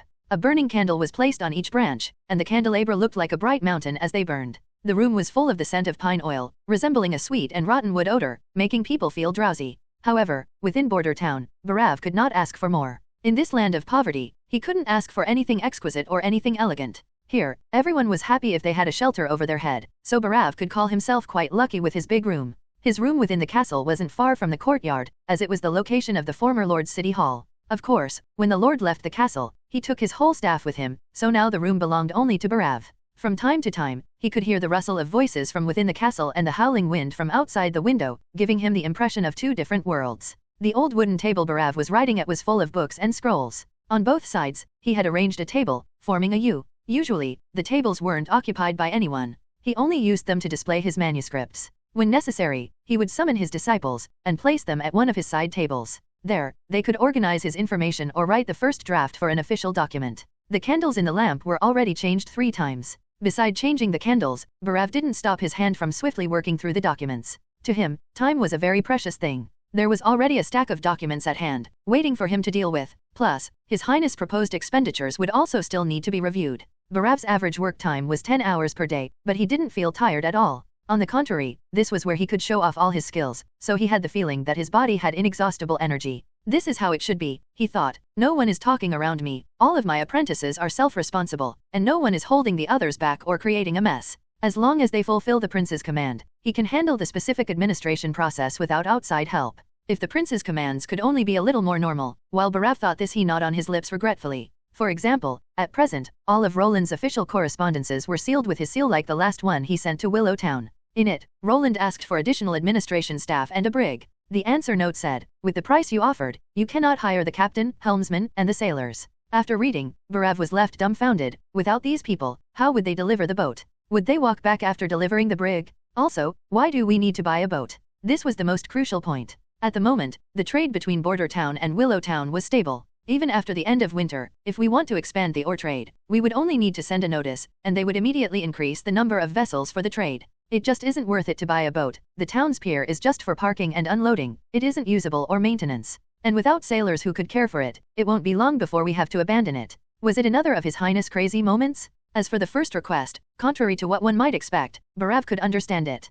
At present, there was no one with any free time in the whole town hall. Barav had already brought more than 10 people over to supervise the business. They were responsible for the statistical reports and settling income and expenditure. Barav himself was responsible for the administrative and legal work, which was obviously illogical. Since His Highness wanted to separate these sectors, it was necessary to expand the size of the employees in the city hall. Under normal circumstances, the assistant minister didn't want to let go of so many responsibilities. Every person who had this much power in his own hands would feel a sense full of satisfaction. He wanted to be like his teacher, the kingdom's finance minister. He was the only one responsible for Grey Castle's finances and was also the king's right hand. Ahem, well, now only Border Town is important, added Barav in his heart. Although Roland had promised him that he wanted to fight for the throne, there was still a long way to go. Barav didn't know when it happened, but today he actually contended the fourth prince as a true candidate for the throne. Compared with the past, it was the difference between heaven and sky. Previous he had thought that such an ignorant and dandy character could never become the king. But since he came to Border Town, he got one surprise after another.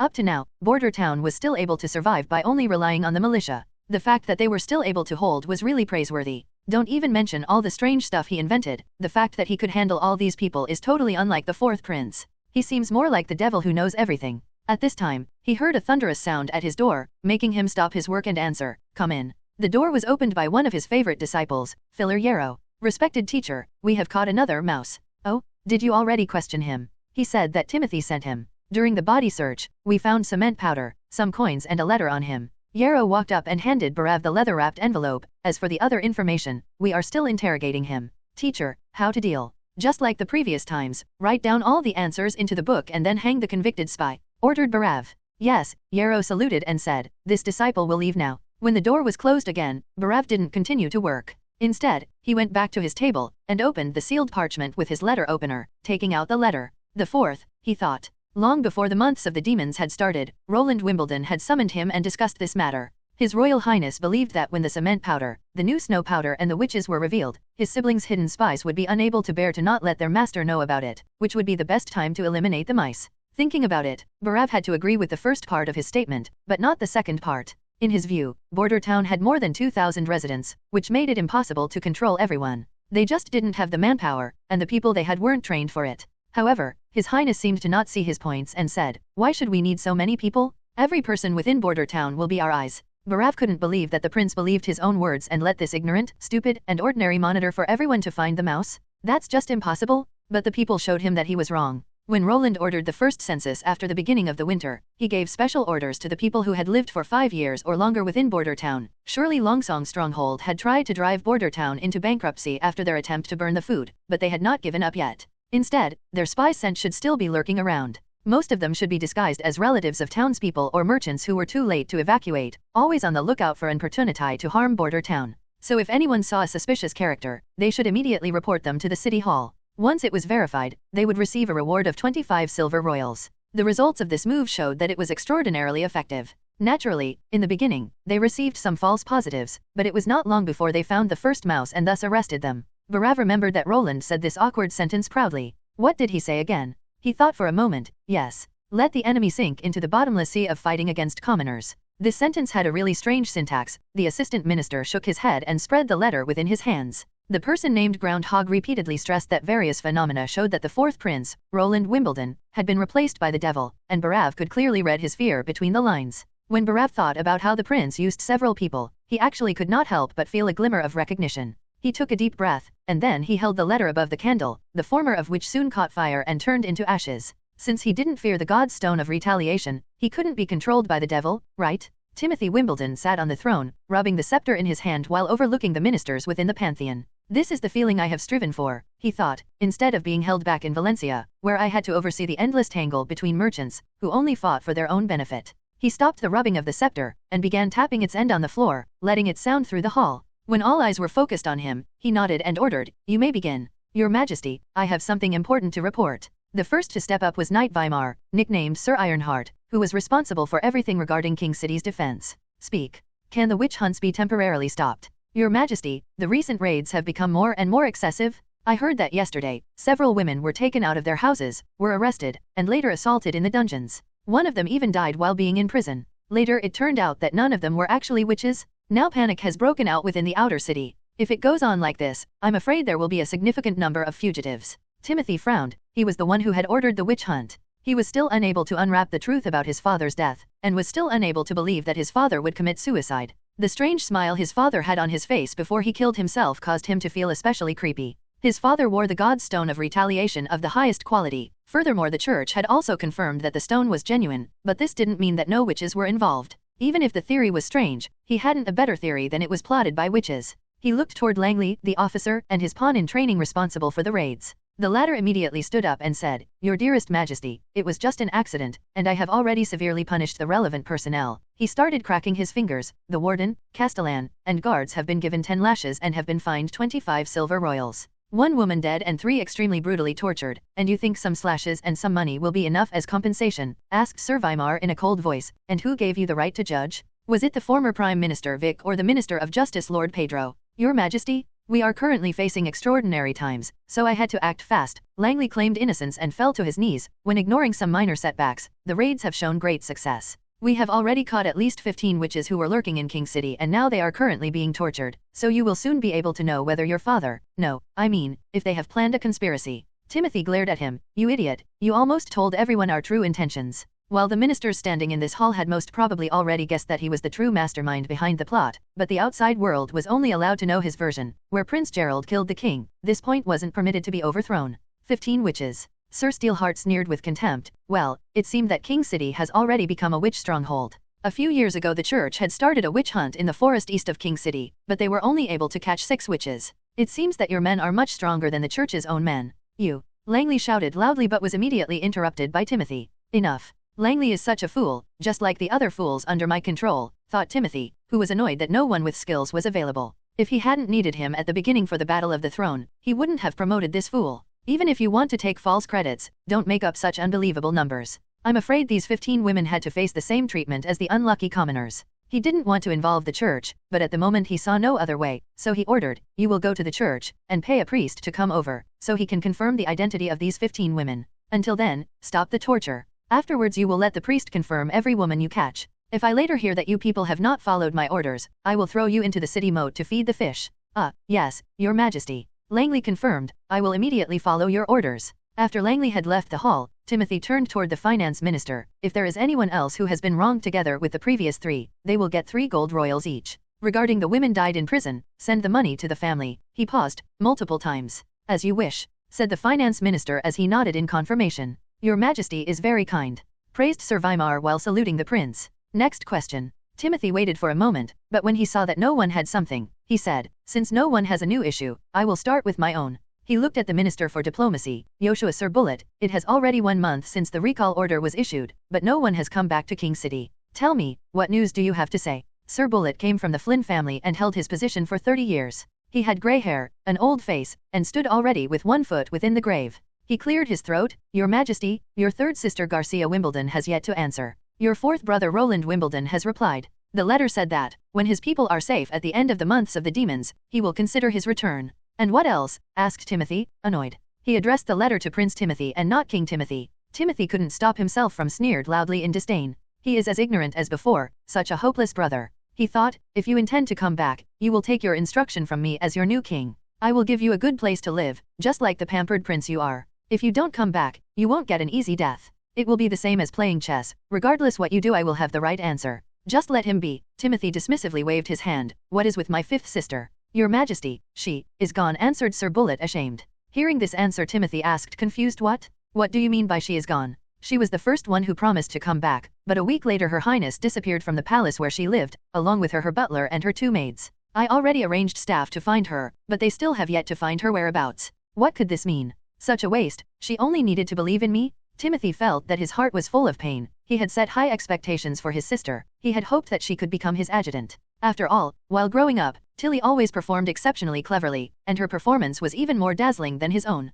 She only lost her place as crown prince because she was a girl. In the beginning, Timothy had an excellent impression of her when looking at the arrangements made by his father. It was very clear that the king didn't want Tilly to be involved in this storm. Because of this, he gave her Silver City, which was near King City and had an ordinary business environment with no possibility of training troops. But who could have ever guessed that she would run away? Was this a choice made by a wise man? Now that she is gone, the former lord should take over Silver City once more. You should also let the search continue. I cannot permit another person with royal blood to wander among the common people. He gritted his teeth, trying to suppress his raging emotions. Well, until now, only my third younger sister refused to obey. Yes, your majesty, answered Sir Bullet. Since she was so stubborn, we have to take some rough measures, said Timothy while looking at Prime Minister Vic. To start a war, the Prime Minister and the King have to approve it. Since he was his biggest supporter, getting his approval wouldn't be a problem. I'm going to let Duke Ryan guard the south border and force Garcia to give up Port of Clearwater and escort her back to King City. Sure enough, Marquis Vic replied, this should not be delayed. Please give the order for war, so that the Minister for Foreign Affairs can carry out the order.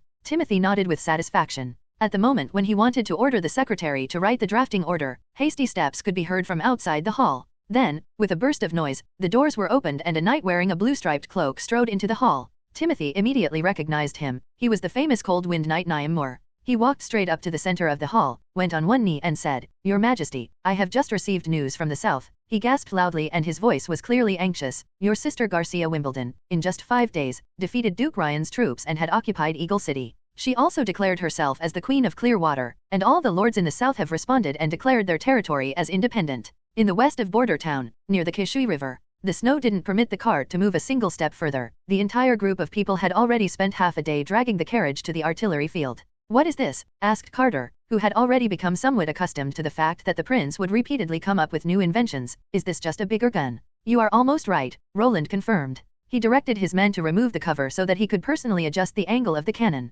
He set its angle parallel to ground level, pointing towards a snow pile. The principles of cannons and guns were identical, so calling it a larger version of a gun wasn't inappropriate. The cannon used for the test was able to shoot 12-pound heavy iron balls. Before they could ignite the lead, the chamber had to be loaded with gunpowder and the iron ball. As a reference for the cart, Roland took the old designs from the cannon seen in history books. But to improve their durability, Roland had told the carpenters to replace many parts that were usually built out of wood with their iron counterparts. In order to manufacture the cart for the cannon, Roland almost spent as much time on it as for the cannon itself. 3 skilled carpenters needed 1 whole week to finish it. The especially time-consuming part was the wheels that had the diameter of half a human. First, the carpenters had to produce 4 square bars of equal length. These bars were then baked by fire until they could be bent. Afterwards, knives were used to peel away the excess. Finally, an outer coating of iron was applied to the wheels. This process alone took more than 4 days. So in Roland's eyes, this limited cannon made by hand took on a very special place. Now, when he dragged it out for a test, he had already made special arrangements. Chief Knight Carter and the militia commander Iron Axe were both at his side, as always. Also, there was his personal guard along with 20 members of the militia who were acting as sappers and lookouts. As for the witches, he had Nightingale and Lightning by his side. Thanks to Nana, the prejudice towards witches had been significantly reduced. In the eyes of the militia, the most important person here was Nana when excluding the prince. According to the usual process, we have to clean the cannon's barrel first, Roland said, while he could picture the blueprints of the cannon. This particular operation plan was a blank sheet for him. Within his brain he went through various cannon shots he had seen in films, trying to figure out the right process, but only heaven alone would know how effective it would be. Lightning, in high spirits, took a mop and began cleaning the cannon. While cleaning the muzzle, her contract was different to that of the other witches. As long as she was allowed to personally operate all of Roland's new inventions, she would always be willing to help him to the best of her abilities, even without any other payment or remuneration. Since Roland had to save money, he quickly accepted her terms. However, if he had any secret projects, he would still be able to study it secretly. Within his mind there were still many ideas he hadn't realized and were only waiting to be implemented. For now, he would just have to throw her the occasional few pieces in order to distract her. Sweeping around with the mop, Lightning was able to clean up some junk, but in accordance to the process, she had to clean it a second time. Taking another mop, she started the cleaning again until she'd finished. Has everyone seen it? Asked Roland towards the crowd of guards and militias. The artillery test was also a drill. If he was able to increase the production rate of guns, the militia was bound to turn into an infantry, exchanging the pike for the gun. But even then they would need to go through many training sessions before they were good enough to use both types of hot weapons. When he saw that everyone nodded, he told Lightning to proceed. The little girl first opened the bag and took out a pocket-sized paper cartridge filled with gunpowder, then stuffed it into the end of the muzzle with a ramrod. She then took an iron ball and used the ramrod once more to push it into the barrel. Afterwards, she took out a lead wire from the rear end of the cannon barrel and inserted it into the eyelet to pierce it into the paperback. Thus, the launch preparation was complete. To prevent accidents, everyone had to step 15 meters away from the cannon. Lightning, who was standing close to the lead, saw the first sparks of the lead, but within the blink of an eye, it had already drilled into the barrel. Then there came a loud roar, air sprayed out of the muzzle with such speed, that it even threw up the snow lying on the ground. The theoretical effective range of a 12-pounder cannon was up to a kilometer. Even without any rifling, the cannonball would still fly in a straight line. Everyone could hear the sound when the iron ball hit the armor that was placed 100 meters away. The iron ball's speed wasn't reduced much. Every time it hit the ground, it would bounce back up again, blowing up even more snow. After the smoke cleared, Roland, along with Carter, and Iron Axe, all went directly to inspect the target. When they arrived near the armor, they noticed that the front of the armor was already in contact with its back, and that there was a palm-sized hole within the center. Obviously, the ball's speed still hadn't been reduced to zero, since it had still flown 100 meters further. Even after it had dropped to the ground, it had kept on rolling, showing the incredible amount of power it contained. What frightening penetrative capability, sighed Carter. He could already picture what would happen when the enemy stood together in groups, getting hit by several cannonballs that brought terror to the whole battlefield. 3 deities above, Iron Axe began to pray. According to him, Roland had to be the messenger of Mother Earth. Except for a messenger of God, who else could bring such a frightening power to the world? He'd already studied the gunpowder's chemistry. It was made of common chemicals which only needed to be carefully prepared. The flame was the incarnation of Mother Earth's anger, as well as her most powerful weapon. At least these were the thoughts of the people in the south. Whenever they saw the never-ending orange flame produced by volcanic eruptions, they couldn't help but begin to pray. The result of the test was similar to what Roland had expected of a classical 12-pound cannon. The cannon's biggest moment to shine had been during the US Civil War and in the time of Napoleon. Afterwards, he loaded the cannon with different amounts of gunpowder to test their power levels. Although he knew that it could cause damage to the cannon, it was still necessary to do the tests. Even after shooting with 3 different amounts of gunpowder, the cannon still didn't show any sign of deformation. Apparently, the quality of steel used to make the cannon was excellent. In the end, Roland decided that the amount of powder they would use would be the 1.2 times the amount used during the tests. Afterwards, he used the tests to select a gunner. Your Highness, this is indeed a very powerful weapon, but it is much too heavy. If we were to hit a pothole, we wouldn't be able to move any further. Carter, who was immediately able to see the problems with the new weapon, criticized, and, after every shot, the barrel has to be cleaned with a wet mop, then it has to be reloaded. Carrying the gunpowder, the cannon balls, and the cannon itself, I'm afraid that you will need 5 to 6 people to operate one cannon alone. It. Indeed, but it's all worth it. As long as we will be able to use 2 to 3 cannons, Duke. No, I mean the demonic beasts, like the kind of giant tortoise, won't be able to break through the wall any longer. Roland coughed, that was close. As for the disadvantages of a 12-pound cannon, he intended to resolve it by shipping. With the help of the steam engine, he would be able to convert a traditional boat into a steam-powered boat. Even if it was the most primitive of paddle boats, it would still have a complex and bulky mechanical system. So instead of changing the boat, he purchased a 2-mast sailing boat. With Wendy's help, he would even be able to ship the cannons behind the Duke's troops. With this he would be able to attack the enemies from both sides, and being able to easily and efficiently annihilate the Duke's forces. What? Why aren't we able to afford to buy it? Roland asked while going through the analysis of his request to obtain a 2-mast ship, which had been put on the table within his office. Barav cleared his throat and then he explained, Your Highness, it's impossible. A brig costs between 80 to 120 gold royals, but this would only be the manufacturing cost.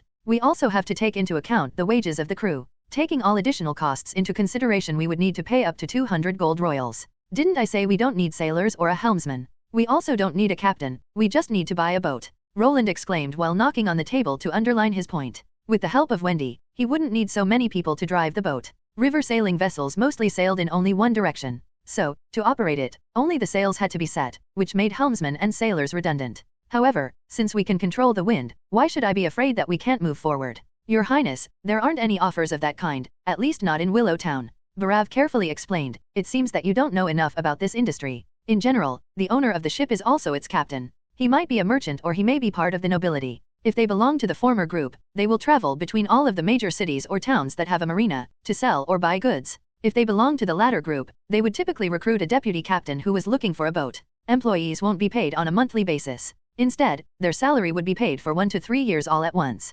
Most of the time, the boat and the crew are tied together. You intend to purchase a vessel from a captain, but without the crew he had already hired, so the salary he had already paid will be his loss. Even for a member of the aristocracy, 80 gold royals isn't a small amount of money. After the trade with Willow Town at the beginning of the month, the town hall now has a balance of 315 gold royals, but if we spend half of it to buy a boat now, we won't be able to pay the salaries of the militia. The assistant minister explained without pause, but afterwards, he had to first take a big gulp of ale. After thinking about what he had heard, Roland asked, You said most of the time? Yes, Barav nodded. There are 2 cases when boats will be sold without their crew. The first would be when the merchant is in an urgent need of money, and they have to sell all of their property. They will start by disbanding their crew, and then they will try to sell the ship as quickly as possible. In the second case, the owner wants to replace their old boat with a new one. Both cases would be a good opportunity, but I have to say that this kind of situations is very rare. Wait, Roland frowned, you said to buy a new boat. So in this case, where do these ships come from? Port of Clearwater, Seabreeze District, Farza Point. Only cities with a seaport that have a dock are able to produce new ships. Hearing this, Roland kept silent for a moment and thought everything through. So this was the original meaning of, within Willow Town, it's impossible to find such a deal. However, I also can't afford to travel to any of the port cities, they're too far away, and if I don't hire a crew, how would I get the ship back to Border Town? Since this is the case, I will have to think about it. When the assistant minister saw that the prince was lost in thought, he quickly left the room. Within Roland's plan for the future, ships played an irreplaceable part. If there wasn't a quick and conventional way to transport the artillery, he wouldn't be able to use them in battle. Generally, the Duke's troops were built up from the stronghold's troops, mercenaries, farmers, and knights. So, inevitably their marching speed was slow when they had to move. But, the artillery would be even slower. Just like Carter had said, as soon as they hit a pothole the artillery couldn't be moved any further. During this time and age, there weren't any asphalt roads, there wasn't even a stone road. During this time, the people would walk more, producing many trails. During sunny days they would be lucky, but when it rained, the path became muddy. In the end, like always, would he have to rely on himself? Roland spread out a piece of paper, writing down the needed specifications. Firstly, the ship has to be able to carry 1 or 2 cannons in addition to 30 people, but it wouldn't be powered mechanically, only with sails. Secondly, since the ship would be used only in rivers, it would need to have a shallow and stable hull. Thirdly, it had to be easy to operate so that the members of the militia could handle it after a short training. Considering all these points, the only possible answer was a flat-bottomed barge. The draft in front of Roland was very shallow, it was a ship with a very low center of gravity that could be seen on almost all of the river routes. In the past, he had seen many loaded with piles of sand or gravel, and their railing was almost level with the surface of the water. And as long as there was a tugboat, it would be able to pull a barge. After determining type of the ship, the next key point was to determine which material should be used when building the ship. Roland wrote down 3 different options: wood, iron, or concrete. Boats made of wood belonged to the earliest of the nautical technology tree. From a raft to a masked battleship. From sailing on either the river or the sea, wooden boats could be used everywhere. Unfortunately, Roland didn't know how to use a log to build a flat-bottomed ship, and neither did he have any skilled craftsmen. If he relied on what he knew and on his craftsmen, he would only be able to make a large raft which could fall apart at any moment. Ships made out of iron were built similarly to houses, always taking 2 beams which were arranged in a crisscross pattern, constituting a keel. The keel formed would then be coated with sheets of iron. Since Anna could do the welding, the overall stiffness was guaranteed. However, this approach would deplete the already small iron reserves. So this could only be the last resort, as building steam engines and cannons was a much more appropriate choice. Then building boats out of concrete would be the last option. Since the city wall construction was already finished, there was now a surplus of raw materials. As long as Anna had the time to calcinate, they would have enough concrete for 1 or 2 ships. The construction process would also be much easier than that of iron boats. As long as they were able to produce a wooden template which could be reinforced with iron bars, they could quickly fill it with concrete. Even in this rural area, they could easily create several fishing boats out of concrete. Compared to iron ships, they wouldn't rust. With this, the ship wouldn't even need much maintenance. Even though a concrete ship could be built at a low cost, it would still be strong and durable. Even if he had never learned how to make big ocean crossing ships, a river sailing ship didn't need a high level of technological knowledge. So, building it shouldn't be a problem, right?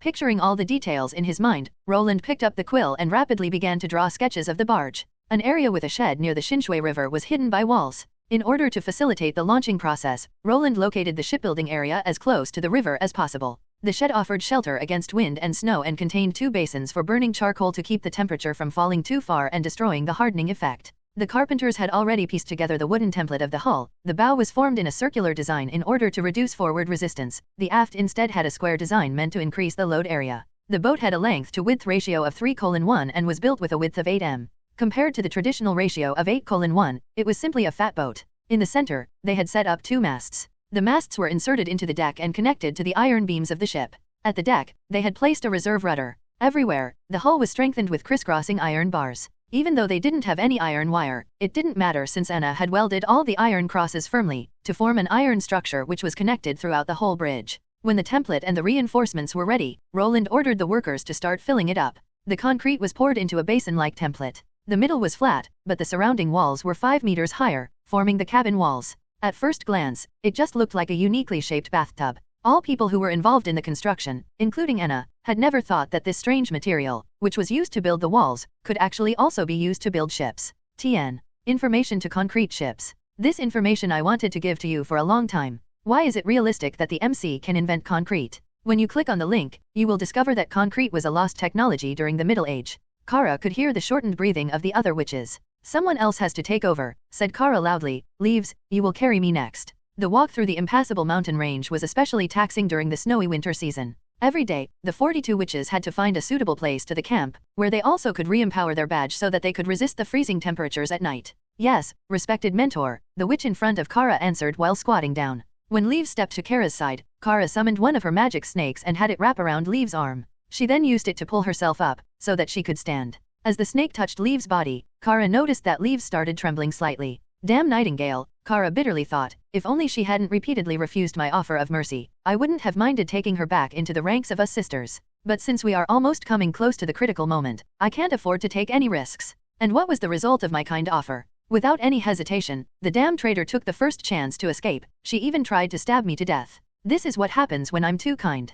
Kara's brain boiled in rage. Nightingale's blow had directly pierced her spine. Although Leaves was able to quickly heal her wounds with herbs, Kara's lower body was still paralyzed and without any feeling. Wait until I reach the holy mountain? There I will gain the power to gather more witches, and with their help, I will one day cut you into thousands of pieces? While fueling her anger, Kara suddenly heard a voice. Respected mentor, there are demonic beasts ahead of us. The voice belonged to Scarlet, who was responsible for scouting. With her eyes, she was able to see through all obstacles and immediately discover any trap in front of her. She even had the ability to see fast-moving objects clearly, which was demonstrated during one confrontation with the church where she was able to knock away a crossbow arrow with her bare hands. Put me down immediately. Leaves, you will also go and assist them. Leaves nodded as she crouched down and placed Kara on a stone. Kara's sore hand directly fell into the snow, from where a cold feeling spread through to her whole body, making her unhappily think, you can't even remove the snow before you putting me down? But she didn't say it out loud. After all, Leaves was an irreplaceable member of her sisterhood. Previously Wendy with her kind temper had been responsible for recruiting new members for the Witch Cooperation Association, while instead Leaves had been responsible for maintaining the morale and courage to ensure that the witches would follow Kara's orders. Without her ability, I'm afraid that we would have already lost more than half of our members to the witch hunts. When thinking of Wendy, Kara's heart began to hurt. She had never expected that Wendy, together with whom she had created the Witch Cooperation Association to help as many witches as possible, would betray everyone for the sake of Nightingale. Even after Wendy had blown her away, she didn't want to kill Wendy. The venom released by her magic snake suffering was only acting slowly, but it would cause unbearable pain immediately. After letting Wendy suffer for a short time, Kara had planned to let her snake nothingness bite her and remove the toxin. She had just wanted to teach Wendy a lesson. But no matter what, without the help of her magic snake, the venom was incurable. So Nightingale made the wrong decision by taking Wendy away. Without the bite of nothingness, Wendy wouldn't be able to live one more day. Did that mean that the former nun was destined never to reach their final destination with her sisters? Kara didn't care about the other runaway, Lightning. She had only recently entered the Witch Cooperation Association and only seemed to have the ability to fly. She had always supported another view on how they should look for the Holy Mountain, even sometimes questioning the Holy Book. Whenever that girl acted against the will of the Witch Cooperation Association, Kara wanted to throw that talkative little girl into the snow and strangle her. At the moment when the two wolf-like demonic beasts emerged from behind a corner on the mountain path, the witches were already prepared and awaiting the attacks from the demonic beasts. All the sisters without fighting abilities were placed near the end to keep them safe. Leaves was the first to release her magic, aiming at the weeds close to the feet of the demonic beasts. Soon green tendrils broke through the snow and wrapped themselves around that of the enemy's feet. Another witch, with the power to control the air, began to drain the air around the demonic beasts. Thanks to this, the two monsters soon fell into a state of asphyxiation, and were soon foaming at their snouts and began convulsing before finally falling to the ground. This was the power of witches that Kara had been looking for. Within a group of mortals armed with swords these wolves would have wreaked havoc, but in front of us witches they perished within seconds. Clearly, only we, witches with the power of magic, are loved by God. If only there wasn't such a thing as the God's Stone of Retaliation. Bah, to the hell with the stone. She spat towards the ground. If that stone didn't exist, how would the church be able to suppress us? Respected mentor, let's continue forward, said Leaves when she came back to Kara. Have someone else carry me. Kara sighed, you are too tired from the fight. After the battle, they continued further along the path. At noon, the women responsible for finding the next camping ground discovered a place with less snow, thanks to its leeward arrangement. After reaching the place, they decided to take a break and eat in order to recharge their stamina. One witch with the ability to work with stone began to work her magic. When the soil and gravel began to move and shoved the snow away, it seemed that the ground came alive. Soon the ground was flat and dry. One after another the witches began to carry out their duty, like making a fire and setting their pot on it to cook some porridge. They started to heating some snow until boiling and then added herbs which were strengthened by leaves together into the water, which immediately started exuding a sharp fragrance.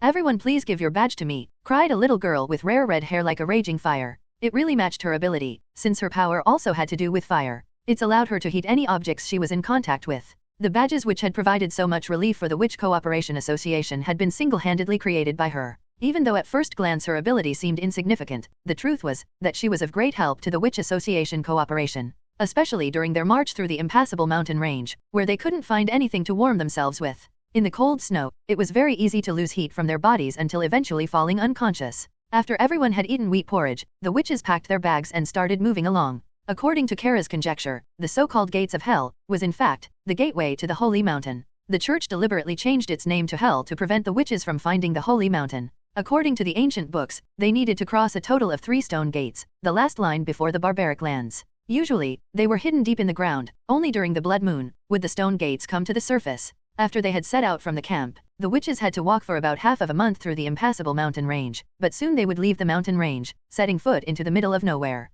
During these last days, the demonic beasts appeared more and more frequently. Quick, quick, quick, look, what is this? Suddenly someone shouted in horror. Kara looked in surprise in that direction, becoming immediately stunned out of horror. There was a city flying in the sky. The sky was still gray, and the snow was still falling out of the very low clouds. But within the clouds, there was a city, partly hidden and partly visible. Those buildings were built in a pattern I have never seen before. They look like spires standing side by side. If the black dots are windows within the spires with an average size, the spire would reach a height of hundreds of meters. This isn't something a human could build. Even the proudest building of the church, the cathedral at the Hermes, which they call the tower which reached the sky, was only 50 meters high. Since this had to have been built by non-humans, then there was only one answer: this city has been constructed by the hand of God.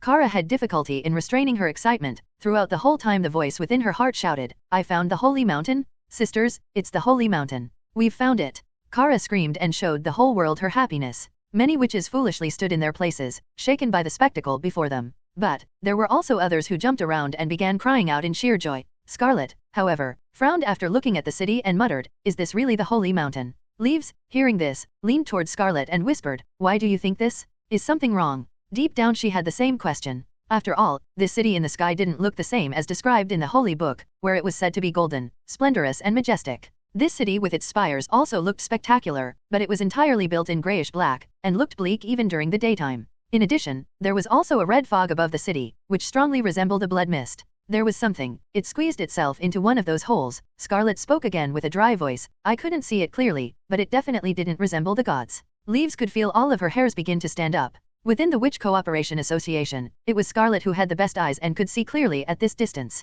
So hearing her say this gave Leaves quite an uneasy feeling. Unfortunately, Lightning had also left with Nightingale. If not, she could have flown near the city and taken a look. "Sisters, the Holy Mountain is waiting for us to take it." Kara raised her hands into the air and shouted euphorically, "With just a little bit more effort, we will soon find the eternity." Then, she immediately urged Stone to carry her further. Leaves personally didn't want to move forward, but in the end, she still took the first step.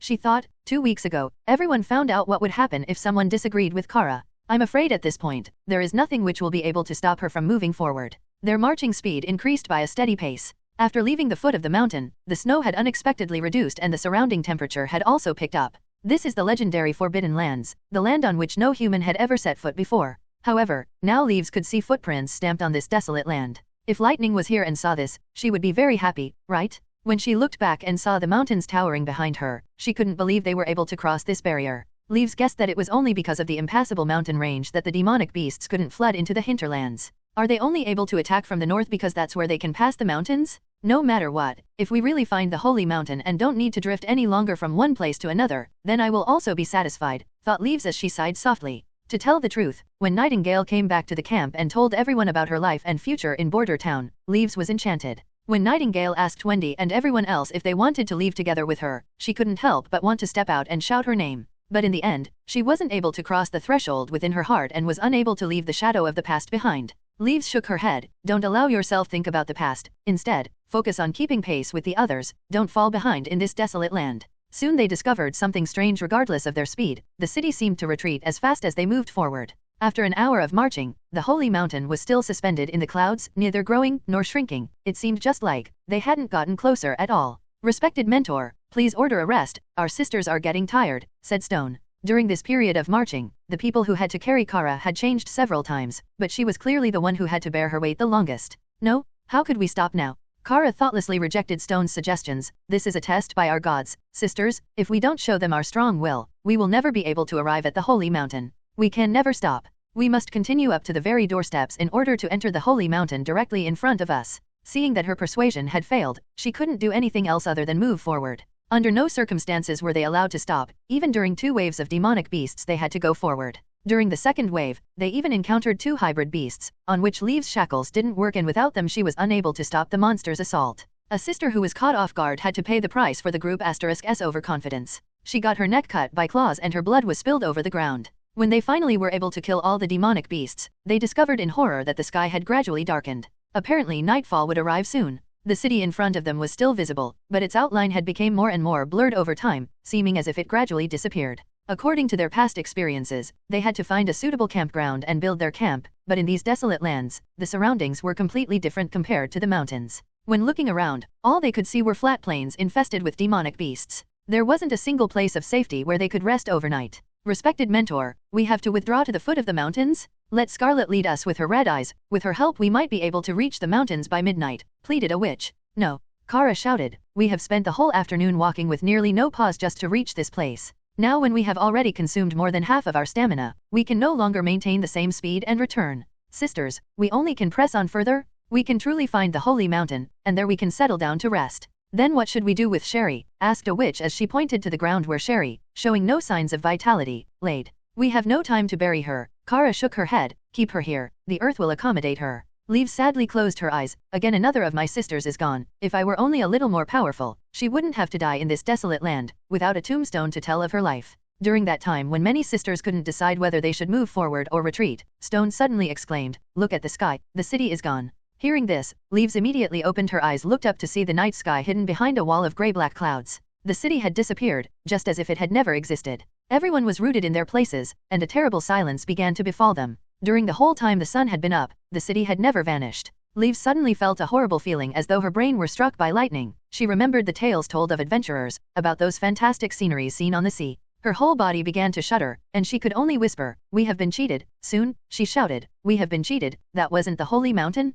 What we saw was only a mirage. Mirage. Kara abruptly turned around, looking somewhat grim and asked with a terror-stricken voice, what is that? It is something which Lightning often mentioned within her stories. A phenomenon which was often encountered during a sea voyage, but also seen on land, only much rarer. We have seen nothing but an illusion, the real city may be very far away from us, it is even possible that it isn't in front of us at all. Does this mean that it at least exists and didn't just disappear? Kara asked with little hope. This, Leaves took herself some time to answer, I do not know. At this moment, Scarlet suddenly shouted, be careful, something is coming. With a horrified look on her face, she stared towards the left side of their group. Is it a demonic beast? Asked Windseeker as she entered her battle stand. How many? No, Scarlet answered and took 2 steps back in fear. I don't know what that is. After her voice died down, a shadow suddenly appeared from afar, and directly struck Scarlet with lightning speed. Although Scarlet had been able to clearly see it in the darkness, she was still unable to dodge it, it was just too fast. Almost within the blink of an eye, it had struck Scarlet on her chest and pierced directly through her, even nailing down some other witches behind her.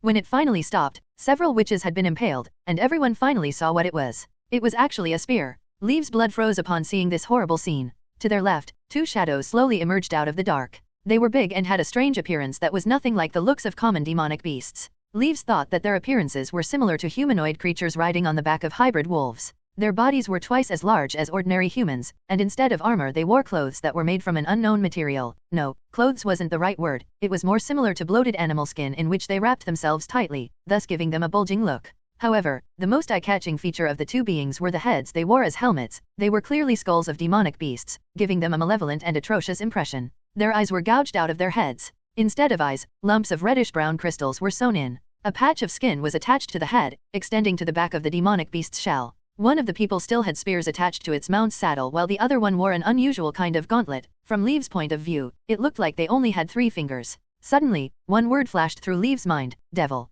Attack the enemy. Kara was the first one to attack, and her piercing shout dragged their attention back away from stupidly looking at the enemy. Stone squatted down and placed one hand on the ground, turning the area underneath the snow into a swamp. This could be regarded as a brilliant response. Normally when they reacted fast, the 2 demonic beasts' mounts could jump and fly the short distance over the swamp with their wings. But apparently not these 2, their wings had been cut off, and now a harness was tied to their bare bones to which the devils held onto. Since they could not fly any longer, they would have to go around the swamp, which gave the other witches time to react. But the enemy didn't play by the same rules. They just drove their mounts into the swamp using the beast's momentum. They jumped up from the monster's back, crossing over the distance of the swamp and landing behind Stone, which was exactly the place where the non-combat sisters were stationed. Spread out quickly. Leaves loudly shouted. At the same moment the devil with the three-finger gauntlet started its killing spree. Its agility was completely unexpected for its body length. The witch standing near its landing place hadn't even the time to react before her head was already shattered by its punch. Until they were finally able to respond, two more sisters got their necks immediately broken, but eventually they fled in panic.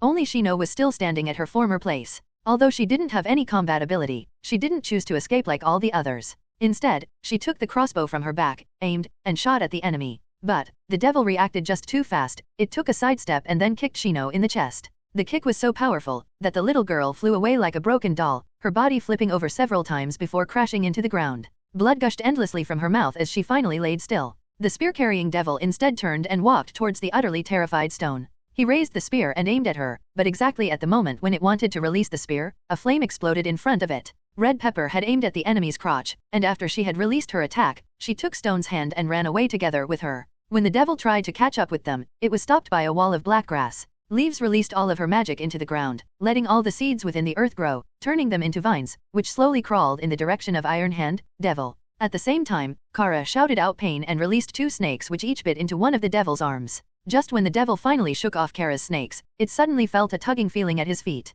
When it looked down, it saw vines crawling up his feet, and suddenly it was pulled back and fell towards the ground. "Run, run, sisters, run!" shouted Leaves with a trembling and fearful voice. "Quickly, everyone escape!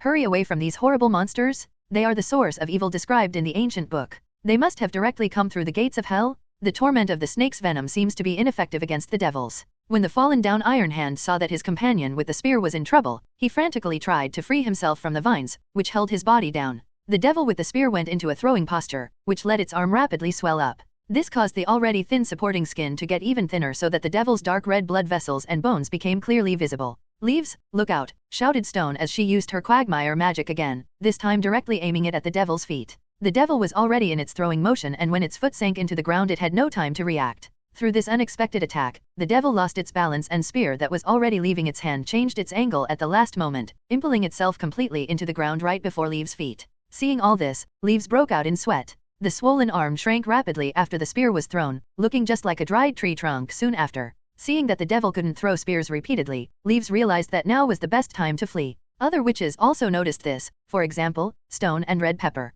Seeing that Iron Hand was still struggling with the vines on the ground, they ran towards the unattended Kara, wanting to bring the mentor with them when they ran. Leaves, who looked into the direction of Iron Hand, discovered that it didn't try to free itself any longer but instead turned towards the three witches with both of its hands extended towards them. "What is he doing? Stop!" No, Leaves didn't even have the chance to warn the others before glaring blue light burst out of the devil's hands like a lightning bolt. It pierced through the air, twisting and hitting her three sisters. Blue rays jumped between the three, issuing a crackling sound of thunder. White smoke began to rise from their twitching bodies which had caught on fire. The attack seemed to have consumed much of the enemy's energy, because it started to breathe heavily and couldn't move. At this point, Leaves' magic also reached its limit, and her vines began to wither, turning into dead weeds. Leaves was only able to think, "Now, everything is over." Kara's desperate cries seemed to slowly get farther and farther away as her own body strength faded away, until she fell to the ground. After only a moment of rest, Iron Hand had already stood up from the snow and began to walk to a panic-stricken Kara. This time there was truly no one who could stop it. When he arrived at her side, Iron Hand grasped Kara's throat and began to strangle her. Kara desperately fought back and tried to break away from the devil's finger, but in front of its monstrous power her efforts were futile. During her desperate struggle, Kara sent her snakes out again, letting them attack the enemy's arm and neck. However, the devil seemed unmoved, and continuing to tighten its hand around her neck. At this moment the unexpected happened. Under the fierce attack of the magic snakes, the devil's skin was finally ripped open. Immediately, red fog began to leak out of the fracture, soon enveloping the devil and Kara. The former released a terrible scream, and under the red fog its skin began quickly to fester, exposing its tendons and bones. Iron Hand had to let go of Kara and instead tried to block the wound, trying to hold back the dissipating fog. But it was in vain. Its body began to tremble uncontrollably, and soon fell down to never move again. When seeing this, the other devil, whose body was already half buried within the swamp, released a heartbreaking scream. It was a sound Leaves had never heard before, like a sharp scream and a dull roar mixed together, piercing her ear and giving birth to endless pain. But the enemy's scream didn't let Leaves fall into panic and flee. Instead, she only had their victory in her eyes. She bit her lips and tried to pull out the last drops of her strength in order to stand up. When she finally stood, she grabbed Shino's crossbow, reloaded it and aimed at the last devil. The devil clearly understood what Leaves was trying to do and began to work his arms frantically, but within a swamp, the more someone struggled, the faster they sank. The devil he tried to block Itchy's vulnerable parts, but yet in the end, it was in vain. For my lost sisters, with that thought, Leaves pulled the trigger and sent the arrow flying. The crossbow arrow accurately pierced the neck, releasing once more the red fog from the wound. After the mist dispersed, its head finally dropped down. She had killed the devil. After letting the crossbow fall, Leaves turned around only to see the bodies of more than 10 sisters who had lost their lives. Immediately hit by sorrow, Leaves dropped to her knees as her tears burst free. Wendy opened her eyes and discovered an unknown ceiling above her. The ceiling was made of grey brick, and had cobwebs hanging from wooden beams along with an unlit chandelier. Slowly, the scene turned from fuzzy to clear until she could see every detail. It isn't a cold stone roof or a narrow tent, she thought, right? Half a month ago we were forced to leave the Witch Cooperation Association. Who knows, perhaps under Kara's leadership they have already found the holy mountain. She took a deep breath. Though it wasn't as clean and fresh as the air within a cave, the warm air and the cozy atmosphere made her very comfortable. Her body was wrapped in a soft and velvety silk and laid on a mattress out of several layers of soft cotton blankets, so when she laid down, she slightly sank into it. Even if she stretched her whole body, her toes wouldn't be exposed. She felt a little guilty that she wanted to do nothing other than stay in bed. Even so, she had stayed here for only half a month, but here her heart was at peace, something she hadn't felt in a long time. Within the castle, no matter how late it was, no one would ever disturb her. For example, right now, Wendy turned her head and gazed out of the window, seeing that the sky was still grey, even somewhat dazzling. It was probably 10 a.m. Within her last years of wandering, she had never been able to sleep so peacefully. She would be woken by any small noise. She even had to prepare the food for rest of the day before daybreak out of fear. The whole time they had to live in fear that the church might discover their current whereabouts. Also, no one could guarantee that they would outlive their next demon's bite. Even during their time walking through the impassable mountain range, she was always busy with doing chores. She would help with drying foods or herbs, with drying her cooperation sister's laundry, or cleaning the camp and so on. Even so, Wendy didn't mind doing it. Every time when she saw her sister's smiles, she felt very happy. But now, living such a lazy life, she discovered that she herself couldn't resist enjoying such a life. No, I can't be this lazy any longer. She patted her cheeks to motivate herself to crawl out of bed. After all, when she had lived in the church's convent, the nuns would often warn that lazy people wouldn't receive the blessing and protection of God. In a little while, I will go to the garden and practice my wind control. By the way, every time she remembered that the prince required her to train her magic, she couldn't keep herself from laughing. Such strange and eccentric requirements. For example, after he saw her ability, he had told her that he hoped she would be able to blow the wind over a distance of more than 10 meters. However, there had never existed a magic power that was effective at such a distance. When she told him that she wasn't be able to do it, he didn't get angry. Rather, he came up with a strange idea. She should stand on top of a stool, and use her power to rise up and down. When Wendy tried it, she discovered that it was actually feasible. Seeing the test results, His Royal Highness was very satisfied, so besides asking her to train more, he also asked her if she was afraid of heights. It was exactly like Nightingale had said. Roland Wimbledon is an elusive person, but he is also a prince who deeply cared for us witches. Thinking up to this point, Wendy gently sighed. There really is a prince who doesn't hate witches? Respected mentor, you were wrong. When she put on her clothes, she felt that they were a little small around her chest area. Even so, Wendy had already become accustomed to this kind of strange clothing. She just wanted to find a needle to change its size, but before she could, someone knocked on her door. Come in, said Wendy. It turned out that it was Nightingale who opened the door and came in, leaving Wendy a little startled, but Wendy smiled and said, Is His Highness still in bed? If not, you shouldn't have the free time to visit me. What are you talking about? I'm not by his side all day long. Nightingale said, embarrassed, as she raised her basket. I brought you breakfast. Usually, the maids were the ones responsible for delivering breakfast. In addition, after bedtime, Nightingale would often accompany the prince to chat, so it was quite hard to see her at all. Wendy smiled from the bottom of her heart. I just woke up, but she was already here to deliver food. She certainly had slipped in several times. Now tell, what's the matter? Asked Wendy while she took a cheese sandwich from inside the basket and put it into her mouth. Well, Nightingale came over and set herself on the bed. Today Nana will go through. That day, Wendy was speechless. Since it was Nana's first time going through the demon's bite, it wouldn't be as violent and long as on the day of her adulthood, but still, it couldn't be guaranteed that she would be safe. The younger they were, the less pain they would be able to endure. Wendy placed the basket on the nightstand and went to Nightingale's side, patting her shoulder to comfort her and told her, Didn't His Highness say that as long as we release our magic every day, we will be able to minimize our suffering? But that is just a speculation. Nightingale contradicted. At least it sounds very reasonable, answered Wendy. Didn't Anna safely pass through it? Even so, it was the most difficult of Demon's Bite. It was the day of her adulthood, yet she suffered no harm. This was exactly what you've seen with your own eyes. She paused for a moment, then asked, Where is Nana? At the moment she is in the medical center. When it came to this, Nightingale's mouth nearly sprang open. I heard that her father, Sir Pine, had bought a huge amount of hairs from hunters, which have been sent to the medical center so she can keep practicing until tomorrow. She has such a nice father, Wendy exclaimed a little enviously. I can't remember the time when I was a kid. That is a very strange thing. It's just as if my memories are a blank sheet. There is no father, no mother. The first thing I can remember is my staying within the convent. It seems that I'm a little more fortunate than you, Nightingale teasingly exclaimed. Well, you were really lucky.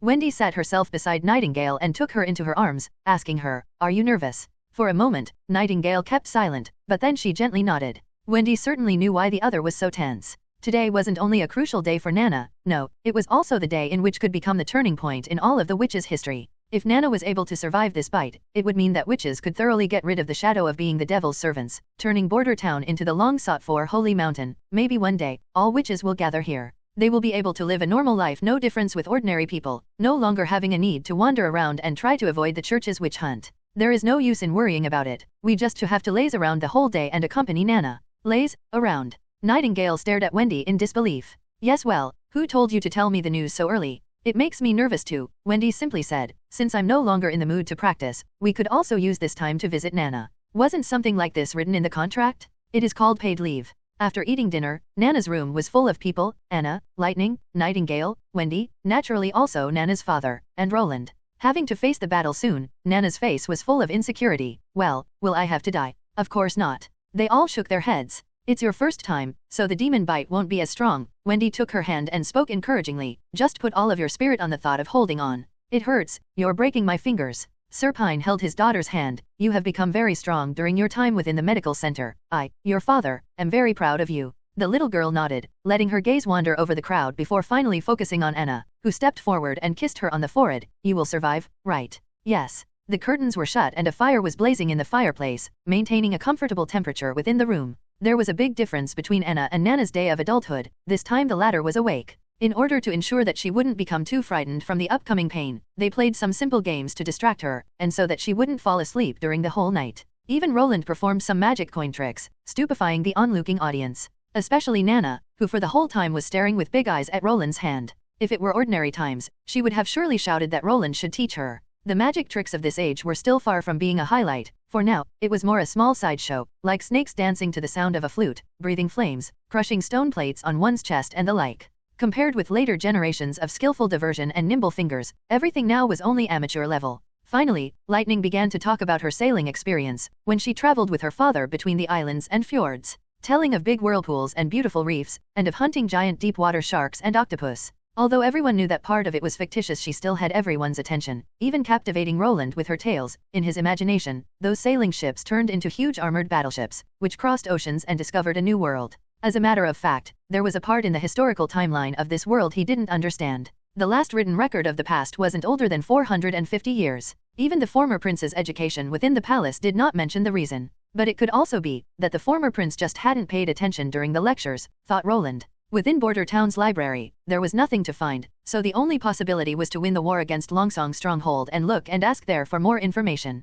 When Lightning finally finished her stories about her adventures, Roland could no longer suppress a yawn, but when he looked at Nightingale, the latter only shook her head, indicating that there hadn't been any magical change until now. Not having an accurate timing tool is so inconvenient. How can I determine the time we still have to wait? Roland thought in frustration and poured himself a cup of warm water, then sat down afterwards to wait. But gradually, everyone got the feeling that there was something wrong. It just took too long. Nana had repeatedly yawned, apparently only barely able to stay awake. Even Nightingale became anxious, so she touched the little girl's forehead, while also closely gazing at the magic power within Nana's body, looking for any change. When Roland wanted to take a gulp of water, he discovered that the water was already emptied. So on the way to the kettle on the fireplace, he couldn't help himself from looking through the curtains when he passed the window, only to discover that it was still snowing. But when he had opened the heavy curtains a fraction, a touch of light fell into the room. He was pleasantly surprised to discover that the dark sky had already gained a glimmer of milky white. Everyone look! Roland shouted and pulled open the entire curtain. Alarming everyone with his cry, they all rushed to the windows to see what happened.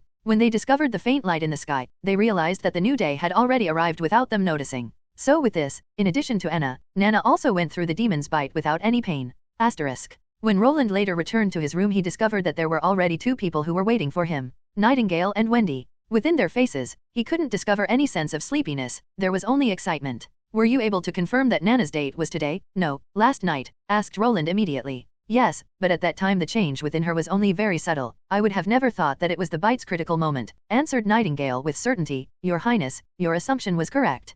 As long as we witches continue to release our magic, it will continue to grow, and the suffering of our body will be reduced. If we can maintain a certain amount of training every day, all the witches would have a great chance at surviving their day of adulthood. Within the whole kingdom of Grey Castle, only in your territory can we witches display our abilities. In a sense, Border Town is our holy mountain, continued Wendy. I want to beg you to make sure that as many witches as possible know of this news, so that our sisters can speedily arrive in this sanctuary. I think every one of them will be willing to help you. From the beginning, those were my intentions, Roland nodded. By the end of the months of the demons, the normal people and the witches will also have gained a certain degree of understanding of each other and been in contact. By then, I will arrange for people to spread the message, but only as rumors. You must understand that I can't start a big advertising project to recruit witches, if so I would cause an uproar within the country. After slightly pausing for a moment he continued, this will only be possible if the church is eradicated, or I gain the throne. So it seems my best option is to help you ascend the throne, declared Wendy, and then without any hesitation she fell on one knee, reciting the oath of allegiance. Roland could clearly see that her movements weren't skilled, it just seems to be a spur of the moment. But he did not care about these details, he treated her exactly as Nightingale when he had accepted her oath of allegiance. After she finished her plea, Wendy turned towards Nightingale and asked, how was my performance? The latter curled her lip and said, barely passed. Roland helplessly shook his head, so you too should get to bed early, during the whole night you weren't able to close your eyes. Your Highness, I have a request, interrupting him, Wendy, who had just got up from the ground now she knelt down once again. Speak freely, Roland put away his smile and seriously talked to her. The other's act had made it clear that she had an important matter to discuss. Unexpected Wendy told him I want to, once more, go back to the Witch Cooperation Association's camp. Wendy, shouted Nightingale and stared at her with big eyes, but she could see that within the latter's eyes how steady and resolved she was. I do not know whether or not they were able to find the Holy Mountain, maybe they were, or maybe not. I hope you will allow me to go into the impassable mountain range after the months of the demons has ended. If Kara was unable to find the Holy Mountain, they may have gone back to the camp within the mountain range. This will be highly dangerous, Roland frowned, your leader attacked you regardless of your long friendship. If she really had wanted to kill me, I would already be dead, said Wendy. She had summoned her magic snake pain instead of death. I don't know how many will come back with me, or even if only one will come back with me, but at least I can deliver this important message to my sisters. As long as they release their magic every day, they won't need to suffer the terrible pain. Speaking up to this point, her voice became very gentle. Your Highness, as long as you continue to treat us witches with so much kindness, my life will be yours, so naturally I won't throw it away so easily. I will protect myself. So please allow me this request. Roland fell silent and thought, when thinking about safety, I ought to refuse her request. But there is also a different meaning to this request. If I give her the chance to save more witches, she will happily follow my orders and take any risk. But if I refuse her, she might still be willing to follow the orders, but I may lose the possibility to gain more witches, and she will forever carry a scar on her heart. I'll allow it, Roland finally nodded, but you will still have to wait for 2 months until the end of the month of the demons. You also won't travel alone, lightning will go with you. I will also give you firearms for self-protection, as well, a Godstone of Retaliation. Lightning can give you long-distance support, and when you wear the Godstone of Retaliation during your meeting with Kara, her or any other ability won't be able to hurt you. Your Highness, please also let me go with her. Nightingale pleaded. No, Veronica. His Highness's safety is much more important than mine. He is the hope of all of us witches. Wendy disagreed as she shook her head and laughed. Take good care of him. A week after the concrete ship was placed in the curing room, it was finally the day to launch the vessel. All the workers were stunned when the prince ordered to put the oversized bathtub into the water, making everyone wonder whether they misheard him. However, they had misunderstood him. His subordinates had to dismantle the temporary shed, and then they had to dig a slope at the bottom of the concrete ship, leading into the river. This part had to be handled with great care because of the weak tensile strength of cement products. Even a small knock on the ground was enough to create small cracks that could destroy the whole vessel. The ship was placed on top of logs, and the speed at which it slid was controlled with ropes. When everything was prepared, the workers let the wrist-thick rope slowly slide through their hands, careful so that the vessel would always be pointed in a straight line. While the workers shouted their slogan in sync, the ship slowly slid over the logs, creating a harsh sound of friction. Fortunately, everything went well, and Roland could see how the ship got slowly lowered into the water. The ship sank nearly half a meter into the water, with more than 1 meter still above the surface. The workers were totally surprised to see that this massive construction made out of stone and metal didn't directly sink into the riverbed with a loud bang, but instead peacefully floated above the surface. Hurry, take the ropes and put them around the bollards and then tie them tight, commanded Roland loudly. If the vessel wasn't tied quickly to the bollards, the water current would carry the ship along with it southwards. Although Nightingale didn't show herself to the public, but after seeing this shocking scene, she couldn't help herself and asked with a voice full of wonder, why does the ship float? Well, it's quite simple. The ship's average density is lower than that of water, and as long as this is the case anything can float on water, explained Roland, and after a moment of thinking, he added, that the ship is built out of iron and concrete doesn't matter. In fact, you should have already seen a huge sailing boat, those also weigh much more than several stones. Since he didn't hear the voice of Nightingale again, Roland assumed that the other was still comprehending what he had said. Even Anna wasn't able to immediately understand the concept he had explained. Discovering this, Roland smiled and continued to direct the workers' next task. The subsequent hardening of the concrete took a lot of time, and every time it began to snow heavily, the work had to be stopped. Only when it didn't snow for more than 1 hour, were they able to continue their work. The most time-consuming task was the construction of the deck, which was built out of many wooden planks, and supported by many small stakes which were placed between the bottom and the deck. Although this was a waste of space, but taking into account the primary purpose of the concrete ship, this didn't matter so much. Afterward followed the rot-proofing. The carpenters knew very well how to do it. First they brushed a layer of oil with a pungent taste onto the deck. When the oil had dried, they repeated this procedure several times until it was finally coated with a red paint. Once the deck construction was completed, the installation phase of the upper building was started. The so-called upper part consisted of a wooden shed which was placed between the two masts, and which later would be used to store guns and ammunition. When it began to rain, the shed could also be utilized by the crew as shelter. The roof of the wooden shed was extra thick, so constructed that a person could stand on it, a special place only created for Wendy. As long as she stood on the roof, her magic ability would range far enough to cover the entire sail. The stern rudder was made of melted iron, and its installation was a bit cumbersome. First, it was required that they put the rudder shaft through a previously made hole, which now laid under water. To steer the ship, Anna welded a triangle plate at the side of the rudder shaft, which ended under water. At the other end of the rudder shaft, which ended on the deck, was melded an iron ring which could freely rotate. The welding was naturally done by Anna, who was also shocked and puzzled by the fact that a stone bathtub could float on the water. Since she had the same problem like Nightingale, she also asked the same questions. So Roland had to answer the questions, again and again. Afterward Anna went to the side and sat down to think about it. Well, I have still a long way before me before I will be able to raise the education level. Asterisk. In the end, Vanner didn't know if it was better to become a gunner or if it was better to stay with the hunter squad. Everything changed when he got the important order 3 days ago. His Royal Highness decided to transfer out some members of the 1st and 2nd militia team, who performed exceptionally, building a new elite force. When Vanner's name was called, he felt very pleased. But when he was asked if he wants to join Iron Axe's hunter squad or the new gunner squad, he didn't know what to choose. He was aware of the new flintlock, which allowed them to fight against the demonic beasts, due to its much stronger penetrating power than a hand crossbow. Currently, only Iron Axe, the chief knight and a number of senior hunters were allowed to use this weapon. Vanner was supposed to join the hunter squad without hesitation, but he instead spoke out of turn and asked, "What is a cannon?" When he learned that a cannon is 10 times as large as a flintlock and that its power is 100 times stronger than the strength of a gun, he fell into a dilemma. Apparently, the more powerful the weapon used by oneself is, the higher one's own value is for the prince. So joining the artillery seems to be the better selection than the hunter squad, but the advantage of carrying a gun is that it is possible to carry it while walking through the town, attracting the eyes of the people, which was always Vanner's dream. Although the cannon's power is 10 times that of a gun, surely it isn't possible to carry such a powerful weapon while walking through the streets, right? Until the last day of the deadline he wasn't sure what to choose, but in the end, he took the artillery. The last point which brought the decision was that the salary of a gunner was 5 silver royals higher than that of a hunter.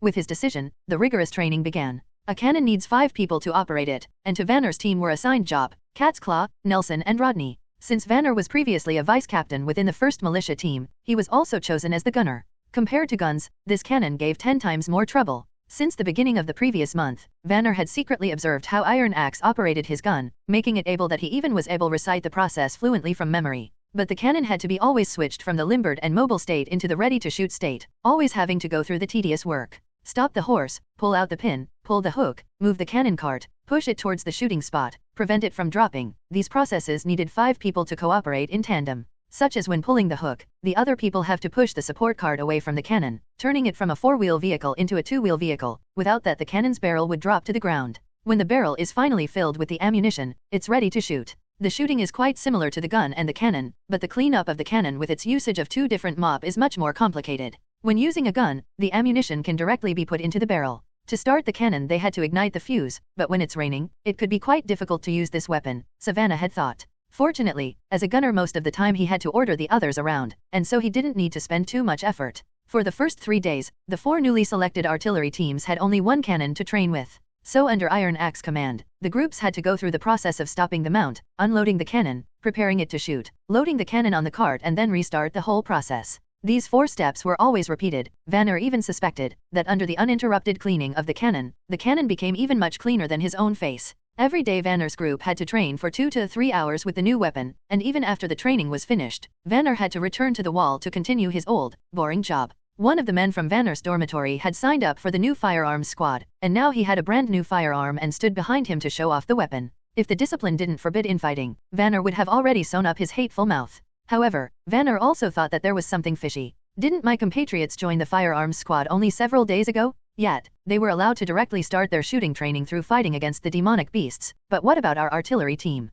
We aren't even authorized to shoot. Moreover, the cannons are so heavy, it's impossible to transport them onto the wall. When he looked at the top of the wall, he could see that the wall walk was almost full with people standing side by side in pairs. Usually, everyone was used to running on the inside of the wall walk. Even if it was steep, it was still better than interfering with teammates' fighting movements. As for cannons, the two wheels alone were wider than the whole wall walk, and using a cannon to shoot downwards didn't seem very practical. Could it be, this cannon wouldn't be used to fight against the demonic beasts? The next exercise confirmed his conjecture. Iron Axe brought the 4 artillery teams to the river. There, Vanner discovered, though he didn't know when it happened, an actual, huge ship. No, he wasn't sure if it was right to call it a boat. The shell looked to be made out of the same grey stone that was used for building the wall, and its dimension was very wide but short. So in addition to 2 bare masts, was there any other similarity with a ship? Regarding this point, he and his teammates had a heated discussion. This is clearly a pontoon bridge. The first one who came up with a conclusion was Job, who belonged to the team that followed the ships transporting the ore to Longsong Stronghold. Because of this, he often thought himself well informed. They built the deck so wide to make it more stable. During my travels into the south I saw many of them, and if this is a ship, then how can it be moved by the wind? Previously, the river was too wide to ford, and a decade ago the former bridge was washed away by a flood. Now the former bridge should be replaced with this pontoon bridge. They will just place several of them side by side and connect them with an iron chain to make it more stable. The furthest place you have traveled to is Longsong Stronghold, yet you call yourself knowledgeable, Rodney sneered. If this was a pontoon, why would it have 2 masts? Wouldn't they need to worry about it being blown away by the wind? And when you look towards the end, don't you say the steering wheel? Pontoons don't need this. Nelson directly jumped into the frying pan to help Rodney. These 2 brothers would take every given opportunity to vent some anger. In addition, look at the construction between the 2 masts. Doesn't it seem to be a cabin? It's just not finished yet. This is a ship, no doubt. To Vanner this discussion was of little interest. He was only concerned about the next training's content. To his luck, he soon got his answer when Iron Axe asked them to drag the horses that pulled the cannon towards the small town. Yes, this was the ship's name, personally appointed by His Highness.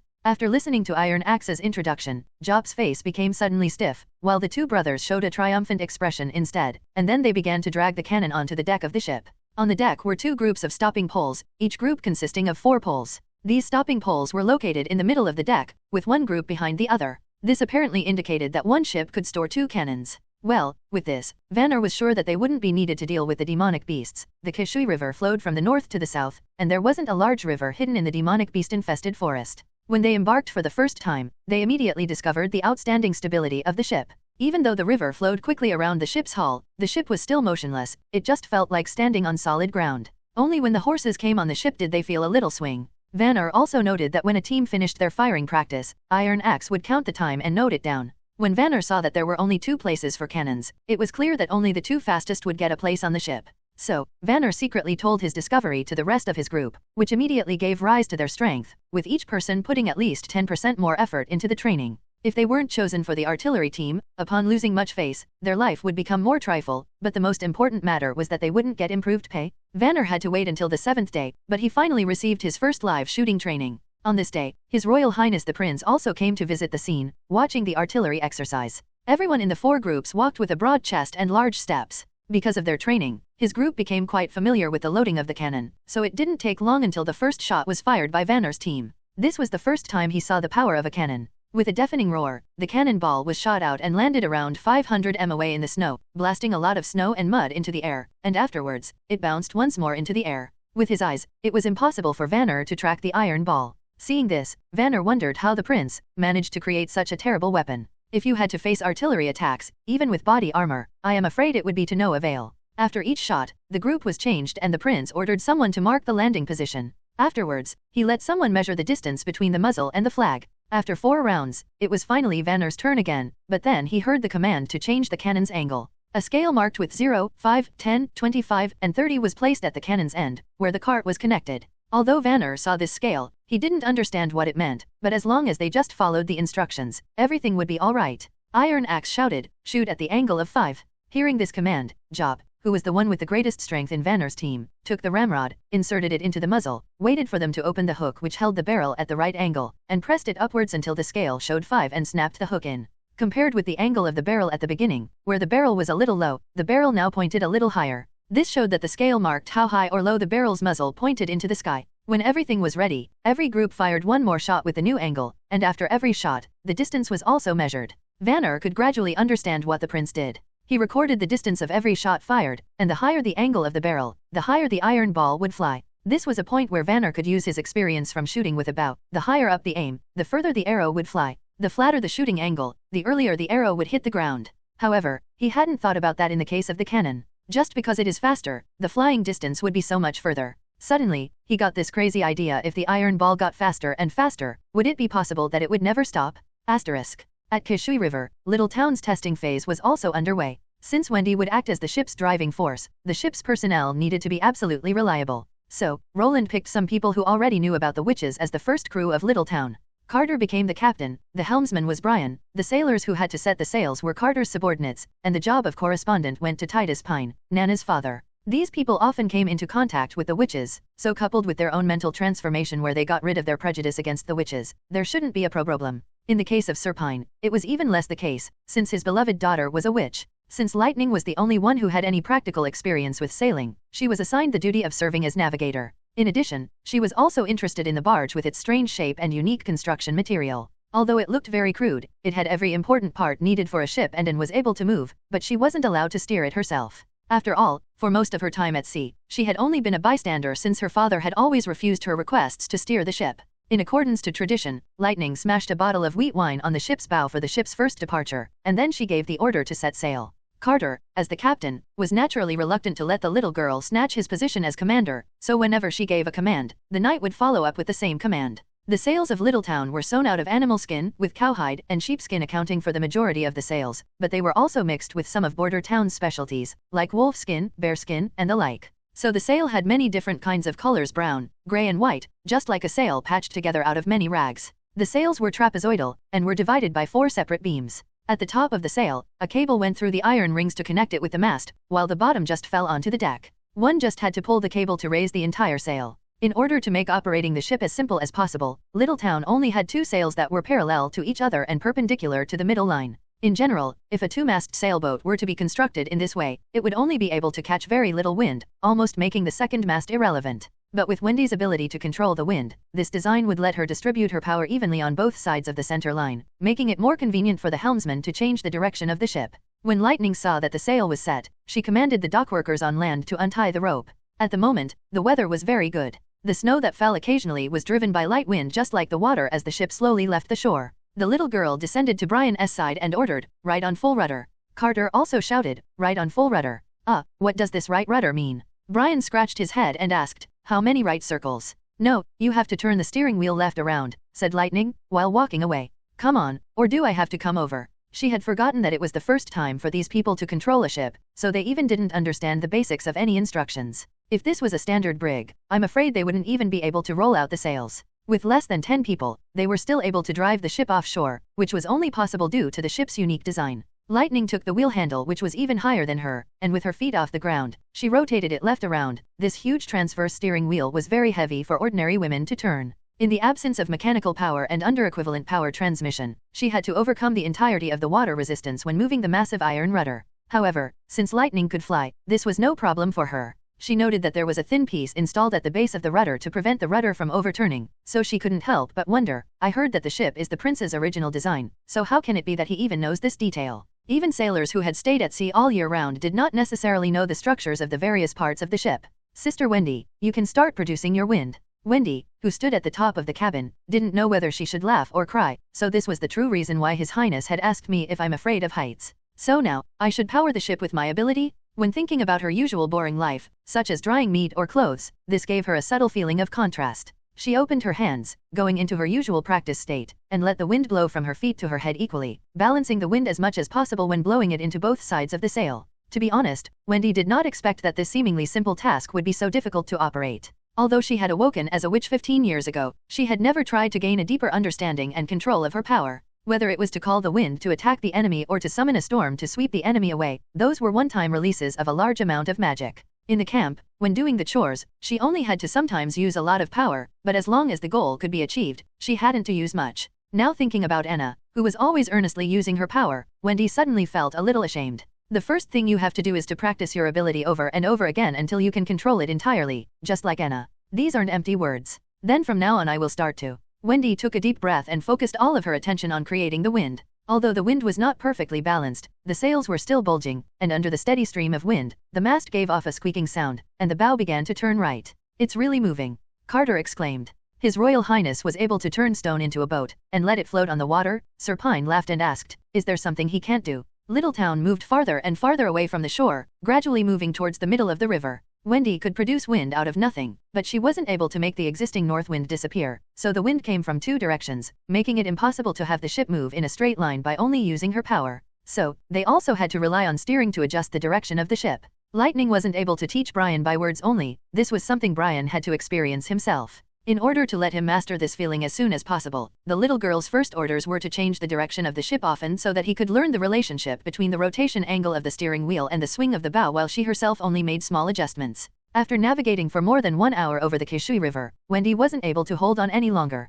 It wasn't that she ran out of magic power, but instead it was her body that had reached its limit. Even though her body was wrapped into so many layers that she looked like a dumpling, it still wasn't able to completely resist the invasion of the cold wind. A layer of snow had already accumulated on top of her cotton cap, and she already could no longer feel her hands and feet while standing on the shaky roof. If it wasn't for Lightning, who saw her sway strangely, maybe she would have fallen into coma. So Lightning quickly flew towards Wendy and seized her body while shouting to Brian that he should sail back towards the docks. The latter steered the wheel into the right direction, letting the ship slowly turn leftwards. Lightning flew down from the cabin while carrying Wendy. Down on the deck, they only had the sails to save them from the wind, but at least it wasn't as cold as before, so they were able to save their body temperature. Moreover, when they wanted to reach the shore, it would need a person with fine control, and Lightning would never dare to let a rookie take over this important task, even though she had never done it herself. When they finally landed and the river bank collided with the hull, creating a loud sound, all the people's hearts on board began to race. Even though it sounded alarming when the hull collided with the shore, it didn't look too bad in the end. The sailor quickly folded the sails together and put up a gangplank to climb ashore. Fortunately, they weren't able to sail in a straight line during their trial journey, so thanks to their U-turn training on the spacious river, they weren't so far away from Border Town. Lightning flew towards the castle while carrying Wendy. Carter looked at the stone ship and loudly sighed. Without the help of a witch, he didn't want to try to sail the ship back to the docks. Winter was the time of no harvest for most people of the north, especially near the Hermes Plateau. The months of the demons not only brought endless wind and snow but furthermore brought cold, hunger, and death. However, for False Leg White, winter meant something different. Every winter, the church's envoy would come to his door to let him drive several turns to the west border of the kingdom. On the way to the border, he would collect suffering orphans with his carriage and bring them to the old holy city. For him, this was a good deal since he would almost earn 20 silver royals for each trip to the border. What was even better was that he could also accumulate merits of doing good work. It was almost the end of this year's months of the demons, so this turn should be the last run of this season. Your Honor, please go back to the carriage and stay inside. Outside, it will still snow for a long time, so you don't need to eat the wind and drink the snow every day like I do. You aren't allowed to freeze. This is nothing, the church's messenger contradicted White and took a big gulp out of his jug before continuing. In the new holy city it can be much colder than it is here. At the plateau, leather clothes and armor aren't able to stop the cold. If you are there, the cold will come through every opening and drill into every part of your body. Without the usage of cold pills, no ordinary people can survive at that place. What you said should be right. White nodded. He hadn't been to the new holy city, and he also didn't plan to go there. Since only the cold and the demonic beasts existed there, why should I go there? However, as an experienced coachman, it was easy for him to find another topic to speak about, a subject that would be preferred by the envoy. Your gloves should be made from the leather of the wolves native to the west border of the kingdom of Grey Castle, right? Oh, you can see that. Hey, my lord, I've been doing this work for 30 years, White proudly said. First for the Baron, then for the Countess, and later even for the Wolf's Heart Kingdom's little princess. If it were not for the accident when I broke my legs, maybe I would still be working for the Count's house. They had nothing besides plenty of gold royals and paid excellently for Grey Castle's fur and silverware, jewelry from the Kingdom of Eternal Winter, and the Fjord's handicrafts.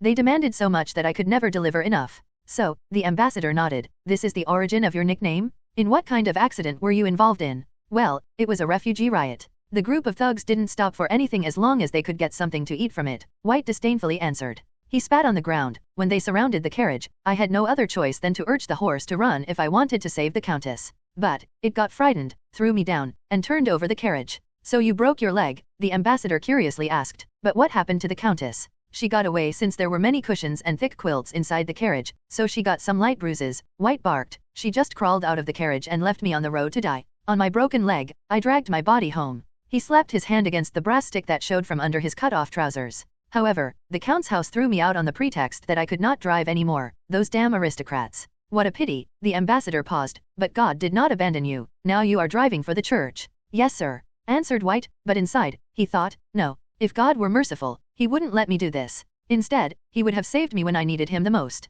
At this moment, the cry of a young girl could be heard. We need a little pause. Hearing this, White pulled at the reins so that the two horses gradually stopped. At the moment the carriage had stopped, the ambassador jumped down and went to its back. Soon, a whip crack could be heard from behind the carriage. Poor child, thought White as he sighed, you have to endure it. This is your savior. If it weren't for the church's envoy who always supported me through the winter, I would only be an unattended corpse at the side of the road. Soon, the ambassador came back, climbed up, and sat beside White and only commanded, go. Brace yourselves, I am driving, shouted White as he shook his reins, removing the carriage. Are they all from the Wolf's Heart Kingdom? Almost. The churches in every town in the kingdom takes in some of the orphans, especially during the winter, when there is a food and clothing shortage everywhere. We receive many times more people compared to the other seasons because of this. If we only depended on our church's own members, it wouldn't be enough, so we have to employ some drivers with good reputations to help us to transport the orphans to the oldie holy city. Until now you have done very well, White. My predecessor could only praise you. It is my privilege to be part of such a good deed, said White, honored.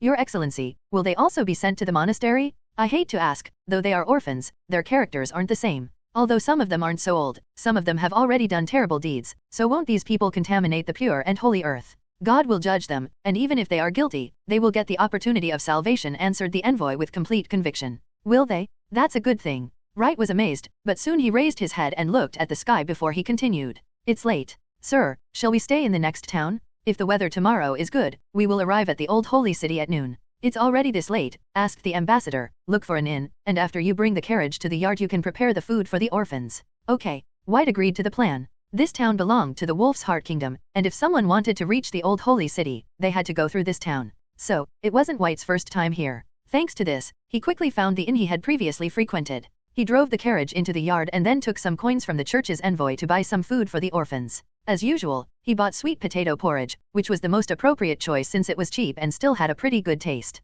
After watching them divide the porridge, White limped back to the inn, asked for some bread with butter, and sat at the bar to eat. As for the envoy, he certainly had a better place to go. If White hadn't broken his leg 10 years ago, he would have gone to the tavern to order a glass of wine, and he would also have thrown some dice. He had always had a good hand for them. But now, White took his purse and found his room to sleep early. Later, in the evening, he heard some voices from the yard. So, he got up and lifted the curtains to control the situation. But White only saw that the church's drunken envoy had come back. The envoy opened the door of the carriage and went into it. Soon he returned outside, pulling 2 orphans with him. Beside the carriage, 2 people dressed in aristocratic clothes were already waiting. Seeing that it was only the envoy, White put the curtain down and went back under the warm blanket. This wasn't the first time he witnessed the envoy doing this. Actually, it was a regular thing for him. Being alive is the greatest happiness, he thought. They have just to endure the pain for the moment. You only have to survive until we reach the old holy city. There you will be able to start a new life. At least in the monastery, you won't have to fear starving. Thinking until here, White yawned and soon fell asleep.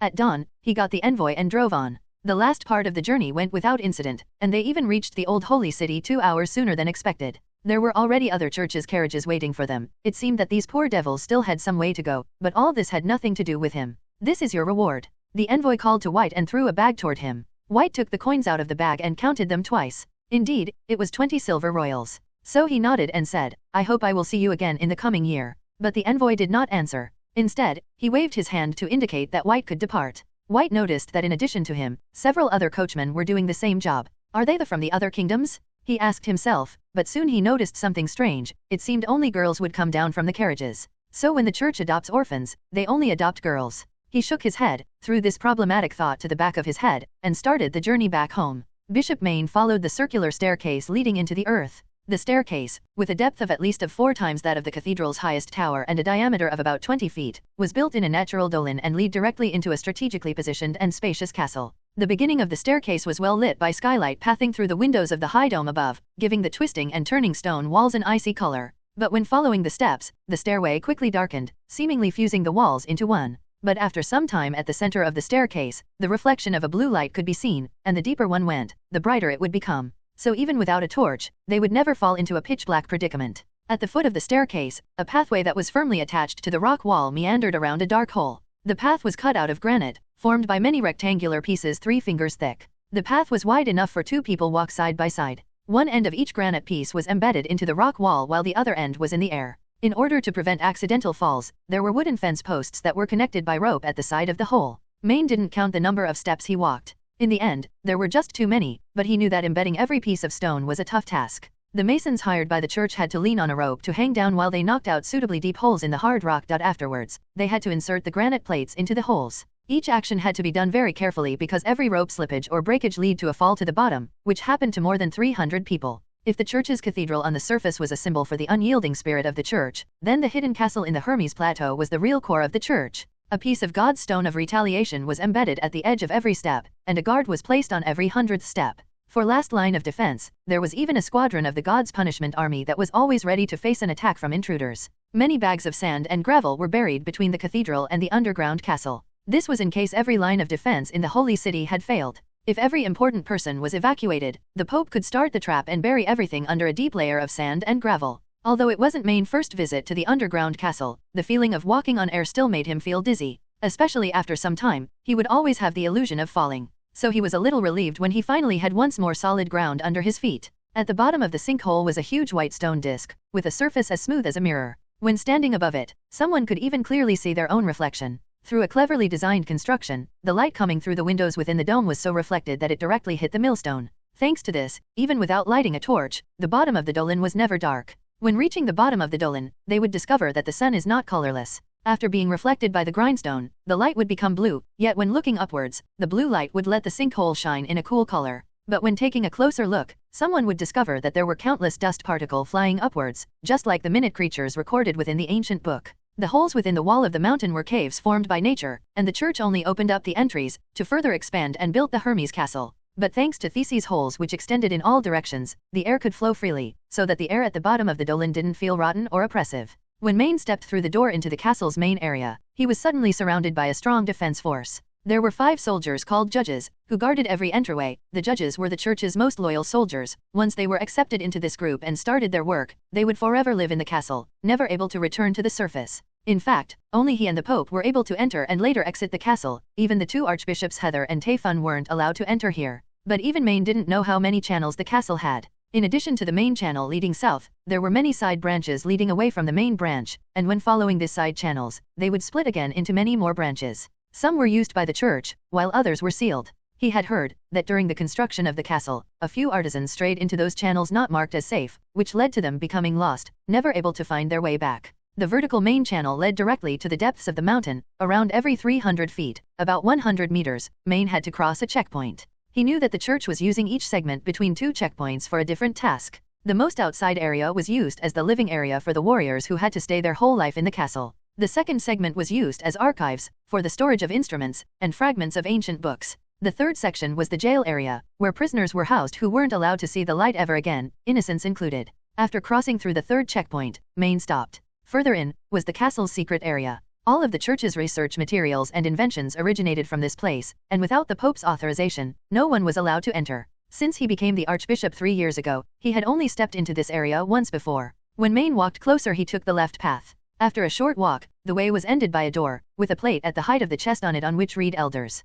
Maine nodded to the guards and ordered, "Open the door." Behind the door the corridor continued. There were burning torches hanging on the wall, like small sparks of light within a sea of darkness, continuing along the path until the end. On both sides of the road were many wooden doors and in the middle of each door hung a plate with a number on it. One of the judges who followed Maine raised a torch to illuminate the surroundings. While walking down the channel, Maine looked all the while at the numbers on the plates. When he finally saw the number 35 modeled into the plate, he stopped and pulled a key out of one of his pockets and inserted it into the keyhole, turning it lightly. At the bottom of the dolin, the sound of opening the lock was especially harsh, and its echo could be heard even at the end of the channel. As if it was a signal flare, suddenly many cries could be heard through the doors. There were calls from men and women. When listening carefully, Maine could understand some of them. "Quickly save me, help me, please, kill me," and the like. But Maine was unmoved by the cries. He only ordered the guard standing beside the door to immediately shut it after he entered the room, leaving the chaos of screams outside. Behind iron rails the bishop saw an old man sitting on his bed, Perhaps he was not so old, but now his hair had already turned white, and his face was covered by wrinkles. His beard looked like he hadn't groomed it in a long time, almost reaching up to his neck. Since he hadn't seen the sun for a long time, his skin had become terribly pale, and his hands and feet were as thin as bamboo. Maine glanced at the food plate behind the rails, which looked like it hadn't been touched. Registering this, he sighed. You should treat yourself better. The church doesn't lack for food. And the meals are even made according to a king's standard, except for the wine. Even the fish, it's first-rate cod coming from Port of Bluewater. You should be familiar with its taste, right, Your Majesty King Wimbledon? It took a moment before the old man showed a reaction. He slowly lifted up his quilt, moved it to the bedside and looked in the direction of the archbishop. Then he opened his mouth and asked, if it were you who was locked up in this damnable place, do you think you would be able to eat? His voice wasn't easy to understand. It sounded like his throat had been blocked by something. Half a year. I'm already trapped here for 6 months, without any news. Tell me, how are my sons and daughters doing? When taking a closer look at the cell, Maine noticed that it seemed like one wall was scored with a nail. Is the old man using this method to calculate the date? He moved to a chair facing the king and then asked in return, why ask about things that will only make you unhappy? The king kept his silence for a long while, but eventually spoke. It doesn't matter to me. After all, you will kill me anyway, right? Maine only answered with one word, yes. Then, as a dying man, what does pleasure mean to me? Before I die, I just want to know their situation. The longer Wimbledon spoke, the more his voice resembled a growl. In the end, what else should I expect? Maine thought. After all, as a king, he had learned to have a strong spirit and demeanor. When the king had been kidnapped and replaced by a devout, on the road to Hermes, he had repeatedly tried to break free. Then when he was imprisoned, he wasn't corrupted by madness. Instead, he had always tried to negotiate his freedom. Even during all the abuse, he never released a scream, which was very rare in this jail. If it wasn't impossible to change the plan, Maine really wouldn't want to waste such a person whose only bad point was being on the wrong side of their conspiracy. Perhaps since I have already personally come, I should just inform him about the status quo, the archbishop thought. Otherwise, I could just voice the command, and the next moment one of the judges can come and end his life. So Maine finally slowly said, your eldest son, Gerald, is already dead. He was beheaded by your second son, Timothy, on charges of treason. Your third daughter Garcia has declared the independence of the southern border region, conferring herself as the Queen of Clearwater, so a war between her and Timothy is inevitable. As for your fourth son and your fifth daughter, we do not get much information about them. Well, they are still alive. What are you talking about? Rebellion? Independence? What did you do? Asked the king enraged. We let them fight out who would become the next king, explained Maine with pleasure. We spread your children through the whole kingdom, and declared whoever governed their territory the best would become the next king. Hearing this, Wimbledon closed his eyes in pain, trying to shut out the world. After a long time, he finally whispered, why do you do all this? You took advantage of the prayer day, brought me into the compartment to pray in isolation, there you stripped me of my clothes, and also took my god's stone of retaliation. Then you used the ability of a witch to replace me with another person. So with this replacement, you could have obviously slowly taken over the country, let the church gain control of every town. So why did you need to give out the order for the Battle of the Throne? I cannot. Keek, because he got more and more enraged, he began to cough severely, shaking throughout his whole body.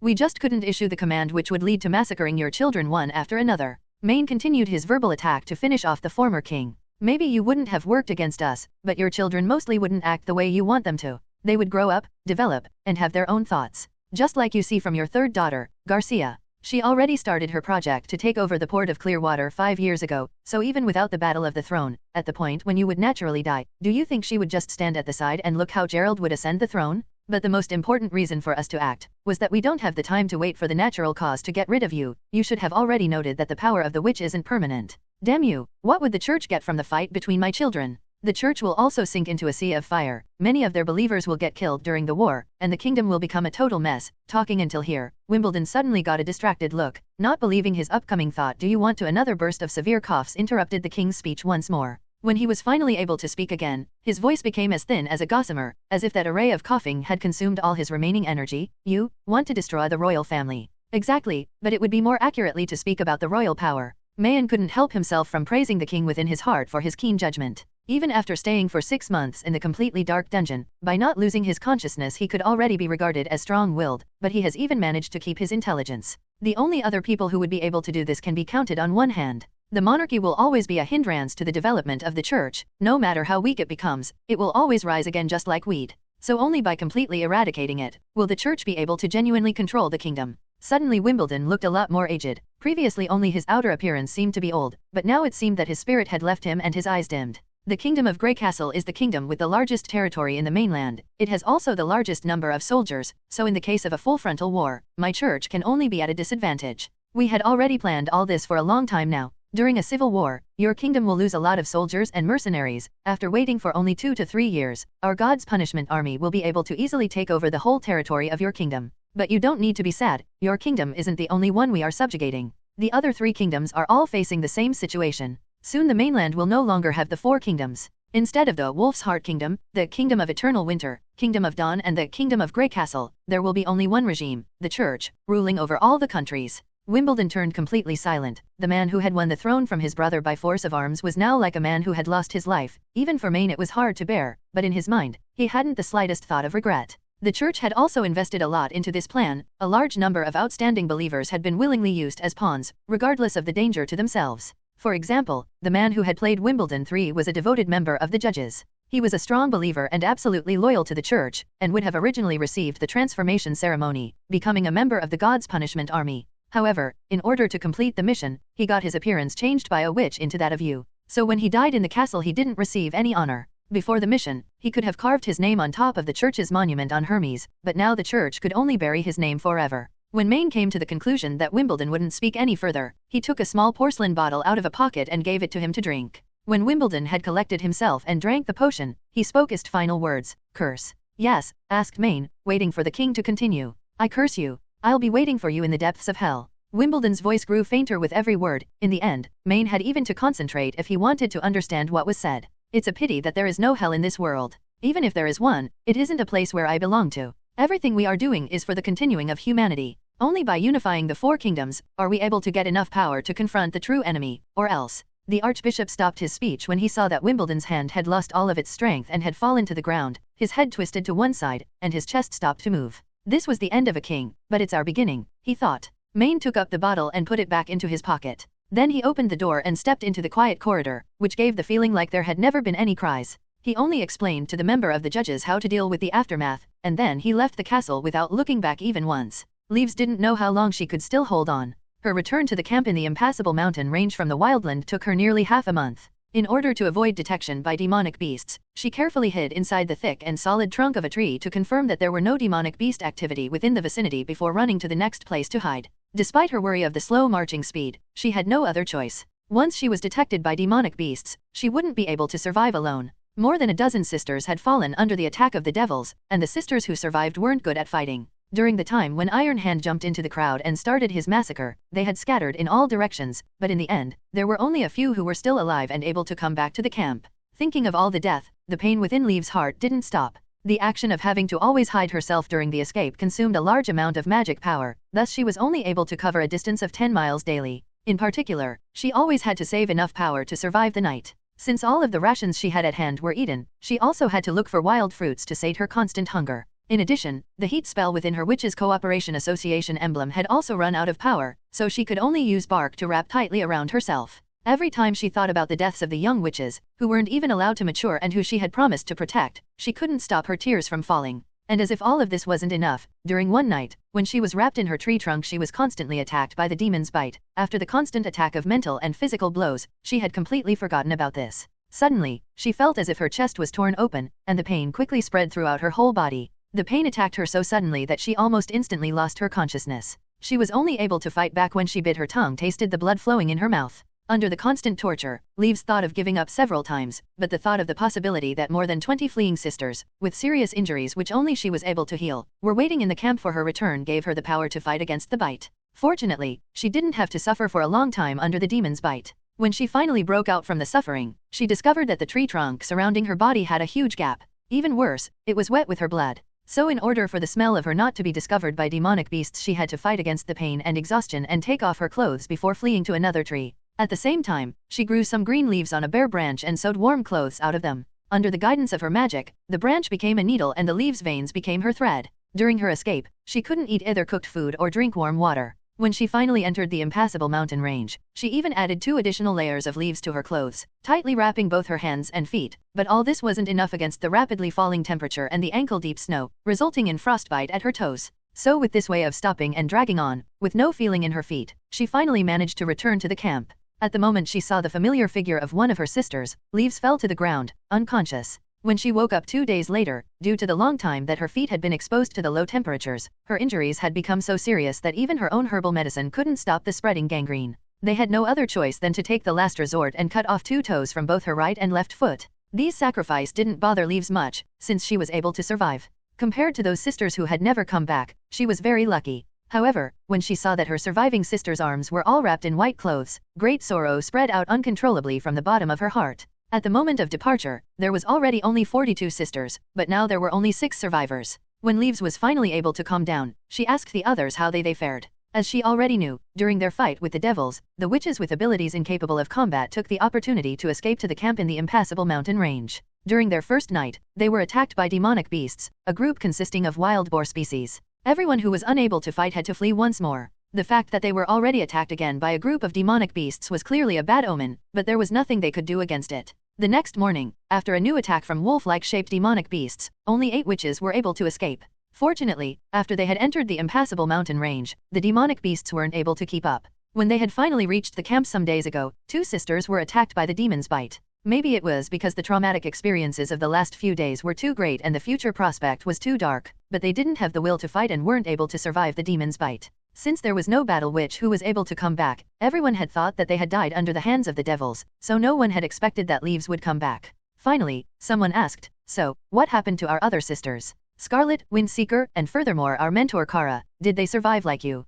Leaves shook her head and whispered, "I am the only one who survived." "Do you?" Scroll quietly began to speak, but since she could already guess the answer she said instead, "Then you have a good rest." Also, she hesitated for a moment, "Leaves, there is one more point." "What?" asked Leaves, exhausted. "When you were in a coma, we sisters had talked and come to the conclusion that in the case that Kara doesn't come back, we hope that you will take the position of our mentor." Suddenly being asked this question, Leaves became distracted so she closed her eyes to think. "Well, yes, our Witch Cooperation Association has suffered such a fatal blow, if we do not immediately select a new leader, I'm afraid we will soon fall apart. But the purpose of our society was to seek the Holy Mountain and obtain freedom and peace. Now the search for the Holy Mountain is over. No, the Holy Mountain itself is a hoax. It does not exist in the impassable mountain range, nor in the wild lands. Then, why should our society continue to exist?" Leaves' mind was in total chaos. Even so, she wasn't looking at them, but she could still feel the eyes of her sisters, waiting for her answer. Her sisters needed a person to lead them and guide them forward, someone who hadn't already given up. After long silence, Leaves finally spoke, "We will go looking for Nightingale." Hearing her decision, the other sisters began to shout in disorder. "What? Why should we go looking for her? Do you mean we should also go to Border Town? What if she lied to us? Wendy is there too. She might have died long ago." Having enough of the chaos, Scroll clapped her hands, let the others quiet down, and then she asked Leaves, "What should we do if what Nightingale said is also a hoax?" "You can wait outside of the town, far enough to be safe," answered Leaves as she opened her eyes. "Let me find out the situation first before determining if Nightingale had lied. So, for now, I will take the post of mentor, but if I die in town, Scroll will take over command and lead the sisters to safety." "But I," began Scroll, but she was soon interrupted by Leaves. "I know your ability is not suitable for fighting, and your ability is not much help for the daily operation of the camp. But now I understand that the strength of the ability isn't important for the rank of leader. The mentor should be a guide, instead of being the strongest, but unfortunately, it is too late for us now. If the cautious and patient Wendy was our mentor, wouldn't the outcome have been complete different? You and Wendy were the first to join the Witch Cooperation Association, so you are already an elder sister. You crossed the whole kingdom on your march from the east to reach the impassable mountain range, so you have a lot of experience. You are cautious, and you don't think you are better than everyone else. So, there is no one who is better suited to be the mentor of us sisters than you." Afterwards, Scroll was silent for a moment until she said, "What if what Nightingale said is true? Then there is no reason why our Witch Cooperation Association should exist any longer," Leaves slowly explained. "After all, that would mean Border Town is our holy mountain." "TN, please no spoilers. I will delete every comment which contains SPO ready. Strike." Hearing this command, Vanner put all of his strength into striking at his target with his pike. He held it with both hands, and as he hit the wolf's head, the pike gave off a cracking sound. The wolf had fluffy fur and its eyes were copper red. When it opened its mouth, Vanner saw 2 rows of fangs in which the largest fangs were as big as his thumb. It was the first time that he had come so close in contact with a demonic beast. While it was trying to hit him with its claws, it was even throwing snowflakes at his face. Vanner felt like his brain had gone blank and he was acting on instincts learned during training, like subconsciously gripping the pike tighter, continuing to drive the pike further. Vanner suddenly got the feeling that time was flowing slower. He saw that the pike had bowed to its maximum. However, the pike wasn't able to penetrate deep enough into the demonic beast's belly, giving Vanner the thought that the wolf's sharp claws would tear his cheeks open. Suddenly a bang was heard. The pike wasn't able to withstand the momentum of the wolf, and finally broke into 2 pieces. At the same moment of the breaking sound, the time flow turned back to normal and the wolf fell down. Its claws landed on the city wall, scraping a series of marks into the debris. The other half of Vanner's pike smashed onto the city wall along with the wolf. Guns, loading is complete. Fire at will. Suddenly a gun barrel was extended on each side of Vanner. Seeing this, Vanner stepped a half step back as fast as possible and raised his head to avoid the smoke and debris that would hit his eyes. As for saving his ears, he had no time for it. Soon after the gunfire subsided, Vanner stepped back to the front, where he discovered that a number of demonic beasts at the wall's base laid, slain. The one Vanner had stabbed laid also between them. When he turned his head, he could see his roommate proudly grinning at him. One only needs a week to learn to use your weapon, so there is nothing to be proud about. Vanner took only a glance, then he switched his line of sight back to the battlefield. In a situation like this, His Highness artillery team would come in handy, but at this time they still had to rely on these crutches. Your pike is broken, so take this new one. Cat's Paw handed Vanner a new pike. Is this group of demonic beasts crazy? They've been attacking us for 2 to 3 hours already, right? Yes, they are crazy, answered Vanner, taking the pike and stepping back into place to wait for the next wave of attack. How late is it? It's almost noon. Cat's Paw sighed. Taking advantage of the hunter overseer's lack of attention, he took on both sides. What's with Jop and the Rodney brothers? Don't look for them. Do you want to be killed by the wolves? Vanner snapped. They were assigned to the other walls. They are probably in the 3rd or the 4th group. How were you able to change into Group 1? I belong to the replacement team, Cat's Paw laughingly answered. Whenever there is a need I will come and help. In the last wave, an uncle was wounded and now it's my turn dash. Make ready dash, sounded the hunter overseer's voice, interrupting Cat Paw's words. When looking down the wall, a dozen of quickly approaching demonic beasts could be seen. They were already so close that he could discern the various kinds of demonic beasts. This wave only had 2 wolves. The others were wild boars, a species of fox and a species of bear, which were no big threat to the wall. Pierce. Nevertheless, he still obeyed the instructor's orders, carrying out a unified pike attack. Sure enough, this time, his pike thrust only hit the air. But when he recovered his pike, Vanner saw that the 2 wolves were already shot down by a group of other hunters. Since this wave of demonic beasts was slower, the hunter team had squeezed between the strike team, and shot as they pleased. They had been undergoing this cycle of fixed action already from dawn until the present. When the first horn was sounded, most people were still asleep.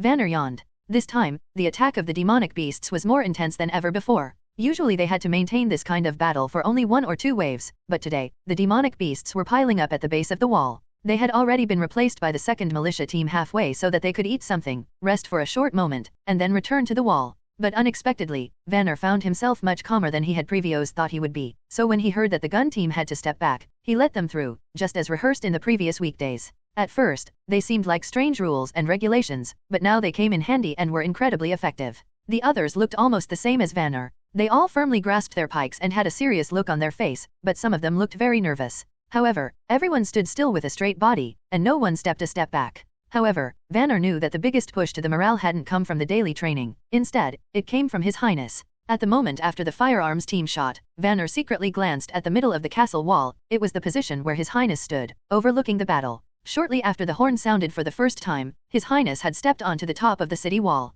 Since then, he had stood on the wall, continually holding the defense line without any rest. Even when it was time to eat, he didn't step down. Instead, His Highness remained on top of the wall and sent his chief knight to personally get the breakfast. When Vanner recalled the behavior of the last lord, he remembered that the lord had withdrawn by boat as quickly as possible at the beginning of the months of the demons. The lord was followed by the other nobility, and then by the whole civilian population. As long as they had some silver royals they would flee by boat, but if they had no money, they could only use their own feet to flee to Longsong stronghold. Thinking back at this, Vanner felt completely refreshed. Yes, the army from the Lord of Longsong stronghold and the Prince's border town militia team was completely different. The former group completely relied on their armor and weapons, and often tyrannized the area within the new and old districts, even suppressing and blackmailing foreign businessmen. But in Vanner's view, apart from the captain from the 2nd militia team, there was no difference between rogues and them. Led by His Royal Highness, the militia was such a powerful team that they weren't even afraid of blocking the demonic beasts outside of border town, making it impossible for them to advance. In the past, only Longsong stronghold was able to do this. Just look at Fishballs, he was a former gangster in the old district. He was often the object of ridicule, but after joining the militia team and picking up the pike, he became a role model as a good citizen. There was also Fermi. His head was too big and he was a little slow, so he was often beaten up laughed at by the people of the old district. But now, when fighting with a pike, not only did he become extremely fast and ruthless, but also more skilled than most people. Every time when the others had already finished their training, he would still thrust out 100 slashes, because His Highness had once said, if the inflexible bird wants to overtake the more nimble ones, it has to catch up with their pace and then do even more. In the beginning, it was obviously only for the second egg, but now the soldiers were glad that they had joined the militia. Every day there was subtle changes in everyone, and every day they could train harder than yesterday. Vanner thought that he wasn't the only one who felt this way. Rather, he thought everyone would feel like this. He did not know how to describe his feelings. Perhaps it was best described by the words often used by His Highness, they were a team like never seen before. Woo, woo dash suddenly, 2 short horn blows could be heard. This was the early warning system for an approaching mixed species. So, Vanner looked into the distance and discovered a mixed species with wings and a lion's head, which was very similar to the beast that broke through the last time. Today this is our second meeting, he thought, but this time, it isn't the same as last time. In addition to the gun team, we also have help from other forces. When he turned his head to the side and looked towards the middle of the wall, he could see a little girl with blonde hair floating beside the prince. Don't be so hasty, now isn't the time to act, said Roland. He could only sigh when looking at Lightning, who was eagerly flying around. God only knows why she is so interested in fighting against that demonic beast. It's obvious that she isn't the fighting type. But, compared with ordinary people, this little girl doesn't even show the least bit of fear. Just follow the same pattern we used when dealing with the last one. Don't try to be brave, you're just a lure so that it will focus its attention onto you. Always maintain a high degree of awareness. Even though it cannot fly, when it jumps up, it's still a very serious threat. I already know about that. Lightning spoke with a voice full of confidence. It isn't my first fight with something like this. Rest assured, I already know my limit. This time, it won't even be able to touch my clothes. During their talk, the mixed species had come even closer to the wall. It had already crossed the barriers, and leaped in the direction of the unguarded area, trying to climb the wall. But this time, it was ignored by the militia members. They just kept defending their own sector, always waiting for the hunter captain's next stab command. Then, we begin the special operations mission against this mixed species, shouted Roland. Hearing this, Lightning, who was already flying out, stopped for a moment and looked back to Roland. What's up? That phrase of yours. Lightning thought it through once more, then shook her head. It seemed slightly strange. Well, forget it, I'm off. Seeing the little girl's small figure flying quickly away, Roland turned towards Anna and Nightingale and asked, embarrassed, did you also thought that it was strange? Well, they both nodded. All right, it seems even in this place these two lines were strange. You both can go now as well. Be careful. Your Highness, take care. Nightingale bowed to Roland, then she took Anna's hand and pulled her off into the fog. Roland put his arms behind his back, standing straight while facing the wind, trying to imitate how a boss would look like. He knew that many soldiers, when they had the time to catch their breath, would secretly glance at him. Because of this, even though his feet were already numb, he stood stoically at the highest point of the wall, clearly visible to everyone, demonstrating that the prince was always on their side. Since he couldn't put himself into combat, this way he could still serve to inspire them. This time, the intensity of the demonic beast attacks had exceeded all attacks previous. According to Iron Axe, during last year's month of demons, there would always only appear 1 or 2 mixed species. But this year, there were already 4 attacks of them on Border Town. The duration of these attacks was also unusually long. Even now, groups of 12 or even larger would emerge from the forest, always continuing to dash towards the city wall. Fortunately, the flintlock production has increased in the last month, and I'm now able to send out a team of 100 armed with flintlocks. Without them, I would have never been able to guarantee such a high killing speed. If we had to use crossbows, I'm afraid killing all of them would have been very difficult. In the long run, the advantage of guns, which needed less physical exertion, will become even more apparent. Of course, the large consumption of gunpowder was enough to give Roland a headache. He had already ordered more than 20 packs of explosives from the warehouse, which tore a huge hole in his reserves, so he was already thinking about rationing gunpowder. At the same moment, Lightning was already flying around the mixed species' head. She fished a stone from her pocket and threw it at the beast's head. The stone accurately hit the target's head, startling it so that it jumped forcefully back, only to discover that the attack actually come from the sky. To provoke it further, Lightning flew always at a low altitude and directly in front of its head, slowly luring it towards the town center. Although the mixed species certainly had the ability to think, but seeing this annoying little girl flying around in front of it, it didn't feel any threat. So it immediately pounced up, opened its wings, and in a few jumps it quickly crossed more than 100 meters. Lightning, seeing it prepare for a jump, immediately flew a bit higher and turned around, always keeping a few cottages and a street between herself and the beast. In this way, after 7 or 8 turns around, she was finally able to lure it to the town center, which was the ambush location on which Nightingale and she had previously agreed on. As a former lion, its sense of smell was naturally very sensitive. It should even be able to discover Nightingale even when she was in her world of fog. Because of this problem, they had to pull the demonic beast's attention away from them, before Nightingale and Anna could start their surprise attack.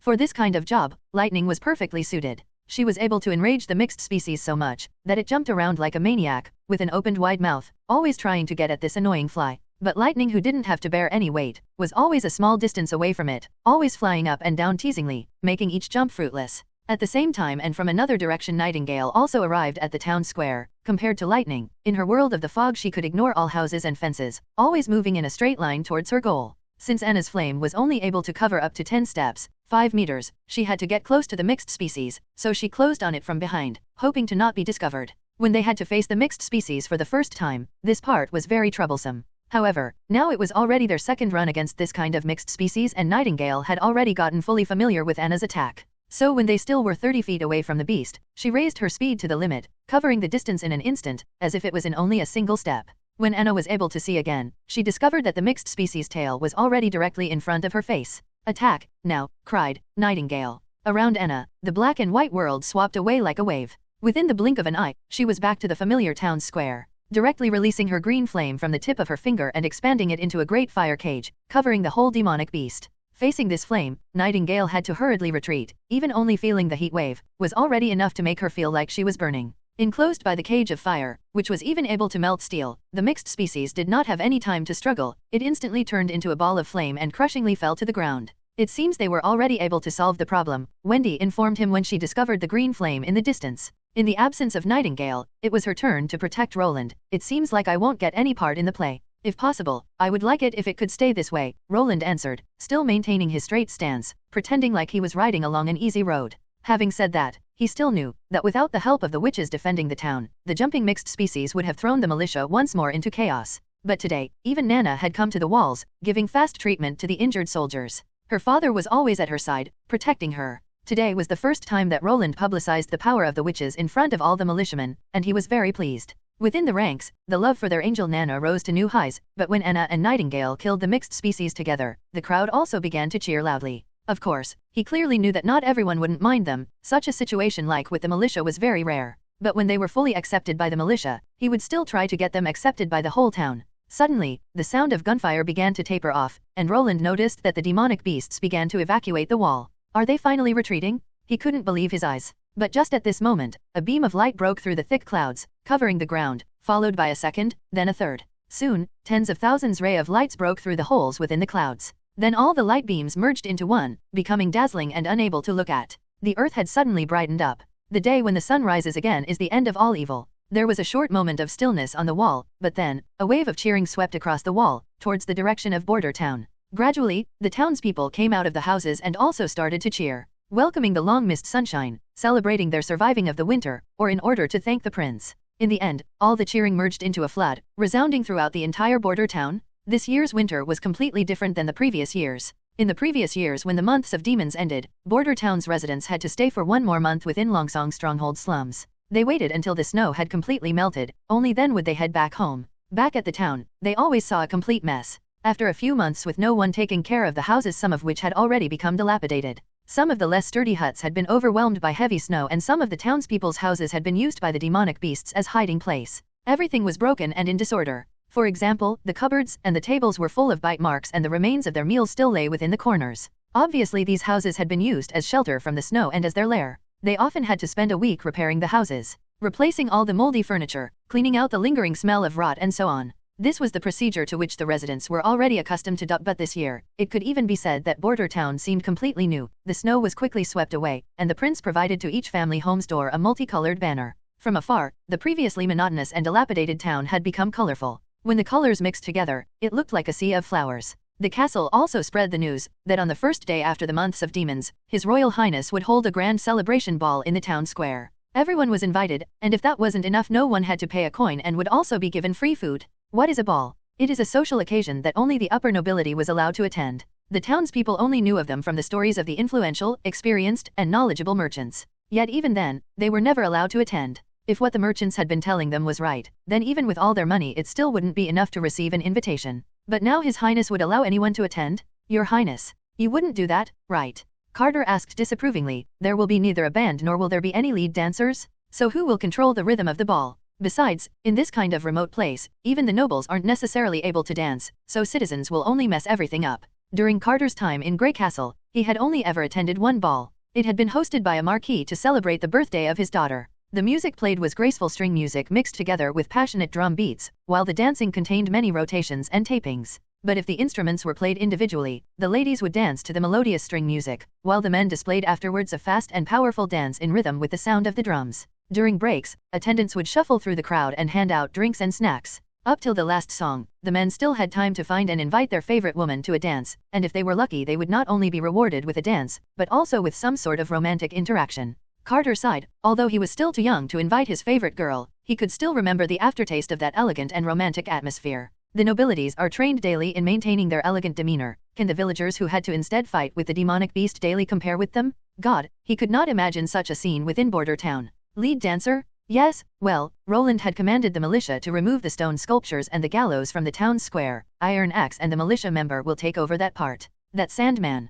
Carter was stunned. As the captain of the hunter team, and with his performance during the months of demons, Iron Axe had finally gained the recognition of the chief knight. Even his alien appearance wasn't mentioned any longer. However, the other one was still from the Moji tribe. How could he know the etiquette of the kingdom of Grey Castle? Yet Roland only mysterious smiled and said, because I'm the one who is organizing the ball, it won't be the usual kind. You will understand it when you see it. He didn't have much preparation work to do. His biggest job was to remove the obstructions placed in the town square, and instead to put a pile of wood at the center. In addition, they had built tables out of stone, used to carry the barbecued food. Yes, this was the plan Roland had come up with, a combination of campfire with a wild barbecue. Roland had long thought about the problem, how to increase the people's sense of belonging to Border Town. After a long life working under their previous lord, the concept of status and nationality was set too deep within these rural and illiterate villagers. Only their property and the lives of their family were of their concern. The more backward the people were, the more short-sighted they would become. This was a law for the development of civilization. Civilization can only be as big as the greatest ideas of its people, Roland thought deeply.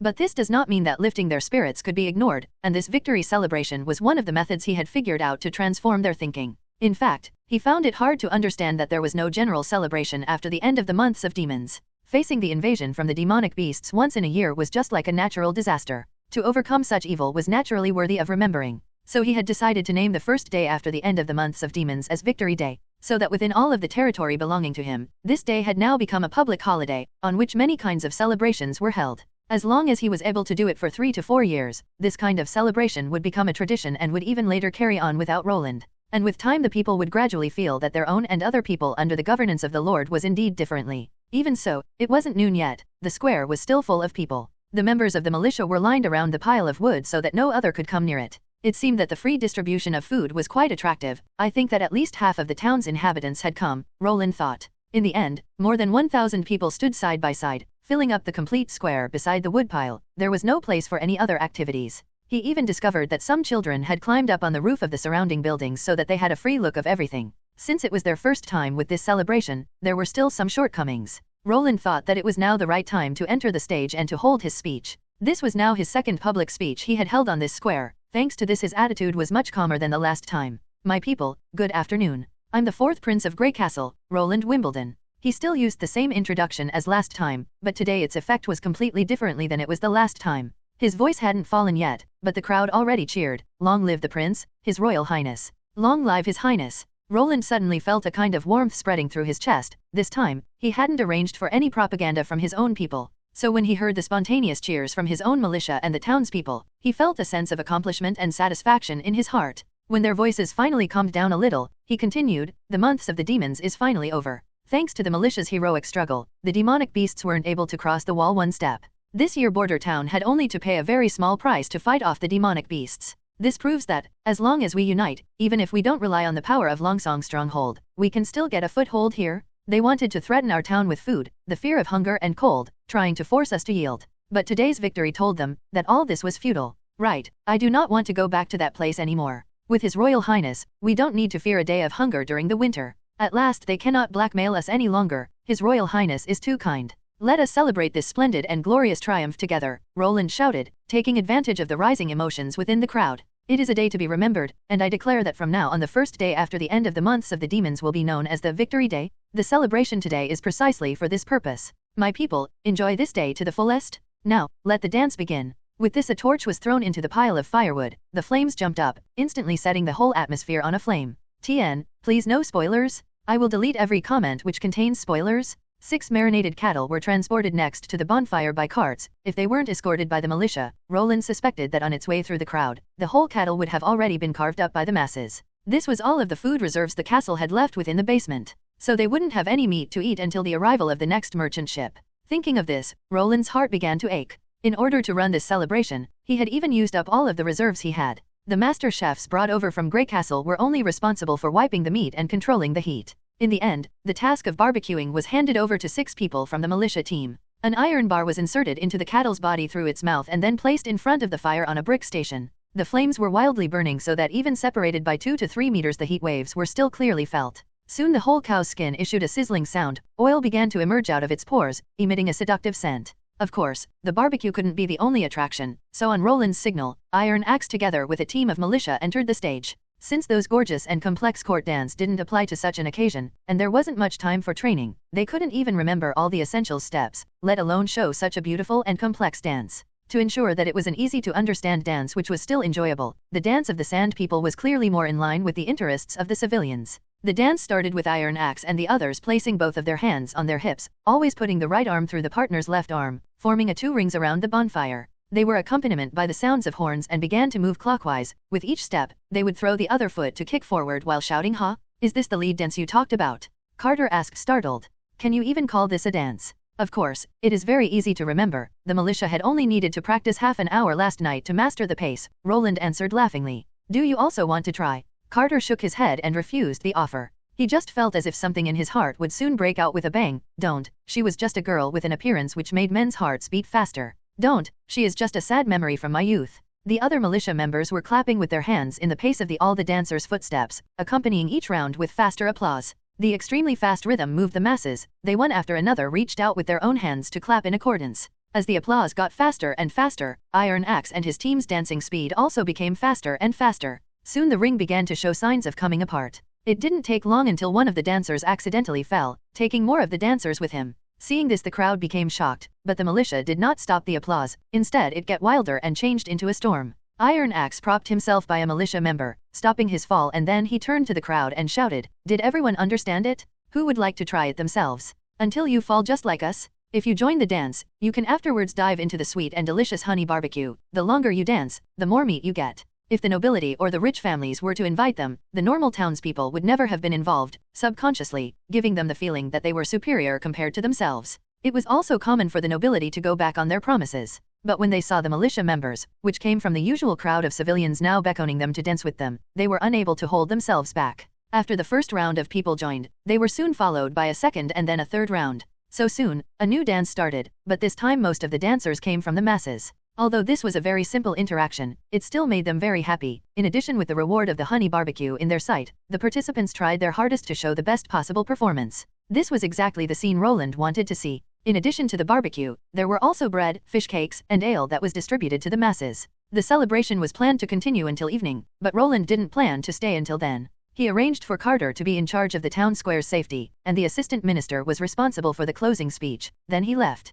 He instead attended a private party at the castle's back garden. When the evening came, the backyard was still brightly lit. Just like in the town square, they had also started a bonfire. The difference was that they used chicken for the barbecue, which were cut into pieces. The seasoning and oil were of their own configuration, completely imitating the atmosphere of a barbecue in the wild. This kind of novelty of self-service style was loved too much by the witches, that they could never part with it. Of course, for Roland's eyes, this was a rare spectacle. For example, Anna directly wrapped the chicken into her green flame after seasoning it, which soon gave off a delicious fragrance. Nightingale instead showed off her incredible knife work. One moment the knives were hidden and a second later the chicken was hung upside down, completely peeled and with all of its bones fell down. And of course, for the wine, it came from Willowtown and was much more suitable for the tastes of women than ale. Actually, Roland wanted to say that minors were prohibited from drinking. Yet Lightning had already emptied half a bottle by herself, and since she was floating in the air, it would be difficult to persuade her, Roland thought. After around 1 hour within the barbecue, Roland was slightly tipsy. He leaned against a chair and watched the group of happy laughing girls. Seeing this, Roland felt very pleased. This is the perfect life for a prince, he thought, and also for the witches. With their extraordinary abilities and appearance, they shouldn't be the object of hunting. If they were born in my previous life, I'm afraid they would have become the dazzling focus of many people. But now, here in my territory, they can live a normal life. At this moment, Lightning suddenly fell down, directly landing on Roland's lap, and even before he had the possibility to react, she already had planted a kiss on his cheek. Although this action was done very quickly, it was still captured by many witches. When lightning grinningly flew upwards again, she could see that Anna, Nightingale, and Wendy looked very surprised, so she waved her hand explained, according to the rules of the fjords when they hold a banquet to celebrate a victory, the woman can take the initiative to kiss the leader. Dad would let me kiss him every time. Isn't this also a habit in Grey Castle? Of course not. Roland instantly woke up from his half-drunken state.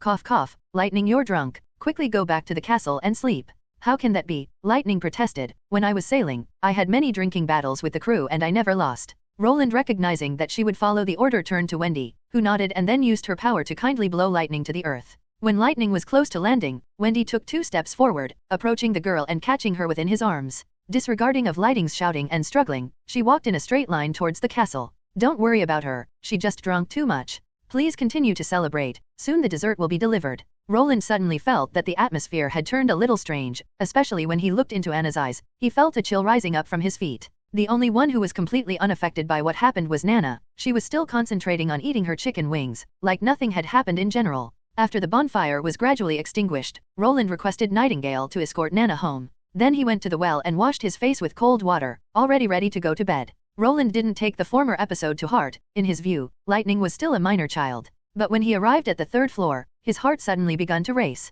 He saw Anna, who was leaning against his door. The corridor was shed by the moonlight which fell through the windows, yet only half of Anna's face was visible. Her eyes reflected the faint blue light, looking like 2 stars within the dark. Anna leaned against the door, with most of her body hidden in the shadows, but her outline was still visible. Good nutrition had completely changed her previous thin and skinny body, turning it into the body of an adult woman. Her body was just perfect, containing the right curves of her age but also the unique charm of youth. Roland put on a calm face, stepped slowly forward until he was discovered by Anna. Finally, he stood in front of her and they looked each other into the eyes. It was just an accident, I didn't know she would do, Roland began. I know. The other is still a minor, so I didn't care. This, I also understood. Anna reacted completely differently than Roland had expected. It didn't seem like Anna was at odds with him. He couldn't detect any trace of displeasure on her face, there was only a serious look. There weren't any waves within her lake-like blue eyes. Roland realized that she was still a straightforward woman. She didn't like any camouflage and didn't need to hide anything. Sure enough, she took the initiative, and said, I cannot be like Lightning. In front of so many people I don't dare to show such bold behavior, so I had to wait for you here. After this sentence, her cheeks gained a touch of blush, but even so, she didn't shrink back and her eyes were still focused straight on Roland's. Her look could even be said to be incomparably serious. For 2 beats Roland's heart set out. He wanted to say something, but he felt that at the moment everything he could say would be meaningless. She may mind the action of Lightning, but grieving or complaining wasn't her way of acting. She would simply express her own feelings. Upright and hard-working children shouldn't be rejected, he thought. So Roland bent down, coming close to Anna's cheek, even feeling her breath on his face, like a spring breath fiddling his heartstrings. Within the quiet environment they could clearly hear each other's nervous breathing. Then, soft lips slightly touched Roland's cheeks. Good night, Your Highness, Anna whispered. Asterisk. Wendy sat on the bed looking at some books. For her, moments like this where she had leisure time were very rare. During her time in the Witch Cooperation Association, she also would have never thought about leading such a life. It wasn't long since she started staying within the town, but she had already developed the habit to, before going to sleep she would clean her body, and then she would put on a silk gown, which wasn't fastened around the waist nor wasn't buttoned up, sit cross-legged in the bed, with a soft pillow between her back and the wall, read books she had borrowed from His Highness. It had taken her a lot of time until she got Lightning to rest, so afterward she did not intend to return to the back garden to continue the celebration, and instead she washed herself and went to bed. At the moment she was reading a history book about the origin of the church. Although she grew up in a monastery, yet this was a theme that she didn't know much about. The nuns had always warned them to obey the teaching of God, but they never mentioned God's name. During her childhood this discrepancy had always puzzled her. Everything had a name, so why of all the things does the noblest God not have one? What was recorded within the books she had read and the rumors she had later heard told of basically the same thing. At the beginning of the history of the mainland, there were 3 major religions, which thought of each other as heretics, believing that their gods were the only ones. This battle of faith lasted for nearly 100 years, and in the end, the church took the final victory. They declared that the other gods had been destroyed, and that calling God with any other name was forbidden. This was the word of God itself. The following pages described the glory and immortality of the church, including the building of the old holy city and the new holy city, and their victory over the evil witches. To Wendy this all seemed very strange. She had also borrowed the books, The History of the Kingdom of Grey Castle and A Brief History of the Mainland from Roland. The first one almost unequivocally recorded the kingdom's establishment, development, and major events, such as the name of each king and the marital status and whereabouts of their children. The family with all their branches were described in such details, that it nearly looked like a detailed genealogy. The brief history of the mainland focused more on the evolution of the four kingdoms, their alternations in handling their powers and the inner and outer political struggles. However, they still put very much importance into the ruling families. Yet within the history book about the church, there wasn't mentioned any of the popes' names, or it could be said that it was the same thing they had done with God's name. They just replaced their former names with the title pope. So throughout the whole book, it just looked like there was only one pope during all of the hundreds of years of history. This wasn't consistent with common sense. Instead of calling it a record, it would be better to say it was a deliberate delusion. At this moment, Nightingale suddenly appeared within Wendy's room. When Wendy discovered her, she put down her book and looked at the other one with interest. It's already so late, and you're only now free to talk to me.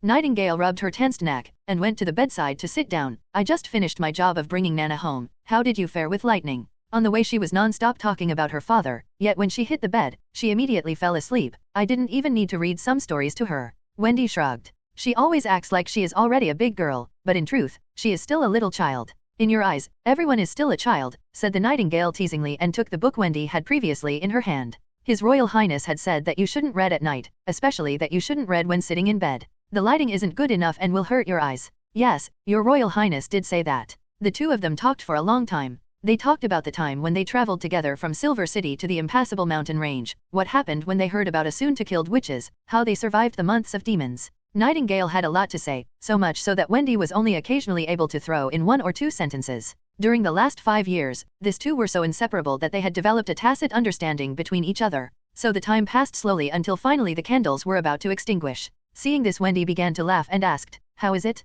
Can't you sleep because of Lightning's actions today? What are you talking about? What else can it be?" Wendy smiled and shook her head. "Veronica, we are witches, you should know what that means." Nightingale kept silent, and even after a long time she didn't know what to say. Well, this fate, there was no witch who could escape it. Wendy put away her smile, sighed and then said, "Roland Wimbledon is the kingdom's 4th prince, and we have to do everything possible to ensure that he will take over the throne. Then when he rules the kingdom, he will be able to present us sisters with a shelter against the church. But that would also mean that he has become the king, and then there will come the time where he has to marry a duke's daughter or the princess of another kingdom. Then they will get children, maybe one or several. If it's a boy, he will inherit the country, and if it's a girl she will be married off to another noble family." Here Wendy paused for a moment, giving Nightingale time to prepare since she had to say words, which no witch wanted to hear. "Veronica, we are witches, witches cannot give birth to children. Even with the most optimistic outcome, where there is no difference between ordinary people and us witches, where we can freely walk along every road through the kingdom even after the death of His Highness, with occasional cases of outstanding witches gaining the right to enter the upper ranks of society, maybe even get canonized as nobles,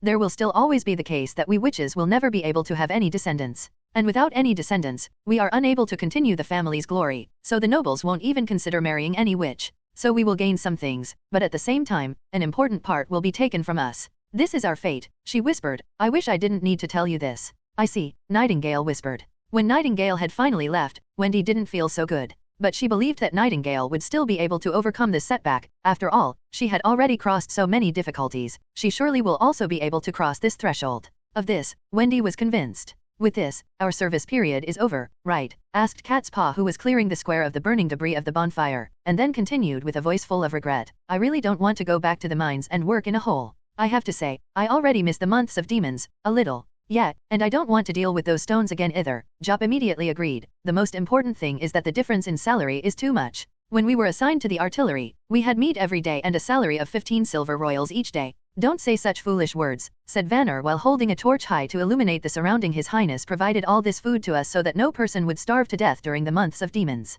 You only need to remember what happened the previous 2 years. Not even half of the people from the old district were able to survive. Did you already forget this? I'll say it once more, it's unlikely that the team will be dissolved. His Highness just put us into the artillery team and burned so much gunpowder to train us. Do you think that was all without reason? But the month of demons is over, so why would His Highness still need the artillery?" asked Rodney while leaning on a broom. "That's because the artillery isn't meant for the demonic beasts," Vanner thought, but in the end he said out loud, "Soon we'll know more. Tomorrow we'll hear the answer." He yawned then waved his hand impatiently. "Okay, enough. Quickly clean everything up. I'd like to go back to bed soon." The next morning, the teams were assembled and Vanner's previous statement was confirmed. When everyone was there, Iron Axe went in front of the lined-up team and said loudly, "You have completed the first stage of the task, which was to defend Border Town against the demonic beasts. After 3 months and 6 days of fighting, you all earned His Highness recognition. Because of this, the militia will be promoted to His Highness regular army, but in case you don't want to fight any longer, you just need to stand up and leave now." His Highness had said that everyone who leaves now will get all of your outstanding payments, and additional a payment of 25 silver royals as.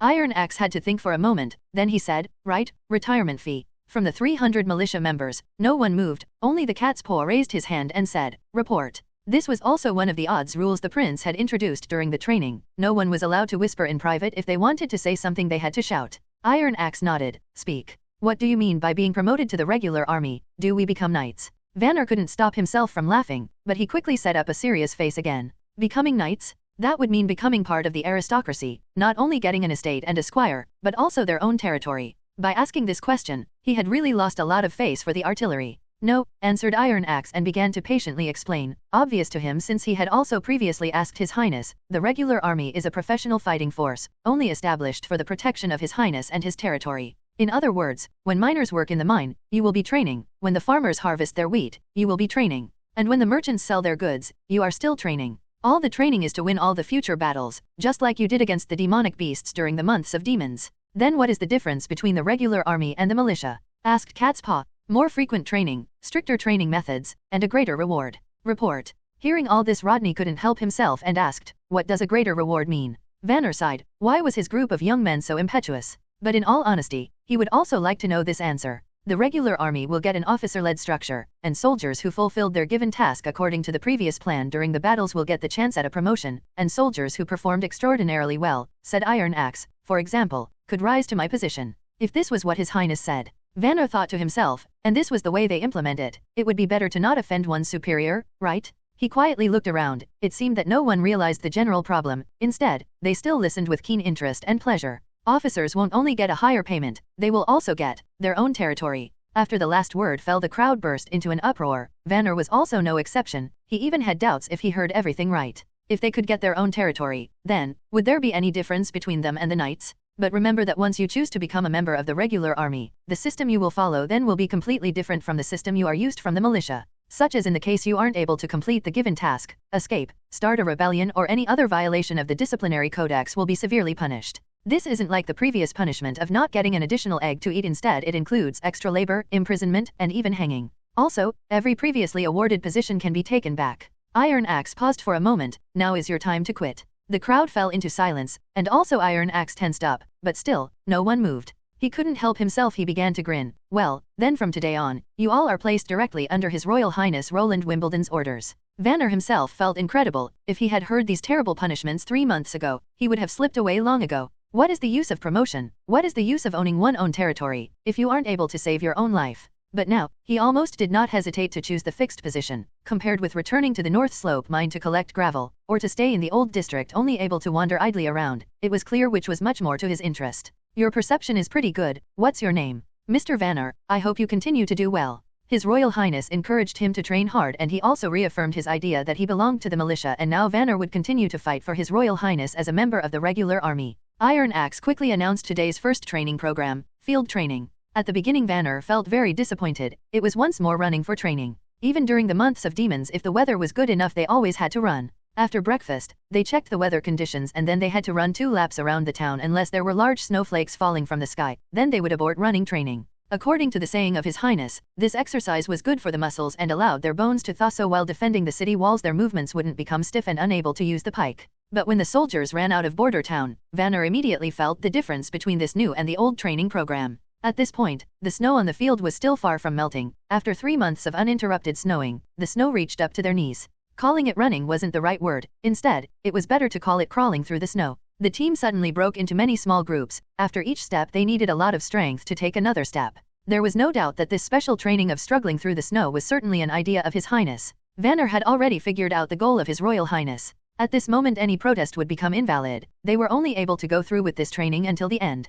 During the whole morning, they had to struggle through the snow. So when the team returned to the town, Vanner was satisfied that he couldn't feel his own legs any longer. The snow which got into their boots had already turned into water. Even standing in the sun, most people were still cold and trembling. The huge physical exertion exacerbated the chill. Even Iron Axe felt unable to eat. He announced the dissolution of the team, and delayed the lunchtime for 30 minutes so that everyone could dry their boots and replace their pants. So everyone was very pleased when they later heard that the afternoon training was cancelled. Of course, they didn't know that Lightning had supervised the whole field training. This was the little girl's daily training regime, learning to precisely control her magic to fly with uniform velocity. When she later reported her gathered information to Roland, the latter nearly fell from his seat. The total distance traveled throughout the morning was 4 kilometers. A few days after the victory celebration, Roland finally undertook the great farming project. A constant dripping sound could be heard from the direction of the windows when he was sitting in his office. It sounded as if it was raining non-stop. It was the sound of the melting snow. When he visited the countryside for New Year's, he laid in front of the window most of the time, watching the long ice prisms which hung under the roof turn transparent and then into droplets, which then fell down. At the moment he hadn't had the time for such leisure. However, writing down plans for the future while simultaneously listening to the voice of Earth's recovery was also very pleasurable. According to the information gathered from the previous years, the snow would need about 1 week's time to melt, but the road between the border town and Longsong stronghold would at least need 1 month until it was usable again. It took so much time after the snow melted since the road was built out of mud and also didn't have a drainage system. Roland could already imagine it. If he wanted to defeat Longsong stronghold, the first thing he needed to do was to build a road between the two cities which was usable by carriages even during heavy rains. But now the problem with the highest priority was still the issue of the army's reconstruction. Without a reliable and mighty army, it would be impossible to defeat the forces of the Longsong stronghold with his outnumbered troops. Transferring the militia into the regular army was only the first step. The specific preparation of establishing the new rules, discipline, reward, and punishment system turned out to be a big headache. Although as a child he had played land battle chess, however, he had already long forgotten all the previous teachings. Roland, after some thought, simply decided to make up his own plans.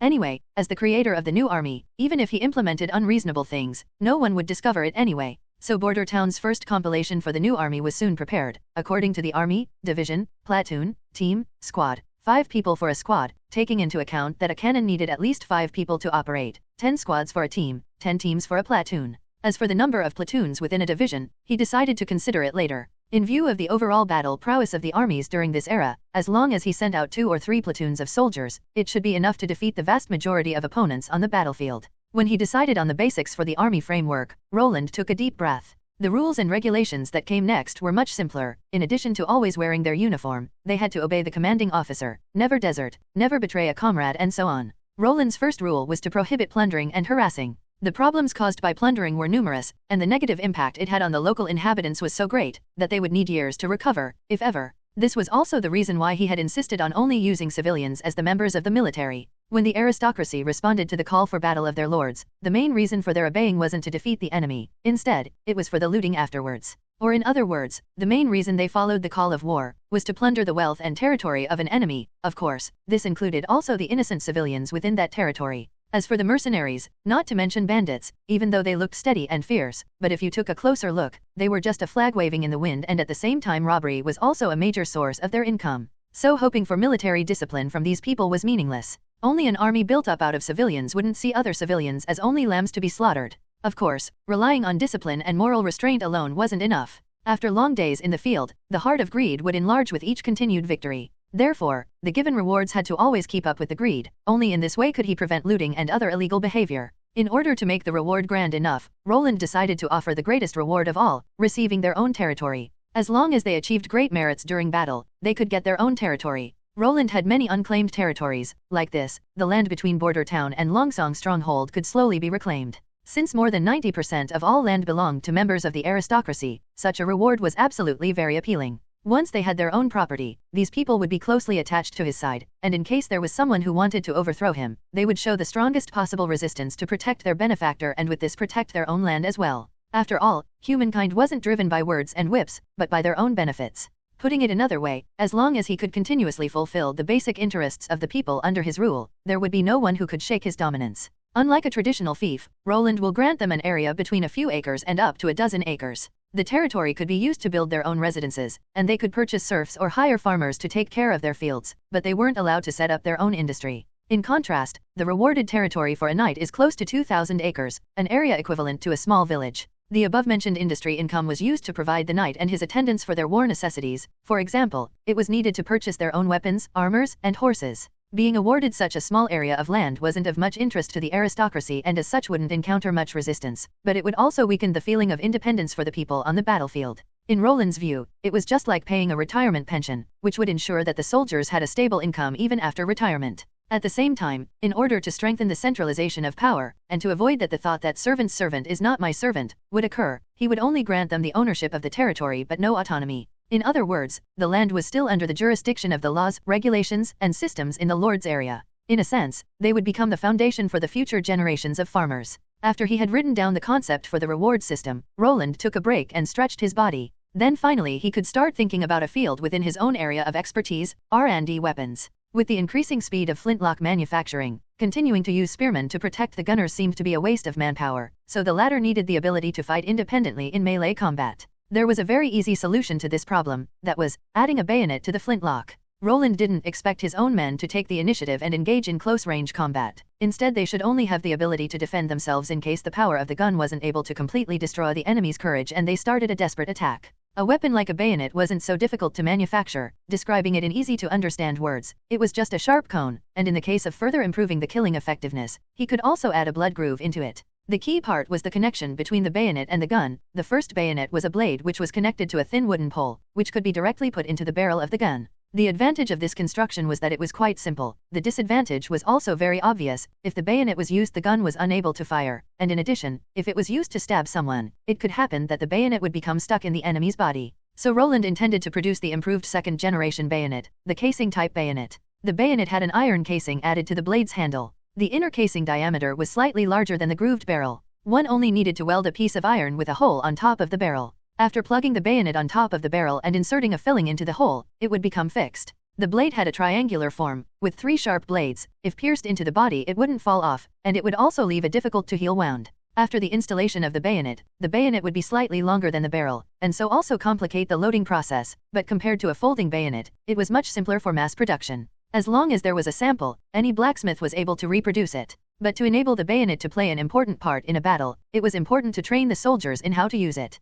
But Roland naturally didn't know anything about it. Fortunately, he remembered that his chief knight had once boasted that he was able to use any weapon. So he just had to find him and get him to teach the others how to fight with a bayonet. The artillery production was also advancing steadily. The second round of production for the cannons had already entered the drilling phase, while the third round was still at the material collection phase. If he is lucky, Roland could have a gorgeous lineup of 4 12-pounders after a month. There was no doubt of his superiority in terms of firepower. But the question now was how could he turn this advantage into a winning situation, and Roland was still striving for an answer to this. Before he'd crossed over he was just working as a mechanical dog, and just like for most of the other people in that world, his understanding of war had only come from history, movies, and games. If it was just a battle with cold weapons, he could have handed over the command to Carter and Iron Axe. But this battle wasn't the same as those two had previously fought. There was no one who would be able to understand these new hot weapons better than himself. That being the case, he could only gather the knowledge they had and build his own plans on that foundation in addition to his knowledge from a later era. In order to ensure his victory, Roland let lightning travel every day between Border Town and Longsong Stronghold.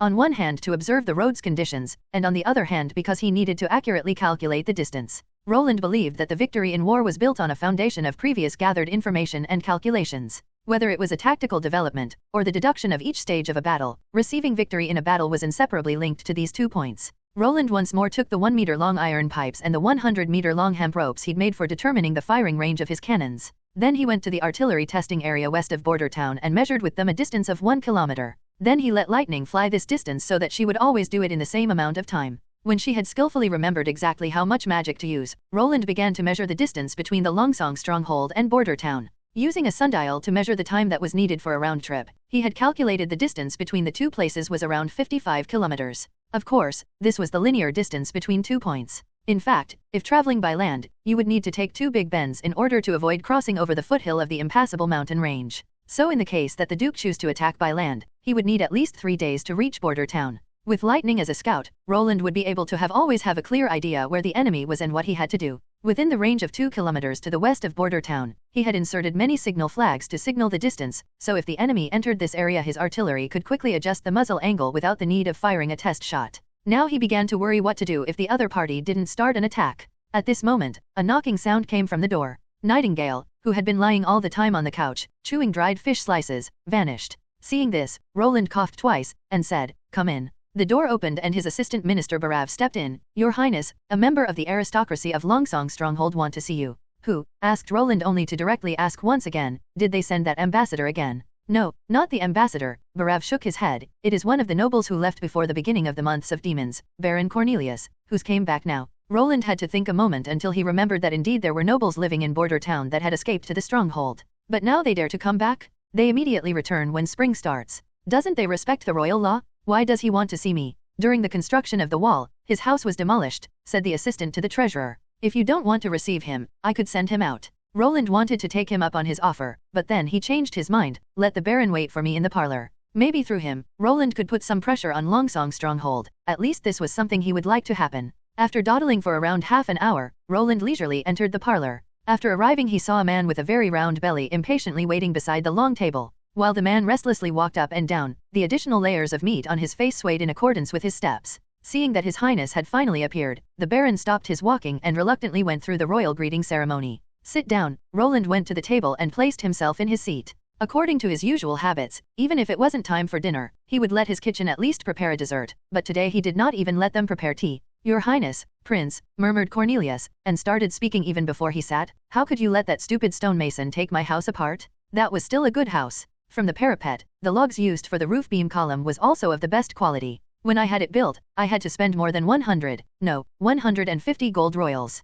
While speaking, he agitatedly waved with his hands. 150. Hearing this, Roland had to use a lot of strength to suppress his laughter. If it was still the prince from before, when looking through the old memories, maybe I really would have believed that. But now, you mean the house located the furthest to the west? Well, said Cornelius while nodding, it was the Grand Mansion, second only to Baron Simon's. It's such a pity that it was located too close to the wall and had hindered the passage of my men, Roland said. After stopping for a moment, then he continued, but the town hall had already decided on the compensation. How much? Roland stretched out 2 fingers. 20 gold royals. That's too little? Your Royal Highness, shouted Cornelius while spraying spittle everywhere. Eventually, he calmed down. Then he took out his handkerchief and wiped the sweat from his forehead. Well, 20 gold royals. Where should I go get the money? Get. Roland put on a puzzled look. The money has already been paid to the owner of the house. What? Wait. I am the owner of that mansion. It's not you. It's Blair, the captain of my second militia. Who is that? The Baron asked once more in a loud voice. Your Highness, you are mistaken. I am the master of the house.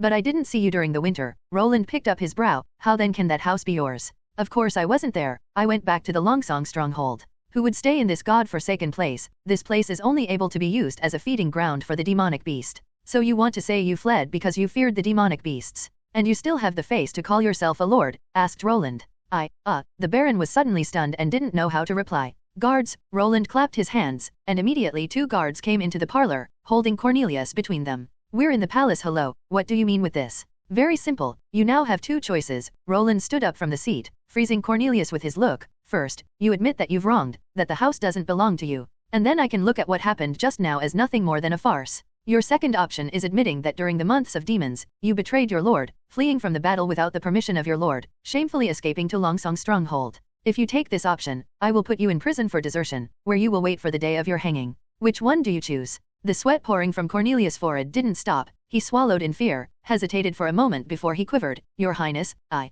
made a mistake. It was not my house. So this was all a misunderstanding. Roland shrugged, and then said to the guards, send the Baron on his way. When Cornelius was nearly through the door, the prince stopped him once more. Right, when you take your ship back to the Longsong stronghold, can you please deliver a message for me? Tell those, who have maybe the same misunderstanding as yourself, in case they don't want to choose the second option, they don't need to waste their time by coming to border town. Anything you want, Your Highness, Cornelius said with a forced smile while leaving the room. But the moment he turned around, Roland could see how his counterpart was gnashing his teeth. Like this, I ought to have created a big enough uproar within Longsong stronghold, right? Roland thought. Damn, what a bullshit prince. Isn't he the one who was only thrown into this wilderness out of pity? Cornelius ferociously thought, but when he remembered the 2 guards with their hands at their swords who were walking behind him, he had to temporarily swallow his mouthful of resentments back into his stomach. When he was finally out of the castle and saw the 2 guards leaving, the Baron felt relieved. He pulled out an already wet handkerchief and wiped his forehead. He resolutely spit out a mouthful of spittle, while imagining the spit directly smashing into the prince's face.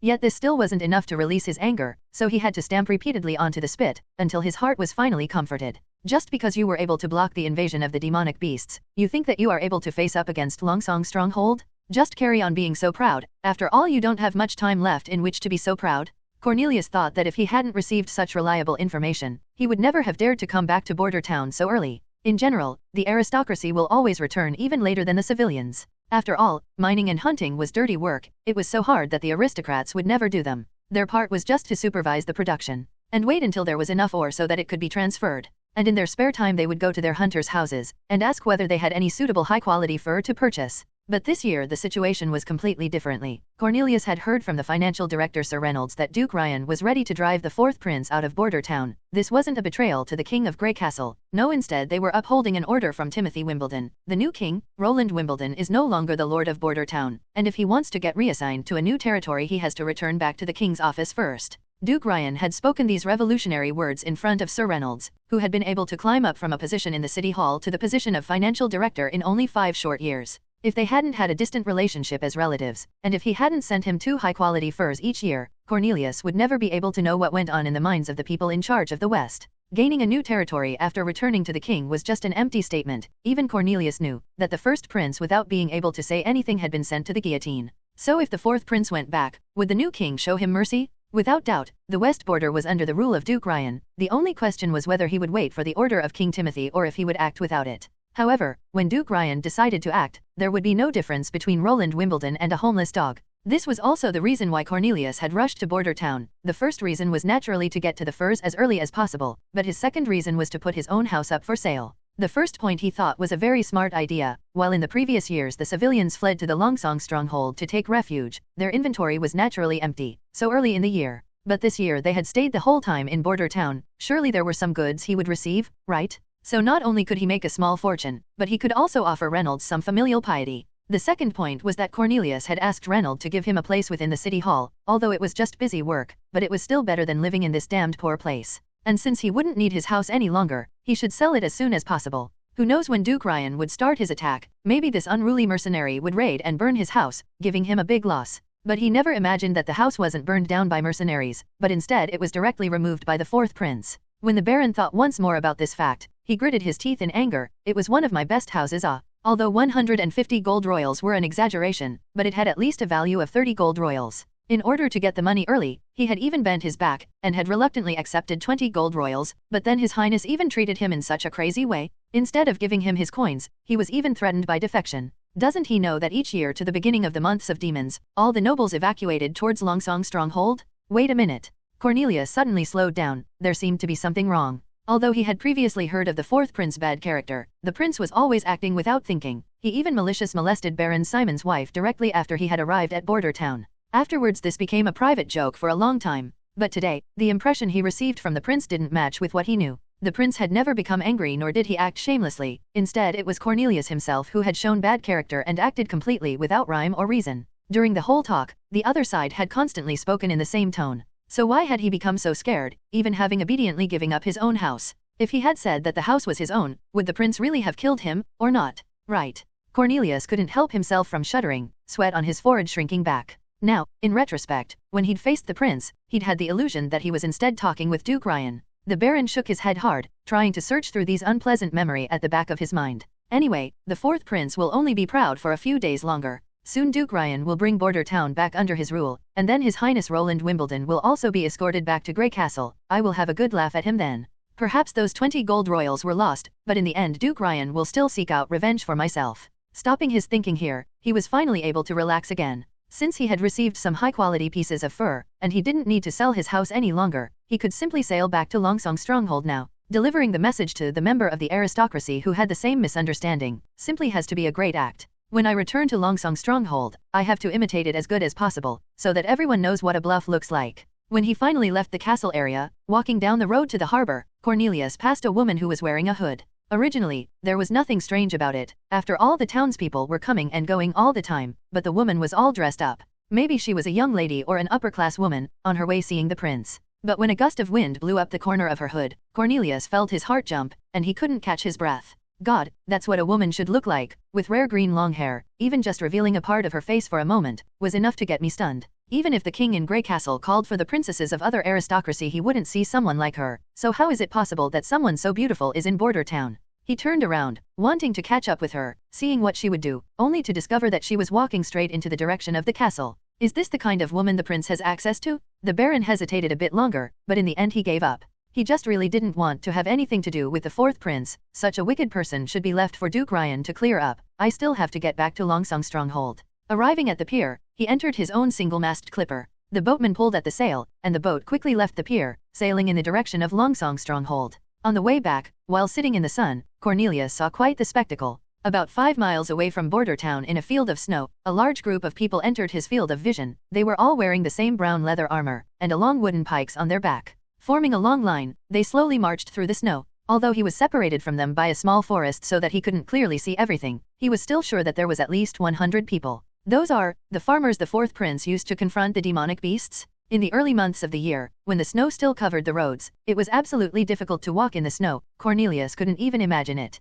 But the group of people were still moving down the road, and it even looked as if the snow was at least 1 foot deep. This wasn't a small matter. He wanted to laugh at the ridiculous sight, only to discover that he was unable to. A feeling of doubt unconscionably arose in his heart. The knights under Duke Ryan's command, would they also be able to do this? Leaves saw that there were people busy everywhere. She had never thought that she would ever return to a town in the secular world. After crossing the border of border town, one-story brick buildings which were covered in dust appeared one after another in front of her. Even though it was only half a year since she had fled into the impassable mountain range, she still felt like she had just stepped into another world. The months of demons just came to an end, so after passing the winter the townsfolk were short on food and clothing, and the complexion of their bodies should be very bad. At least this was what Leaves remembered when she had crossed the slums of Silver City and her journey to the west. Everywhere were people who died from the cold or from hunger, and if they were living they still walked as if they were already corpses, with an empty gaze and a slow and unsteady movement. But here, most people she saw were full of vitality. Some were even drying fishes at the entryways of their houses, some had climbed on top of their roofs to repair damaged tiles, other young men were carrying hoes and hammers. They talked and smiled to each other while walking to the north of the town. To prevent other people from trying to talk to her, Leaves pulled her hat down, as far as possible. The castle stood at a very striking area. It was placed at the southwest corner on top of a hillside. There was no plants around her, so if she wanted to sneak into the castle it was quite difficult. Hiding herself in the trunk of a tree would be okay, but letting it stand up and walk would be too much. For a witch, she really wasn't good at hiding her body. So after carefully considering her options, Leaves thought that rather than hiding herself, she wanted to walk openly into the castle. If Nightingale didn't lie to her, then even if she entered through the main entrance she wouldn't face any problems. And in case Nightingale deceived her, deceived the Witch Cooperation Association, she was also self-confident enough that she would be able to flee from the 2 guards at the entry. Of course, there was also the worst-case scenario, that Nightingale had betrayed everyone and there weren't any witches working for the prince. If that was the case she would in all likelihood die. As a top fighting witch, very few people would be able to escape if Nightingale wanted to kill them. She was probably even stronger than Kara. If they fought each other, it wasn't certain who would win. Leaves had already prepared herself for the worst case. If she was unable to come back, Scroll would take over the position as mentor and lead her last sisters into their future, no matter where their destination laid, no matter where at which place they ended. No one knew the answer. She slowly walked up the hill, coming close to the castle's gate, and was soon noticed by the guards, who put their hands on the hilt of their swords, and one loudly snapped, "This is the prince's palace, it's no place for you, you should quickly go back." He paused, and then added, "If there is something important you have to report, go straight to the left and follow the street until you reach the town's hall, there are people who will receive you." Leaves took a deep breath, then she took off her hood. Not surprisingly, she saw a surprised look on their faces. When she saw that the other side had recovered their feelings, she bluntly said, "I am a witch." At the moment she said the sentence, she almost expected the other side to draw their swords. Yet the 2 guards just stared at each other. There was no ordinary man who could hide their feeling of disgust when they heard she was a witch, but their faces showed only curiosity. One of them even asked with interest, "You are a witch? What ability do you have?" Hearing their response, Leaves' heart began to beat faster. She was almost unable to hold her excitement back from breaking out. While trying to keep her voice calm she said, "I want to see Nightingale, Anna or Nana would also be okay." In Nightingale's story, the witches were frequent visitors to the castle. The prince didn't restrict their freedom, only acting as their guardian, even letting them come and go as they pleased. But if Nightingale's story wasn't true, the guards surely had never heard of their names. One guard turned to his partner, the one who had previously spoken out loud, patted his shoulder and said, "You will keep her here, and I'm going to inform His Royal Highness." Leaves watched him walk through the gate, soon disappearing in the direction of the garden. While waiting for what would happen now, she thought about the probabilities. In the end, would Nightingale greet her like a sister, or were the guards at this moment surrounding her, or would she be attacked by a blade out of the shadow? She found herself in a strange contradiction. Obviously, she wanted to believe in Nightingale, but the closer she came to the answer, the more afraid she became of the thought to get disappointed. Maybe Nightingale was a secret agent? The names of Anna and Nana weren't made up by her, right? Or, for her, the time had never passed slower than at this moment? Every heartbeat was like 100 years for her. For her, it was a very long time that she had to wait until her destiny was decided. In the end, she didn't know how long or how short the moment was she had to wait until she heard Nightingale's voice. As if in a trance, she was unable to do anything, only asking herself if she heard it right. A familiar figure emerged from the gate, bounced over and reached Leaves' side almost at the same time as her voice. The next moment she was already wrapped in a warm hug. "Leaves, welcome home." Asterisk. This is my spare uniform, for the moment you can wear it, said Nightingale, who rummaged through her cupboard. Here is the jacket, shoes, well, here is also a nightgown and bath towel. Why are you in such a hurry? Wendy shook her head with a smile on her face. You only have to wait until His Highness is up, then she will get everything. Seeing how busy Nightingale was to help her, Leave's eyes became warm. She took a deep breath, trying to suppress her tears. From the beginning Nightingale had never lied to them, there really existed a prince who treated witches nicely. Do you want to take a bath first? Asked Nightingale and placed the towel and bathrobe directly beside her. At the moment His Royal Highness is taking a nap, when he finally wakes up he will gladly receive you. Right, were you able to find the Holy Mountain? How did you and the other sisters fare? When this sentence was spoken, Leave's line of sight became suddenly blurred. Unable to bear it any longer, she wrapped her arms around Nightingale, releasing the long-suppressed pain inside her heart. After having cried for a long time, Nightingale's chest had already become wet from the tears, but at least Leaves was finally able to calm down. Then she began to tell them what had happened after their last meeting, telling them from all the suffering they had to bear. When it came to the point where her sisters were buried in the wild, she felt how Nightingale took her hand and squeezed it. When Leave's story came to its end, Wendy's look became very heavy. I had never expected that Kara would bring the Witch Cooperation Association to its end. From the 42 sisters, only 7 people. It was also my inescapable responsibility if I hadn't stood firmly on Nightingale's side. It wasn't your fault, said the Nightingale sadly. No one can predict the future, now the important part is to decide what to do next. She looked at Leaves. You said there were 6 other sisters who survived, where are they now? They are at the entrance to the canyon waiting for a message from me. We previously made an appointment. If I'm unable to come back, Scroll will lead them away from here, maybe to the extreme south, perhaps even crossing the sea. Then we will have to go to the canyon and get them, said Nightingale excited. I'll leave now. Wendy will stay here and take care of you. Wait a minute, what will you do if they don't believe you? Leaves will have to go with you, just call Lightning to follow along. At the moment she should be training for her flight towards Longsong Stronghold. Take some horses with you, like this, our sisters can ride the last part of their road. Wendy carefully urged. But His Highness, isn't he still sleeping? Leaves became stunned. Don't you need to get his approval first? Rest assured, said Nightingale reassuringly, if His Royal Highness knew about this, I am afraid he would went crazy from waiting. When Roland walked into the office, he was surprised to discover that the one waiting for him wasn't Nightingale, but Wendy. What happened? He poured himself a cup of warm water. Where's Nightingale? She went to meet our sisters. Are you? Roland, having raised his cup, ready to drink, suddenly felt that something was wrong. Wait a minute. What sisters? Our sisters from the Witch Cooperation Association. They've come to Border Town, Wendy replied. Aren't they still busy looking for the Holy Mountain? He jumped to his feet. How many people are there? The one that wanted to kill Nightingale.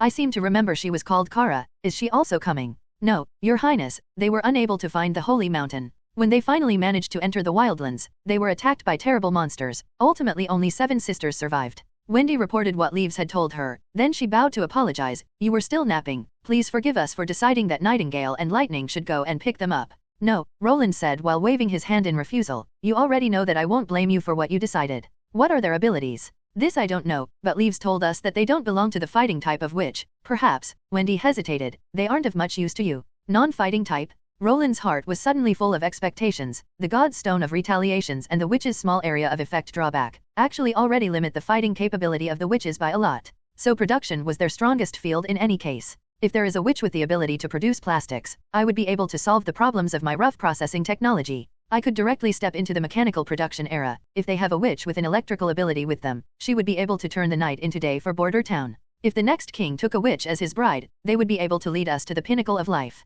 They could leading us to achieve Deng Xiaoping's 4 modernizations. Just thinking about these possibilities makes me already totally excited. Your Highness, if you don't need them, perhaps the silence was too long for Wendy, that she began to worry and so whispered. No, how could that be possible? Roland said, not letting her speak one word more. As many witches as arrive, is as many I will accept. Around sunset, Nightingale returned smoothly with the last from the sisters from the Witch Cooperation Association. Roland, who was already waiting for them, had prepared a sumptuous dinner in the castle Grand Hall, trying to wash away the memories of the hardships they had encountered during their travels. The witches were obviously very hungry, but it was their first time dining in such a grand environment. They were all acting very reserved. For many of them, it was the first time seeing a lord, not to mention that this lord was even a prince of this country. Fortunately, in addition to Roland himself, there were also the 2 local witches Anna and Nana who demonstrated how to act, and not to forget there was also the lively Lightning. In the end, they were finally able to let go of their shyness and start to enjoy the banquet, even starting a happy conversation. Roland was chewing on a slice of bread. At the same time he was also looking on with high spirit at the quite different styled women before him.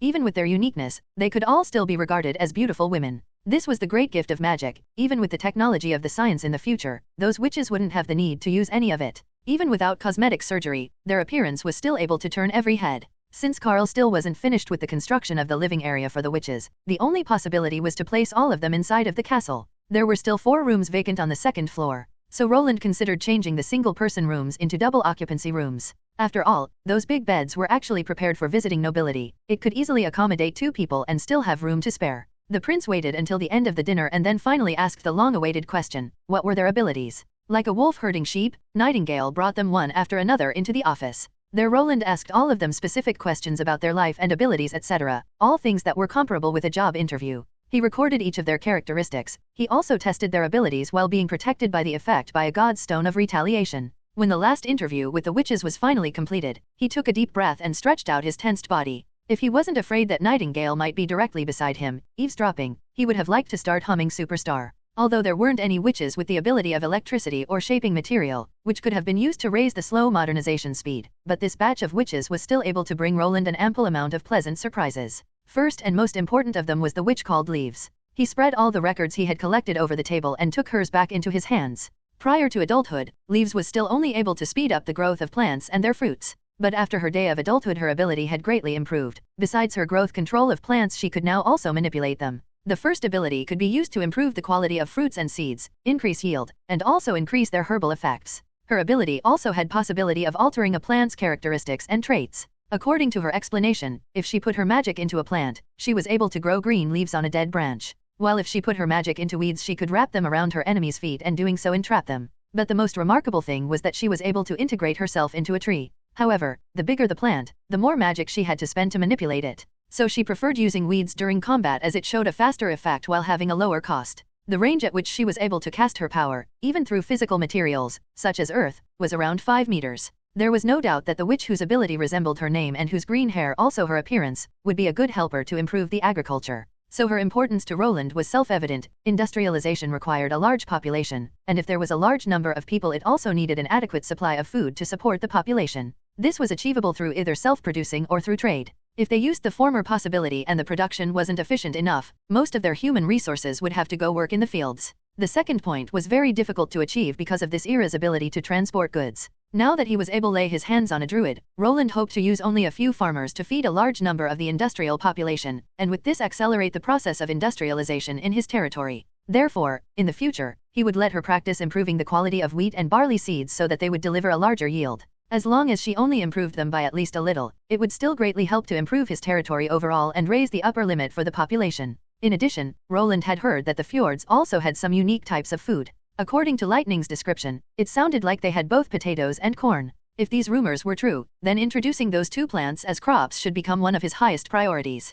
After all, wheat itself wasn't a high-yielding crop. Roland carefully wrote down the future practice plan, and then put Leaves' data aside, and then he drew the second piece of paper from the table. The second witch he had interviewed was named Scroll. She was also the oldest witch within the 7 survivors. This year she was close to 40 years old. This was a really rare age for a witch. The older they became, the harder it was to resist the demonic bite. But when she described her ability to him, Roland could immediately understand why she had been able to reach that age. Her primary ability was having a much better memory than the ordinary person. Her memory has become so good that she could almost be regarded as already unable to forget anything. On her day of adulthood, she had also gotten a very interesting branch to her ability. She could read books and for a short period of time create a copy of it. Because of this, Roland named her ability the illusion of a book. Since she used her main ability almost all the time, Scroll could easily pass each day of awakening. This was also the reason why even though she came from a very poor family, she was still so knowledgeable. This ability greatly enhanced her learning ability, especially for exercises where someone would need to remember important texts. Casting her branch magic was very taxing for her body. How long she could create a copy of a book was dependent on how much mana she had remaining within her body. Usually it was enough for 1 to 2 hours. Obviously, Scroll was a natural-born teacher. If in the future he wanted to increase the standard of education, she was a teacher who could teach nearly anything. Well, as for now, Roland thought, her ability didn't offer much to practice, so he simply put her file to the side while thinking, when I have some leisure time, I can write some primary math and primary physics problems down to teach her. So that when the time is ripe, she will be able to enlighten the education sector. TN, information to the 4 modernizations. The name of the third witch was Hummingbird. She was a witch that had a small size, just like her nickname depicted. When asked to perform her ability she had acted much more cautiously than the other witches had. It was just in this year that she had become an adult, had symmetrical dimples on her cheeks and very delicate features with a waxy soft voice. Summing it up she was cute. Her ability was to lighten an object. When she put her magic into an object, its weight would be greatly reduced. According to her description, the weight would almost become close to zero. Roland let Hummingbird give him a live demonstration with her own cup, seemingly letting it float in the air. In other words, its weight was about equal to the air. Of course, in this era, in the eyes of the people, the air had no weight. It seemed it was due to her ability that the Witch Cooperation Association was able to cross the impassable mountain range. With the help of this young witch, the bags could be filled up with the wheat and dried fish and were still easily to carry. Like this, only a few people had been needed to carry a lot of materials, which had significantly reduced the trouble with logistic. Although Hummingbird had already become an adult, but she still hadn't developed any branch magic. To cast her magic, she needs to be in contact with her target. In addition, the target wasn't allowed to be a living entity. The bulkier the object, the more time would need to transform its weight and the more magic she would consume. However, once the conversion was completed, it would last for several hours. This capability looked to be very suitable for the transportation industry, and it also had some promising uses in the upcoming war. But there were still just too many unknown elements, so her ability still needed to be more researched before that. Thinking all this trough, Roland wrote at the bottom of her parchment, learning to control the needed magic output, by training with stones of different weights, so that in the end she can precisely determine the effective time of her magic.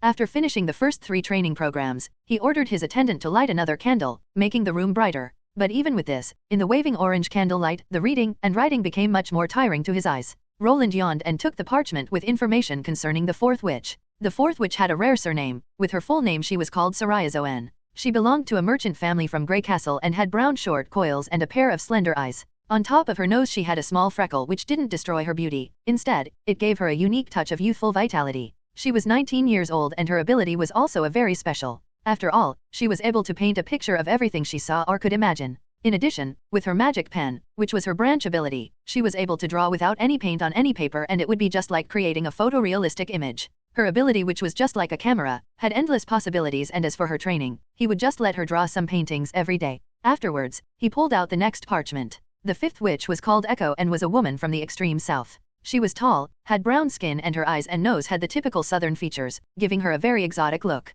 According to her story, after her awakening, she was able to imitate any animal's call, and after her day of adulthood her calls had only gotten more wonderful and charming. She didn't develop any branch ability. Roland decided to name her ability Magic Sound. As for the long-time uses, he had no idea. Even for practice possibilities, she should just roar at the top of her voice as much as she wants. The 6th witch who came in to be interviewed was Lily, who was only 16 years old. She had 2 ponytails and a delicate doll-like face, without showing any facial expressions while sitting in front of Roland. Her ability was to prevent food from rotting, and even though her awakening had only been 1 year ago, she was still the witch with the most important role in the Witch Cooperation Association. Without any food preservation, a lot of food would have become inedible during their journey. Lily together with Hummingbird would be a good addition to his logistic force. As for how she kept the food fresh, whether she was killing the bacteria or had any other means was still to be confirmed. Roland decided to let her practice on all kinds of meat and fruits, and that she should also confirm her magic powers. Time of duration ratio. He rubbed his tingling neck and put the information about the 6 witches on a pile and set them to the side.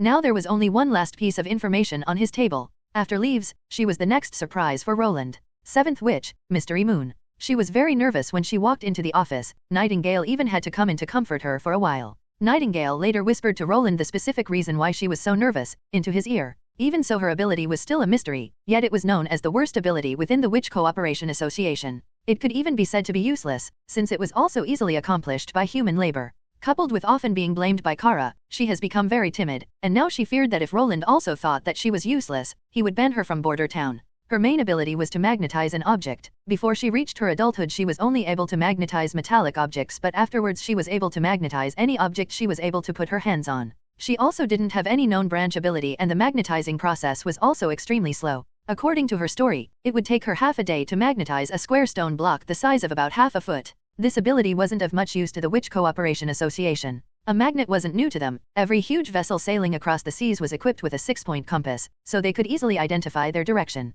On the contrary, her magnetized objects were causing problems. For example, a metallic pot which was lightened by Hummingbird flew always in the direction of her magnetized objects. In the end, Kara even banned her from using her power. But for Roland, this taciturn girl was simply a priceless gift. She was also the reason why he wanted to hum Superstar. Was there anything more appropriate than the lyrics of, "You are electric, you are light"? Magnetoelectric, electromagnetism, was knowledge that any science and technology dog would know about. He thanked Faraday, Gauss, Ampere, and Maxwell wholeheartedly. With electricity, there also was light. Perhaps it wouldn't take him much longer, until he will be able to show Border Town a new miracle. A witch who was forbidden from using power and was still able to survive the demonic bite, showed that her self-esteem wasn't so fragile. At least her desire to live on was much stronger than of most other people. Roland was secretly overjoyed that she only joined the Witch Cooperation Association less than a year ago, or else over the years she would most likely have become a living ruin under Kara's rule. With much enthusiasm he wrote, "In the following days, Mystery Moon will magnetize a variety of items as training, and determine the relationship between the consumption of her magic and the size she magnetize."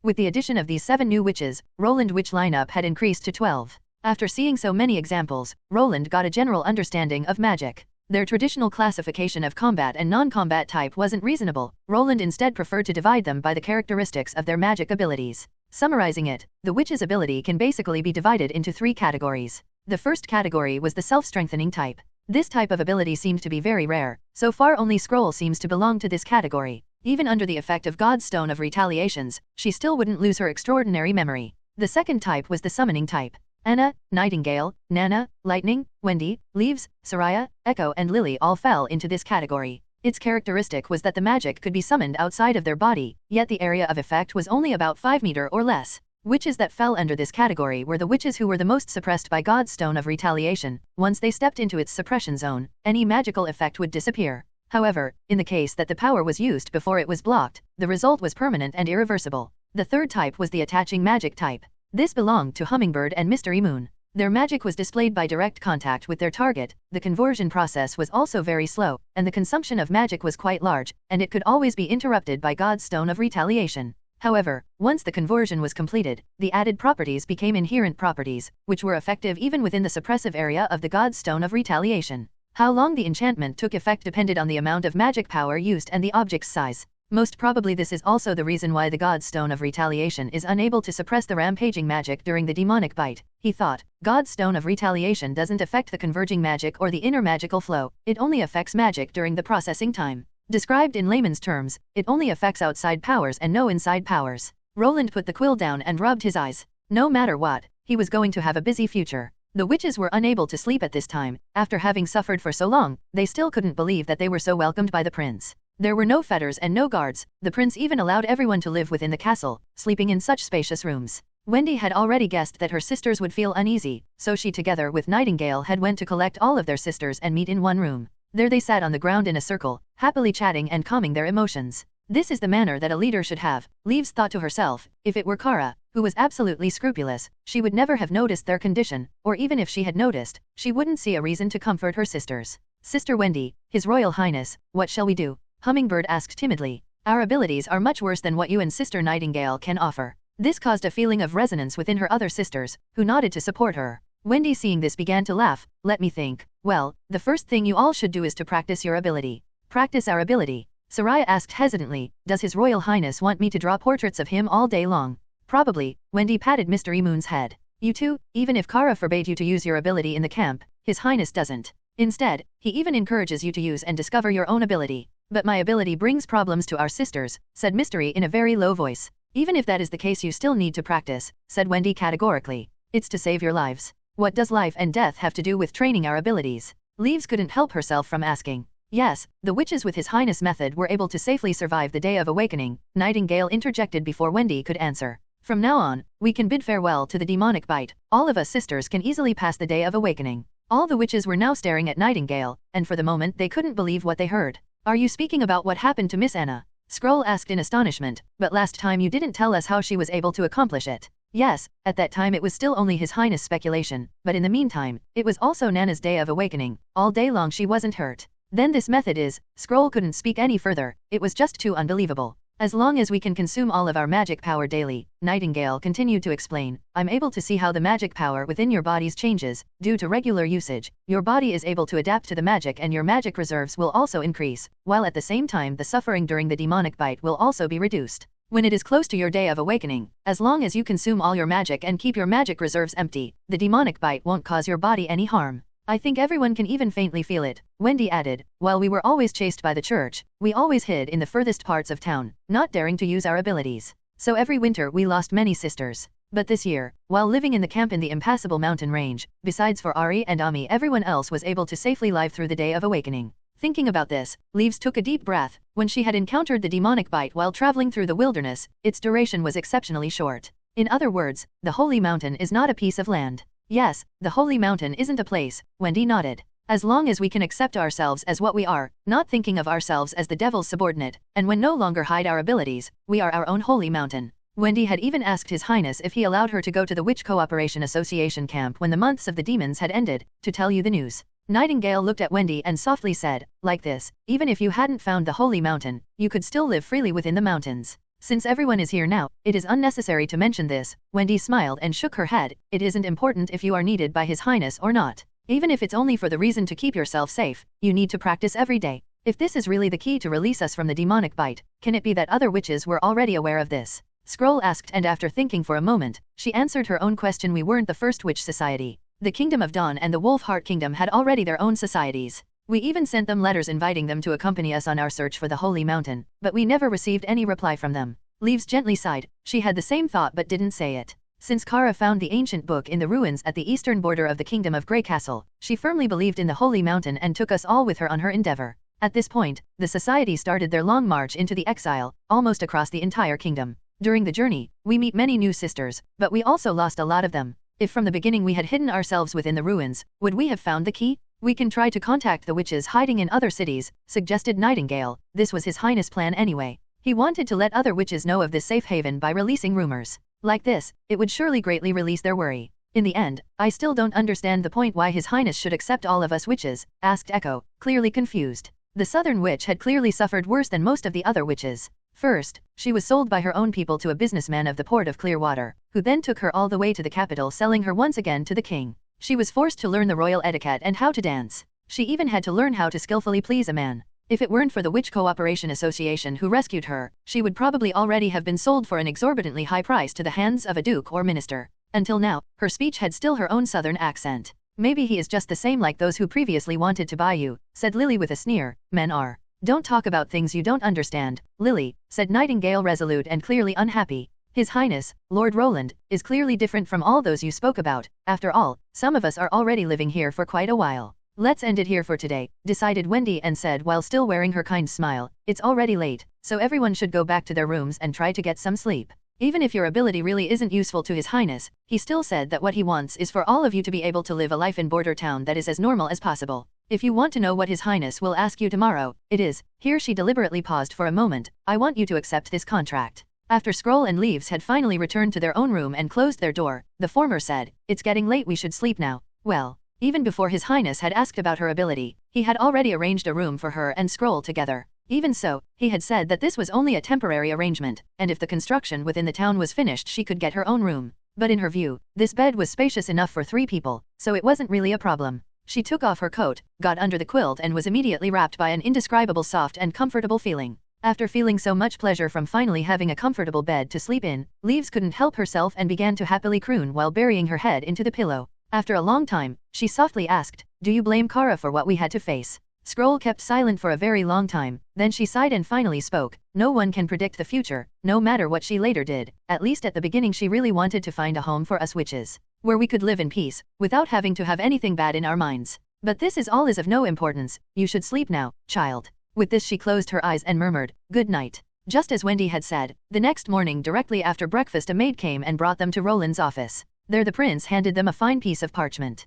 Taking into account that some of the witches were illiterate, Scroll read its contents to them, followed by them signing it with their fingerprint. Roland knew that it was hard for them to understand the meaning of each line written in the contract, but this wasn't important. After some time they would begin to understand what he wanted from them. He also knew, even if this was a slave contract, they would still have put their signature under it. But Roland didn't think that it was good to lose his principles just to get some small benefits. Since they chose to follow this road, we have to look to where it is leading them to. At the moment everything he made was the laying of a foundation to form a positive cycle for the future. A long-term investment which should end in a win-win situation for both sides. After receiving the signed documents, Roland gave out the training plan he had developed yesterday evening, and explained to each of them personally what they should do. When he had finished this he called Leaves, Scroll, and Soraya back into his office. After closing the door, Nightingale showed a royal salute, startling her sisters. I've been thinking all night long about the story I've heard yesterday from Wendy. Roland opened the curtains, letting bright sunlight flood into the room. She said you had encountered a terrible monster and only 7 of you were able to survive.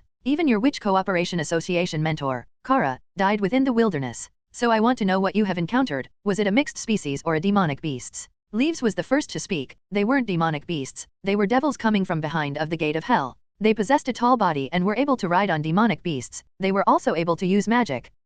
She hesitated for a moment, just like us. They were devils. Roland frowned, turning his view to Soraya. Were you also present at the scene? The spoken-to nodded hesitantly. You can draw the scene, right? Asked Roland and gave her a piece of paper. Soraya closed her eyes, remembering the painful memory, but regardless she still took the paper and went to the table. Following this, she began to fully display her ability, taking her magic pen in hand. The pen started to release colorful light, which flew from her hand directly onto the paper. A lifelike picture gradually took form on the paper, and during the whole drawing process Soraya never opened her eyes once. When Roland stepped near the table, he discovered that the picture's imagery looked very realistic. No, he had to correct himself. This wasn't a painting, but an image taken from a real-life scene. Her ability was just like a camera, reproducing the genocide in the wild from a first-person perspective. When she had completed the painting, Soraya's forehead was covered in sweat, clearly indicating that the memory was a nightmare to her. Nightingale went to the table too, taking a look and asked, "Are these the devils you had encountered?" "Yes, those are." Leaves pointed to the nearest one from the perspective the picture was taken. The devil wearing metal gloves was able to summon lightning attacks, while the other one was unusually strong. He could throw a spear several times faster than an arrow shot from a bow. More than a dozen sisters died under their hands. But they weren't able to use their special attack the whole time. It was in such a moment of retching when I was able to kill them. You were able to kill them on your own? Roland asked. Kara's magic snake had ripped open Iron Hand's pipe, and he eventually died from that wound. I used the same method, to kill the other one with a crossbow. The pipe seems to store some red gas, and if the gas leaks out they die. Well, this thing seems to resemble an oxygen tank. How is it possible for creatures in the wild to have something like this? Roland asked himself in confusion. But directly saying that they have to be aliens is a little too premature. Looking at their clothes, they are patched together out of pieces of leather and animal skins. This shows that their level of civilization can't be much further developed than ours is. Whether it was by using magic or technology that they were able to cross to other planets already shows their strength, while the people on Earth are still fighting against each other all the time. Of course, we cannot rule out the point that it's just an innate skill of an exotic civilization. Roland thought, for now, the important point is to remember that the devil is not an invincible enemy, they can be killed. In addition to the devil, we also saw a city floating in the sky. Leaves added, no matter how far we moved into its direction, it always stayed just in front of us. Lightning has mentioned something similar to it in her stories. I think she called it a mirage.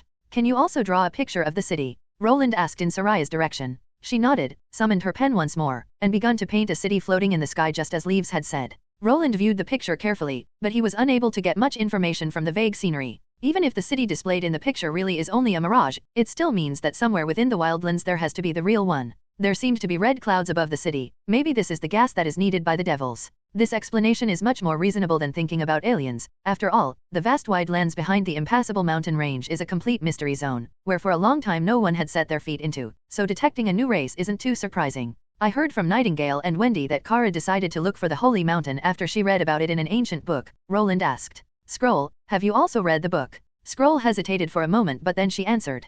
Kara didn't allow anyone to read the book, but I have still seen a little, but the text was quite messy yet also incredible. Can you make a copy of it and show me? The text written in the book isn't true, Your Royal Highness, that the Holy Mountain doesn't exist confirmed this. She sighed, but still raised her right hand. I hope you won't get confused by the book's content. Suddenly a book out of golden light appeared midair. The book flipped open and its sides turned with an incredible speed. When the book came to its end, it fell directly into Scroll's hands. Your Highness, I hope you are the only person who will read it. I don't want to see any of my sisters become like Kara. Roland took the book out Scroll's hands and comforted her. I got it. When the other witches left the office, Nightingale quietly appeared sitting on the couch. She had lifted up her robe, as usual, and placed both her feet on the table and chewed happily on a dried fish. You don't want to see it? Roland, with a smile on his face, asked. With a scoffing voice, she answered. I'm not interested in anything that lunatic loved to look at. Roland shook his head, sat himself back behind the table and carefully opened the book. The pages felt just as if the book has become a reality. Just like Scroll had said, most of the content was messed up. It seemed as if the text wasn't written in the common language, at least the grammar wasn't the same. Within the book a blood moon was mentioned, as well as a huge stone gate, but nowhere did he find any trace of the holy city. In fact, apart from some words he was occasionally able to understand, the meaning of many other words wasn't clear for him. Most of the book's content he just couldn't read. In the end his summary was, even if I knew every word, I'm not sure if I would be able to understand it completely. I'm not sure if it is because of the short peak Scroll was only able to take, or if the book was just recorded this way. Roland skipped through the long passages, jumping straight to the end. Even so, the book was quite thick, it had very little content and most of its sides were blank. But when he turned to the last page, he suddenly saw readable text. The previous neat writing became illegible, as it had been written down in a hurry, but the content was understandable and cleared many questions. The first sentence still written in neat handwriting was "We have failed. Mortals cannot overcome the devil.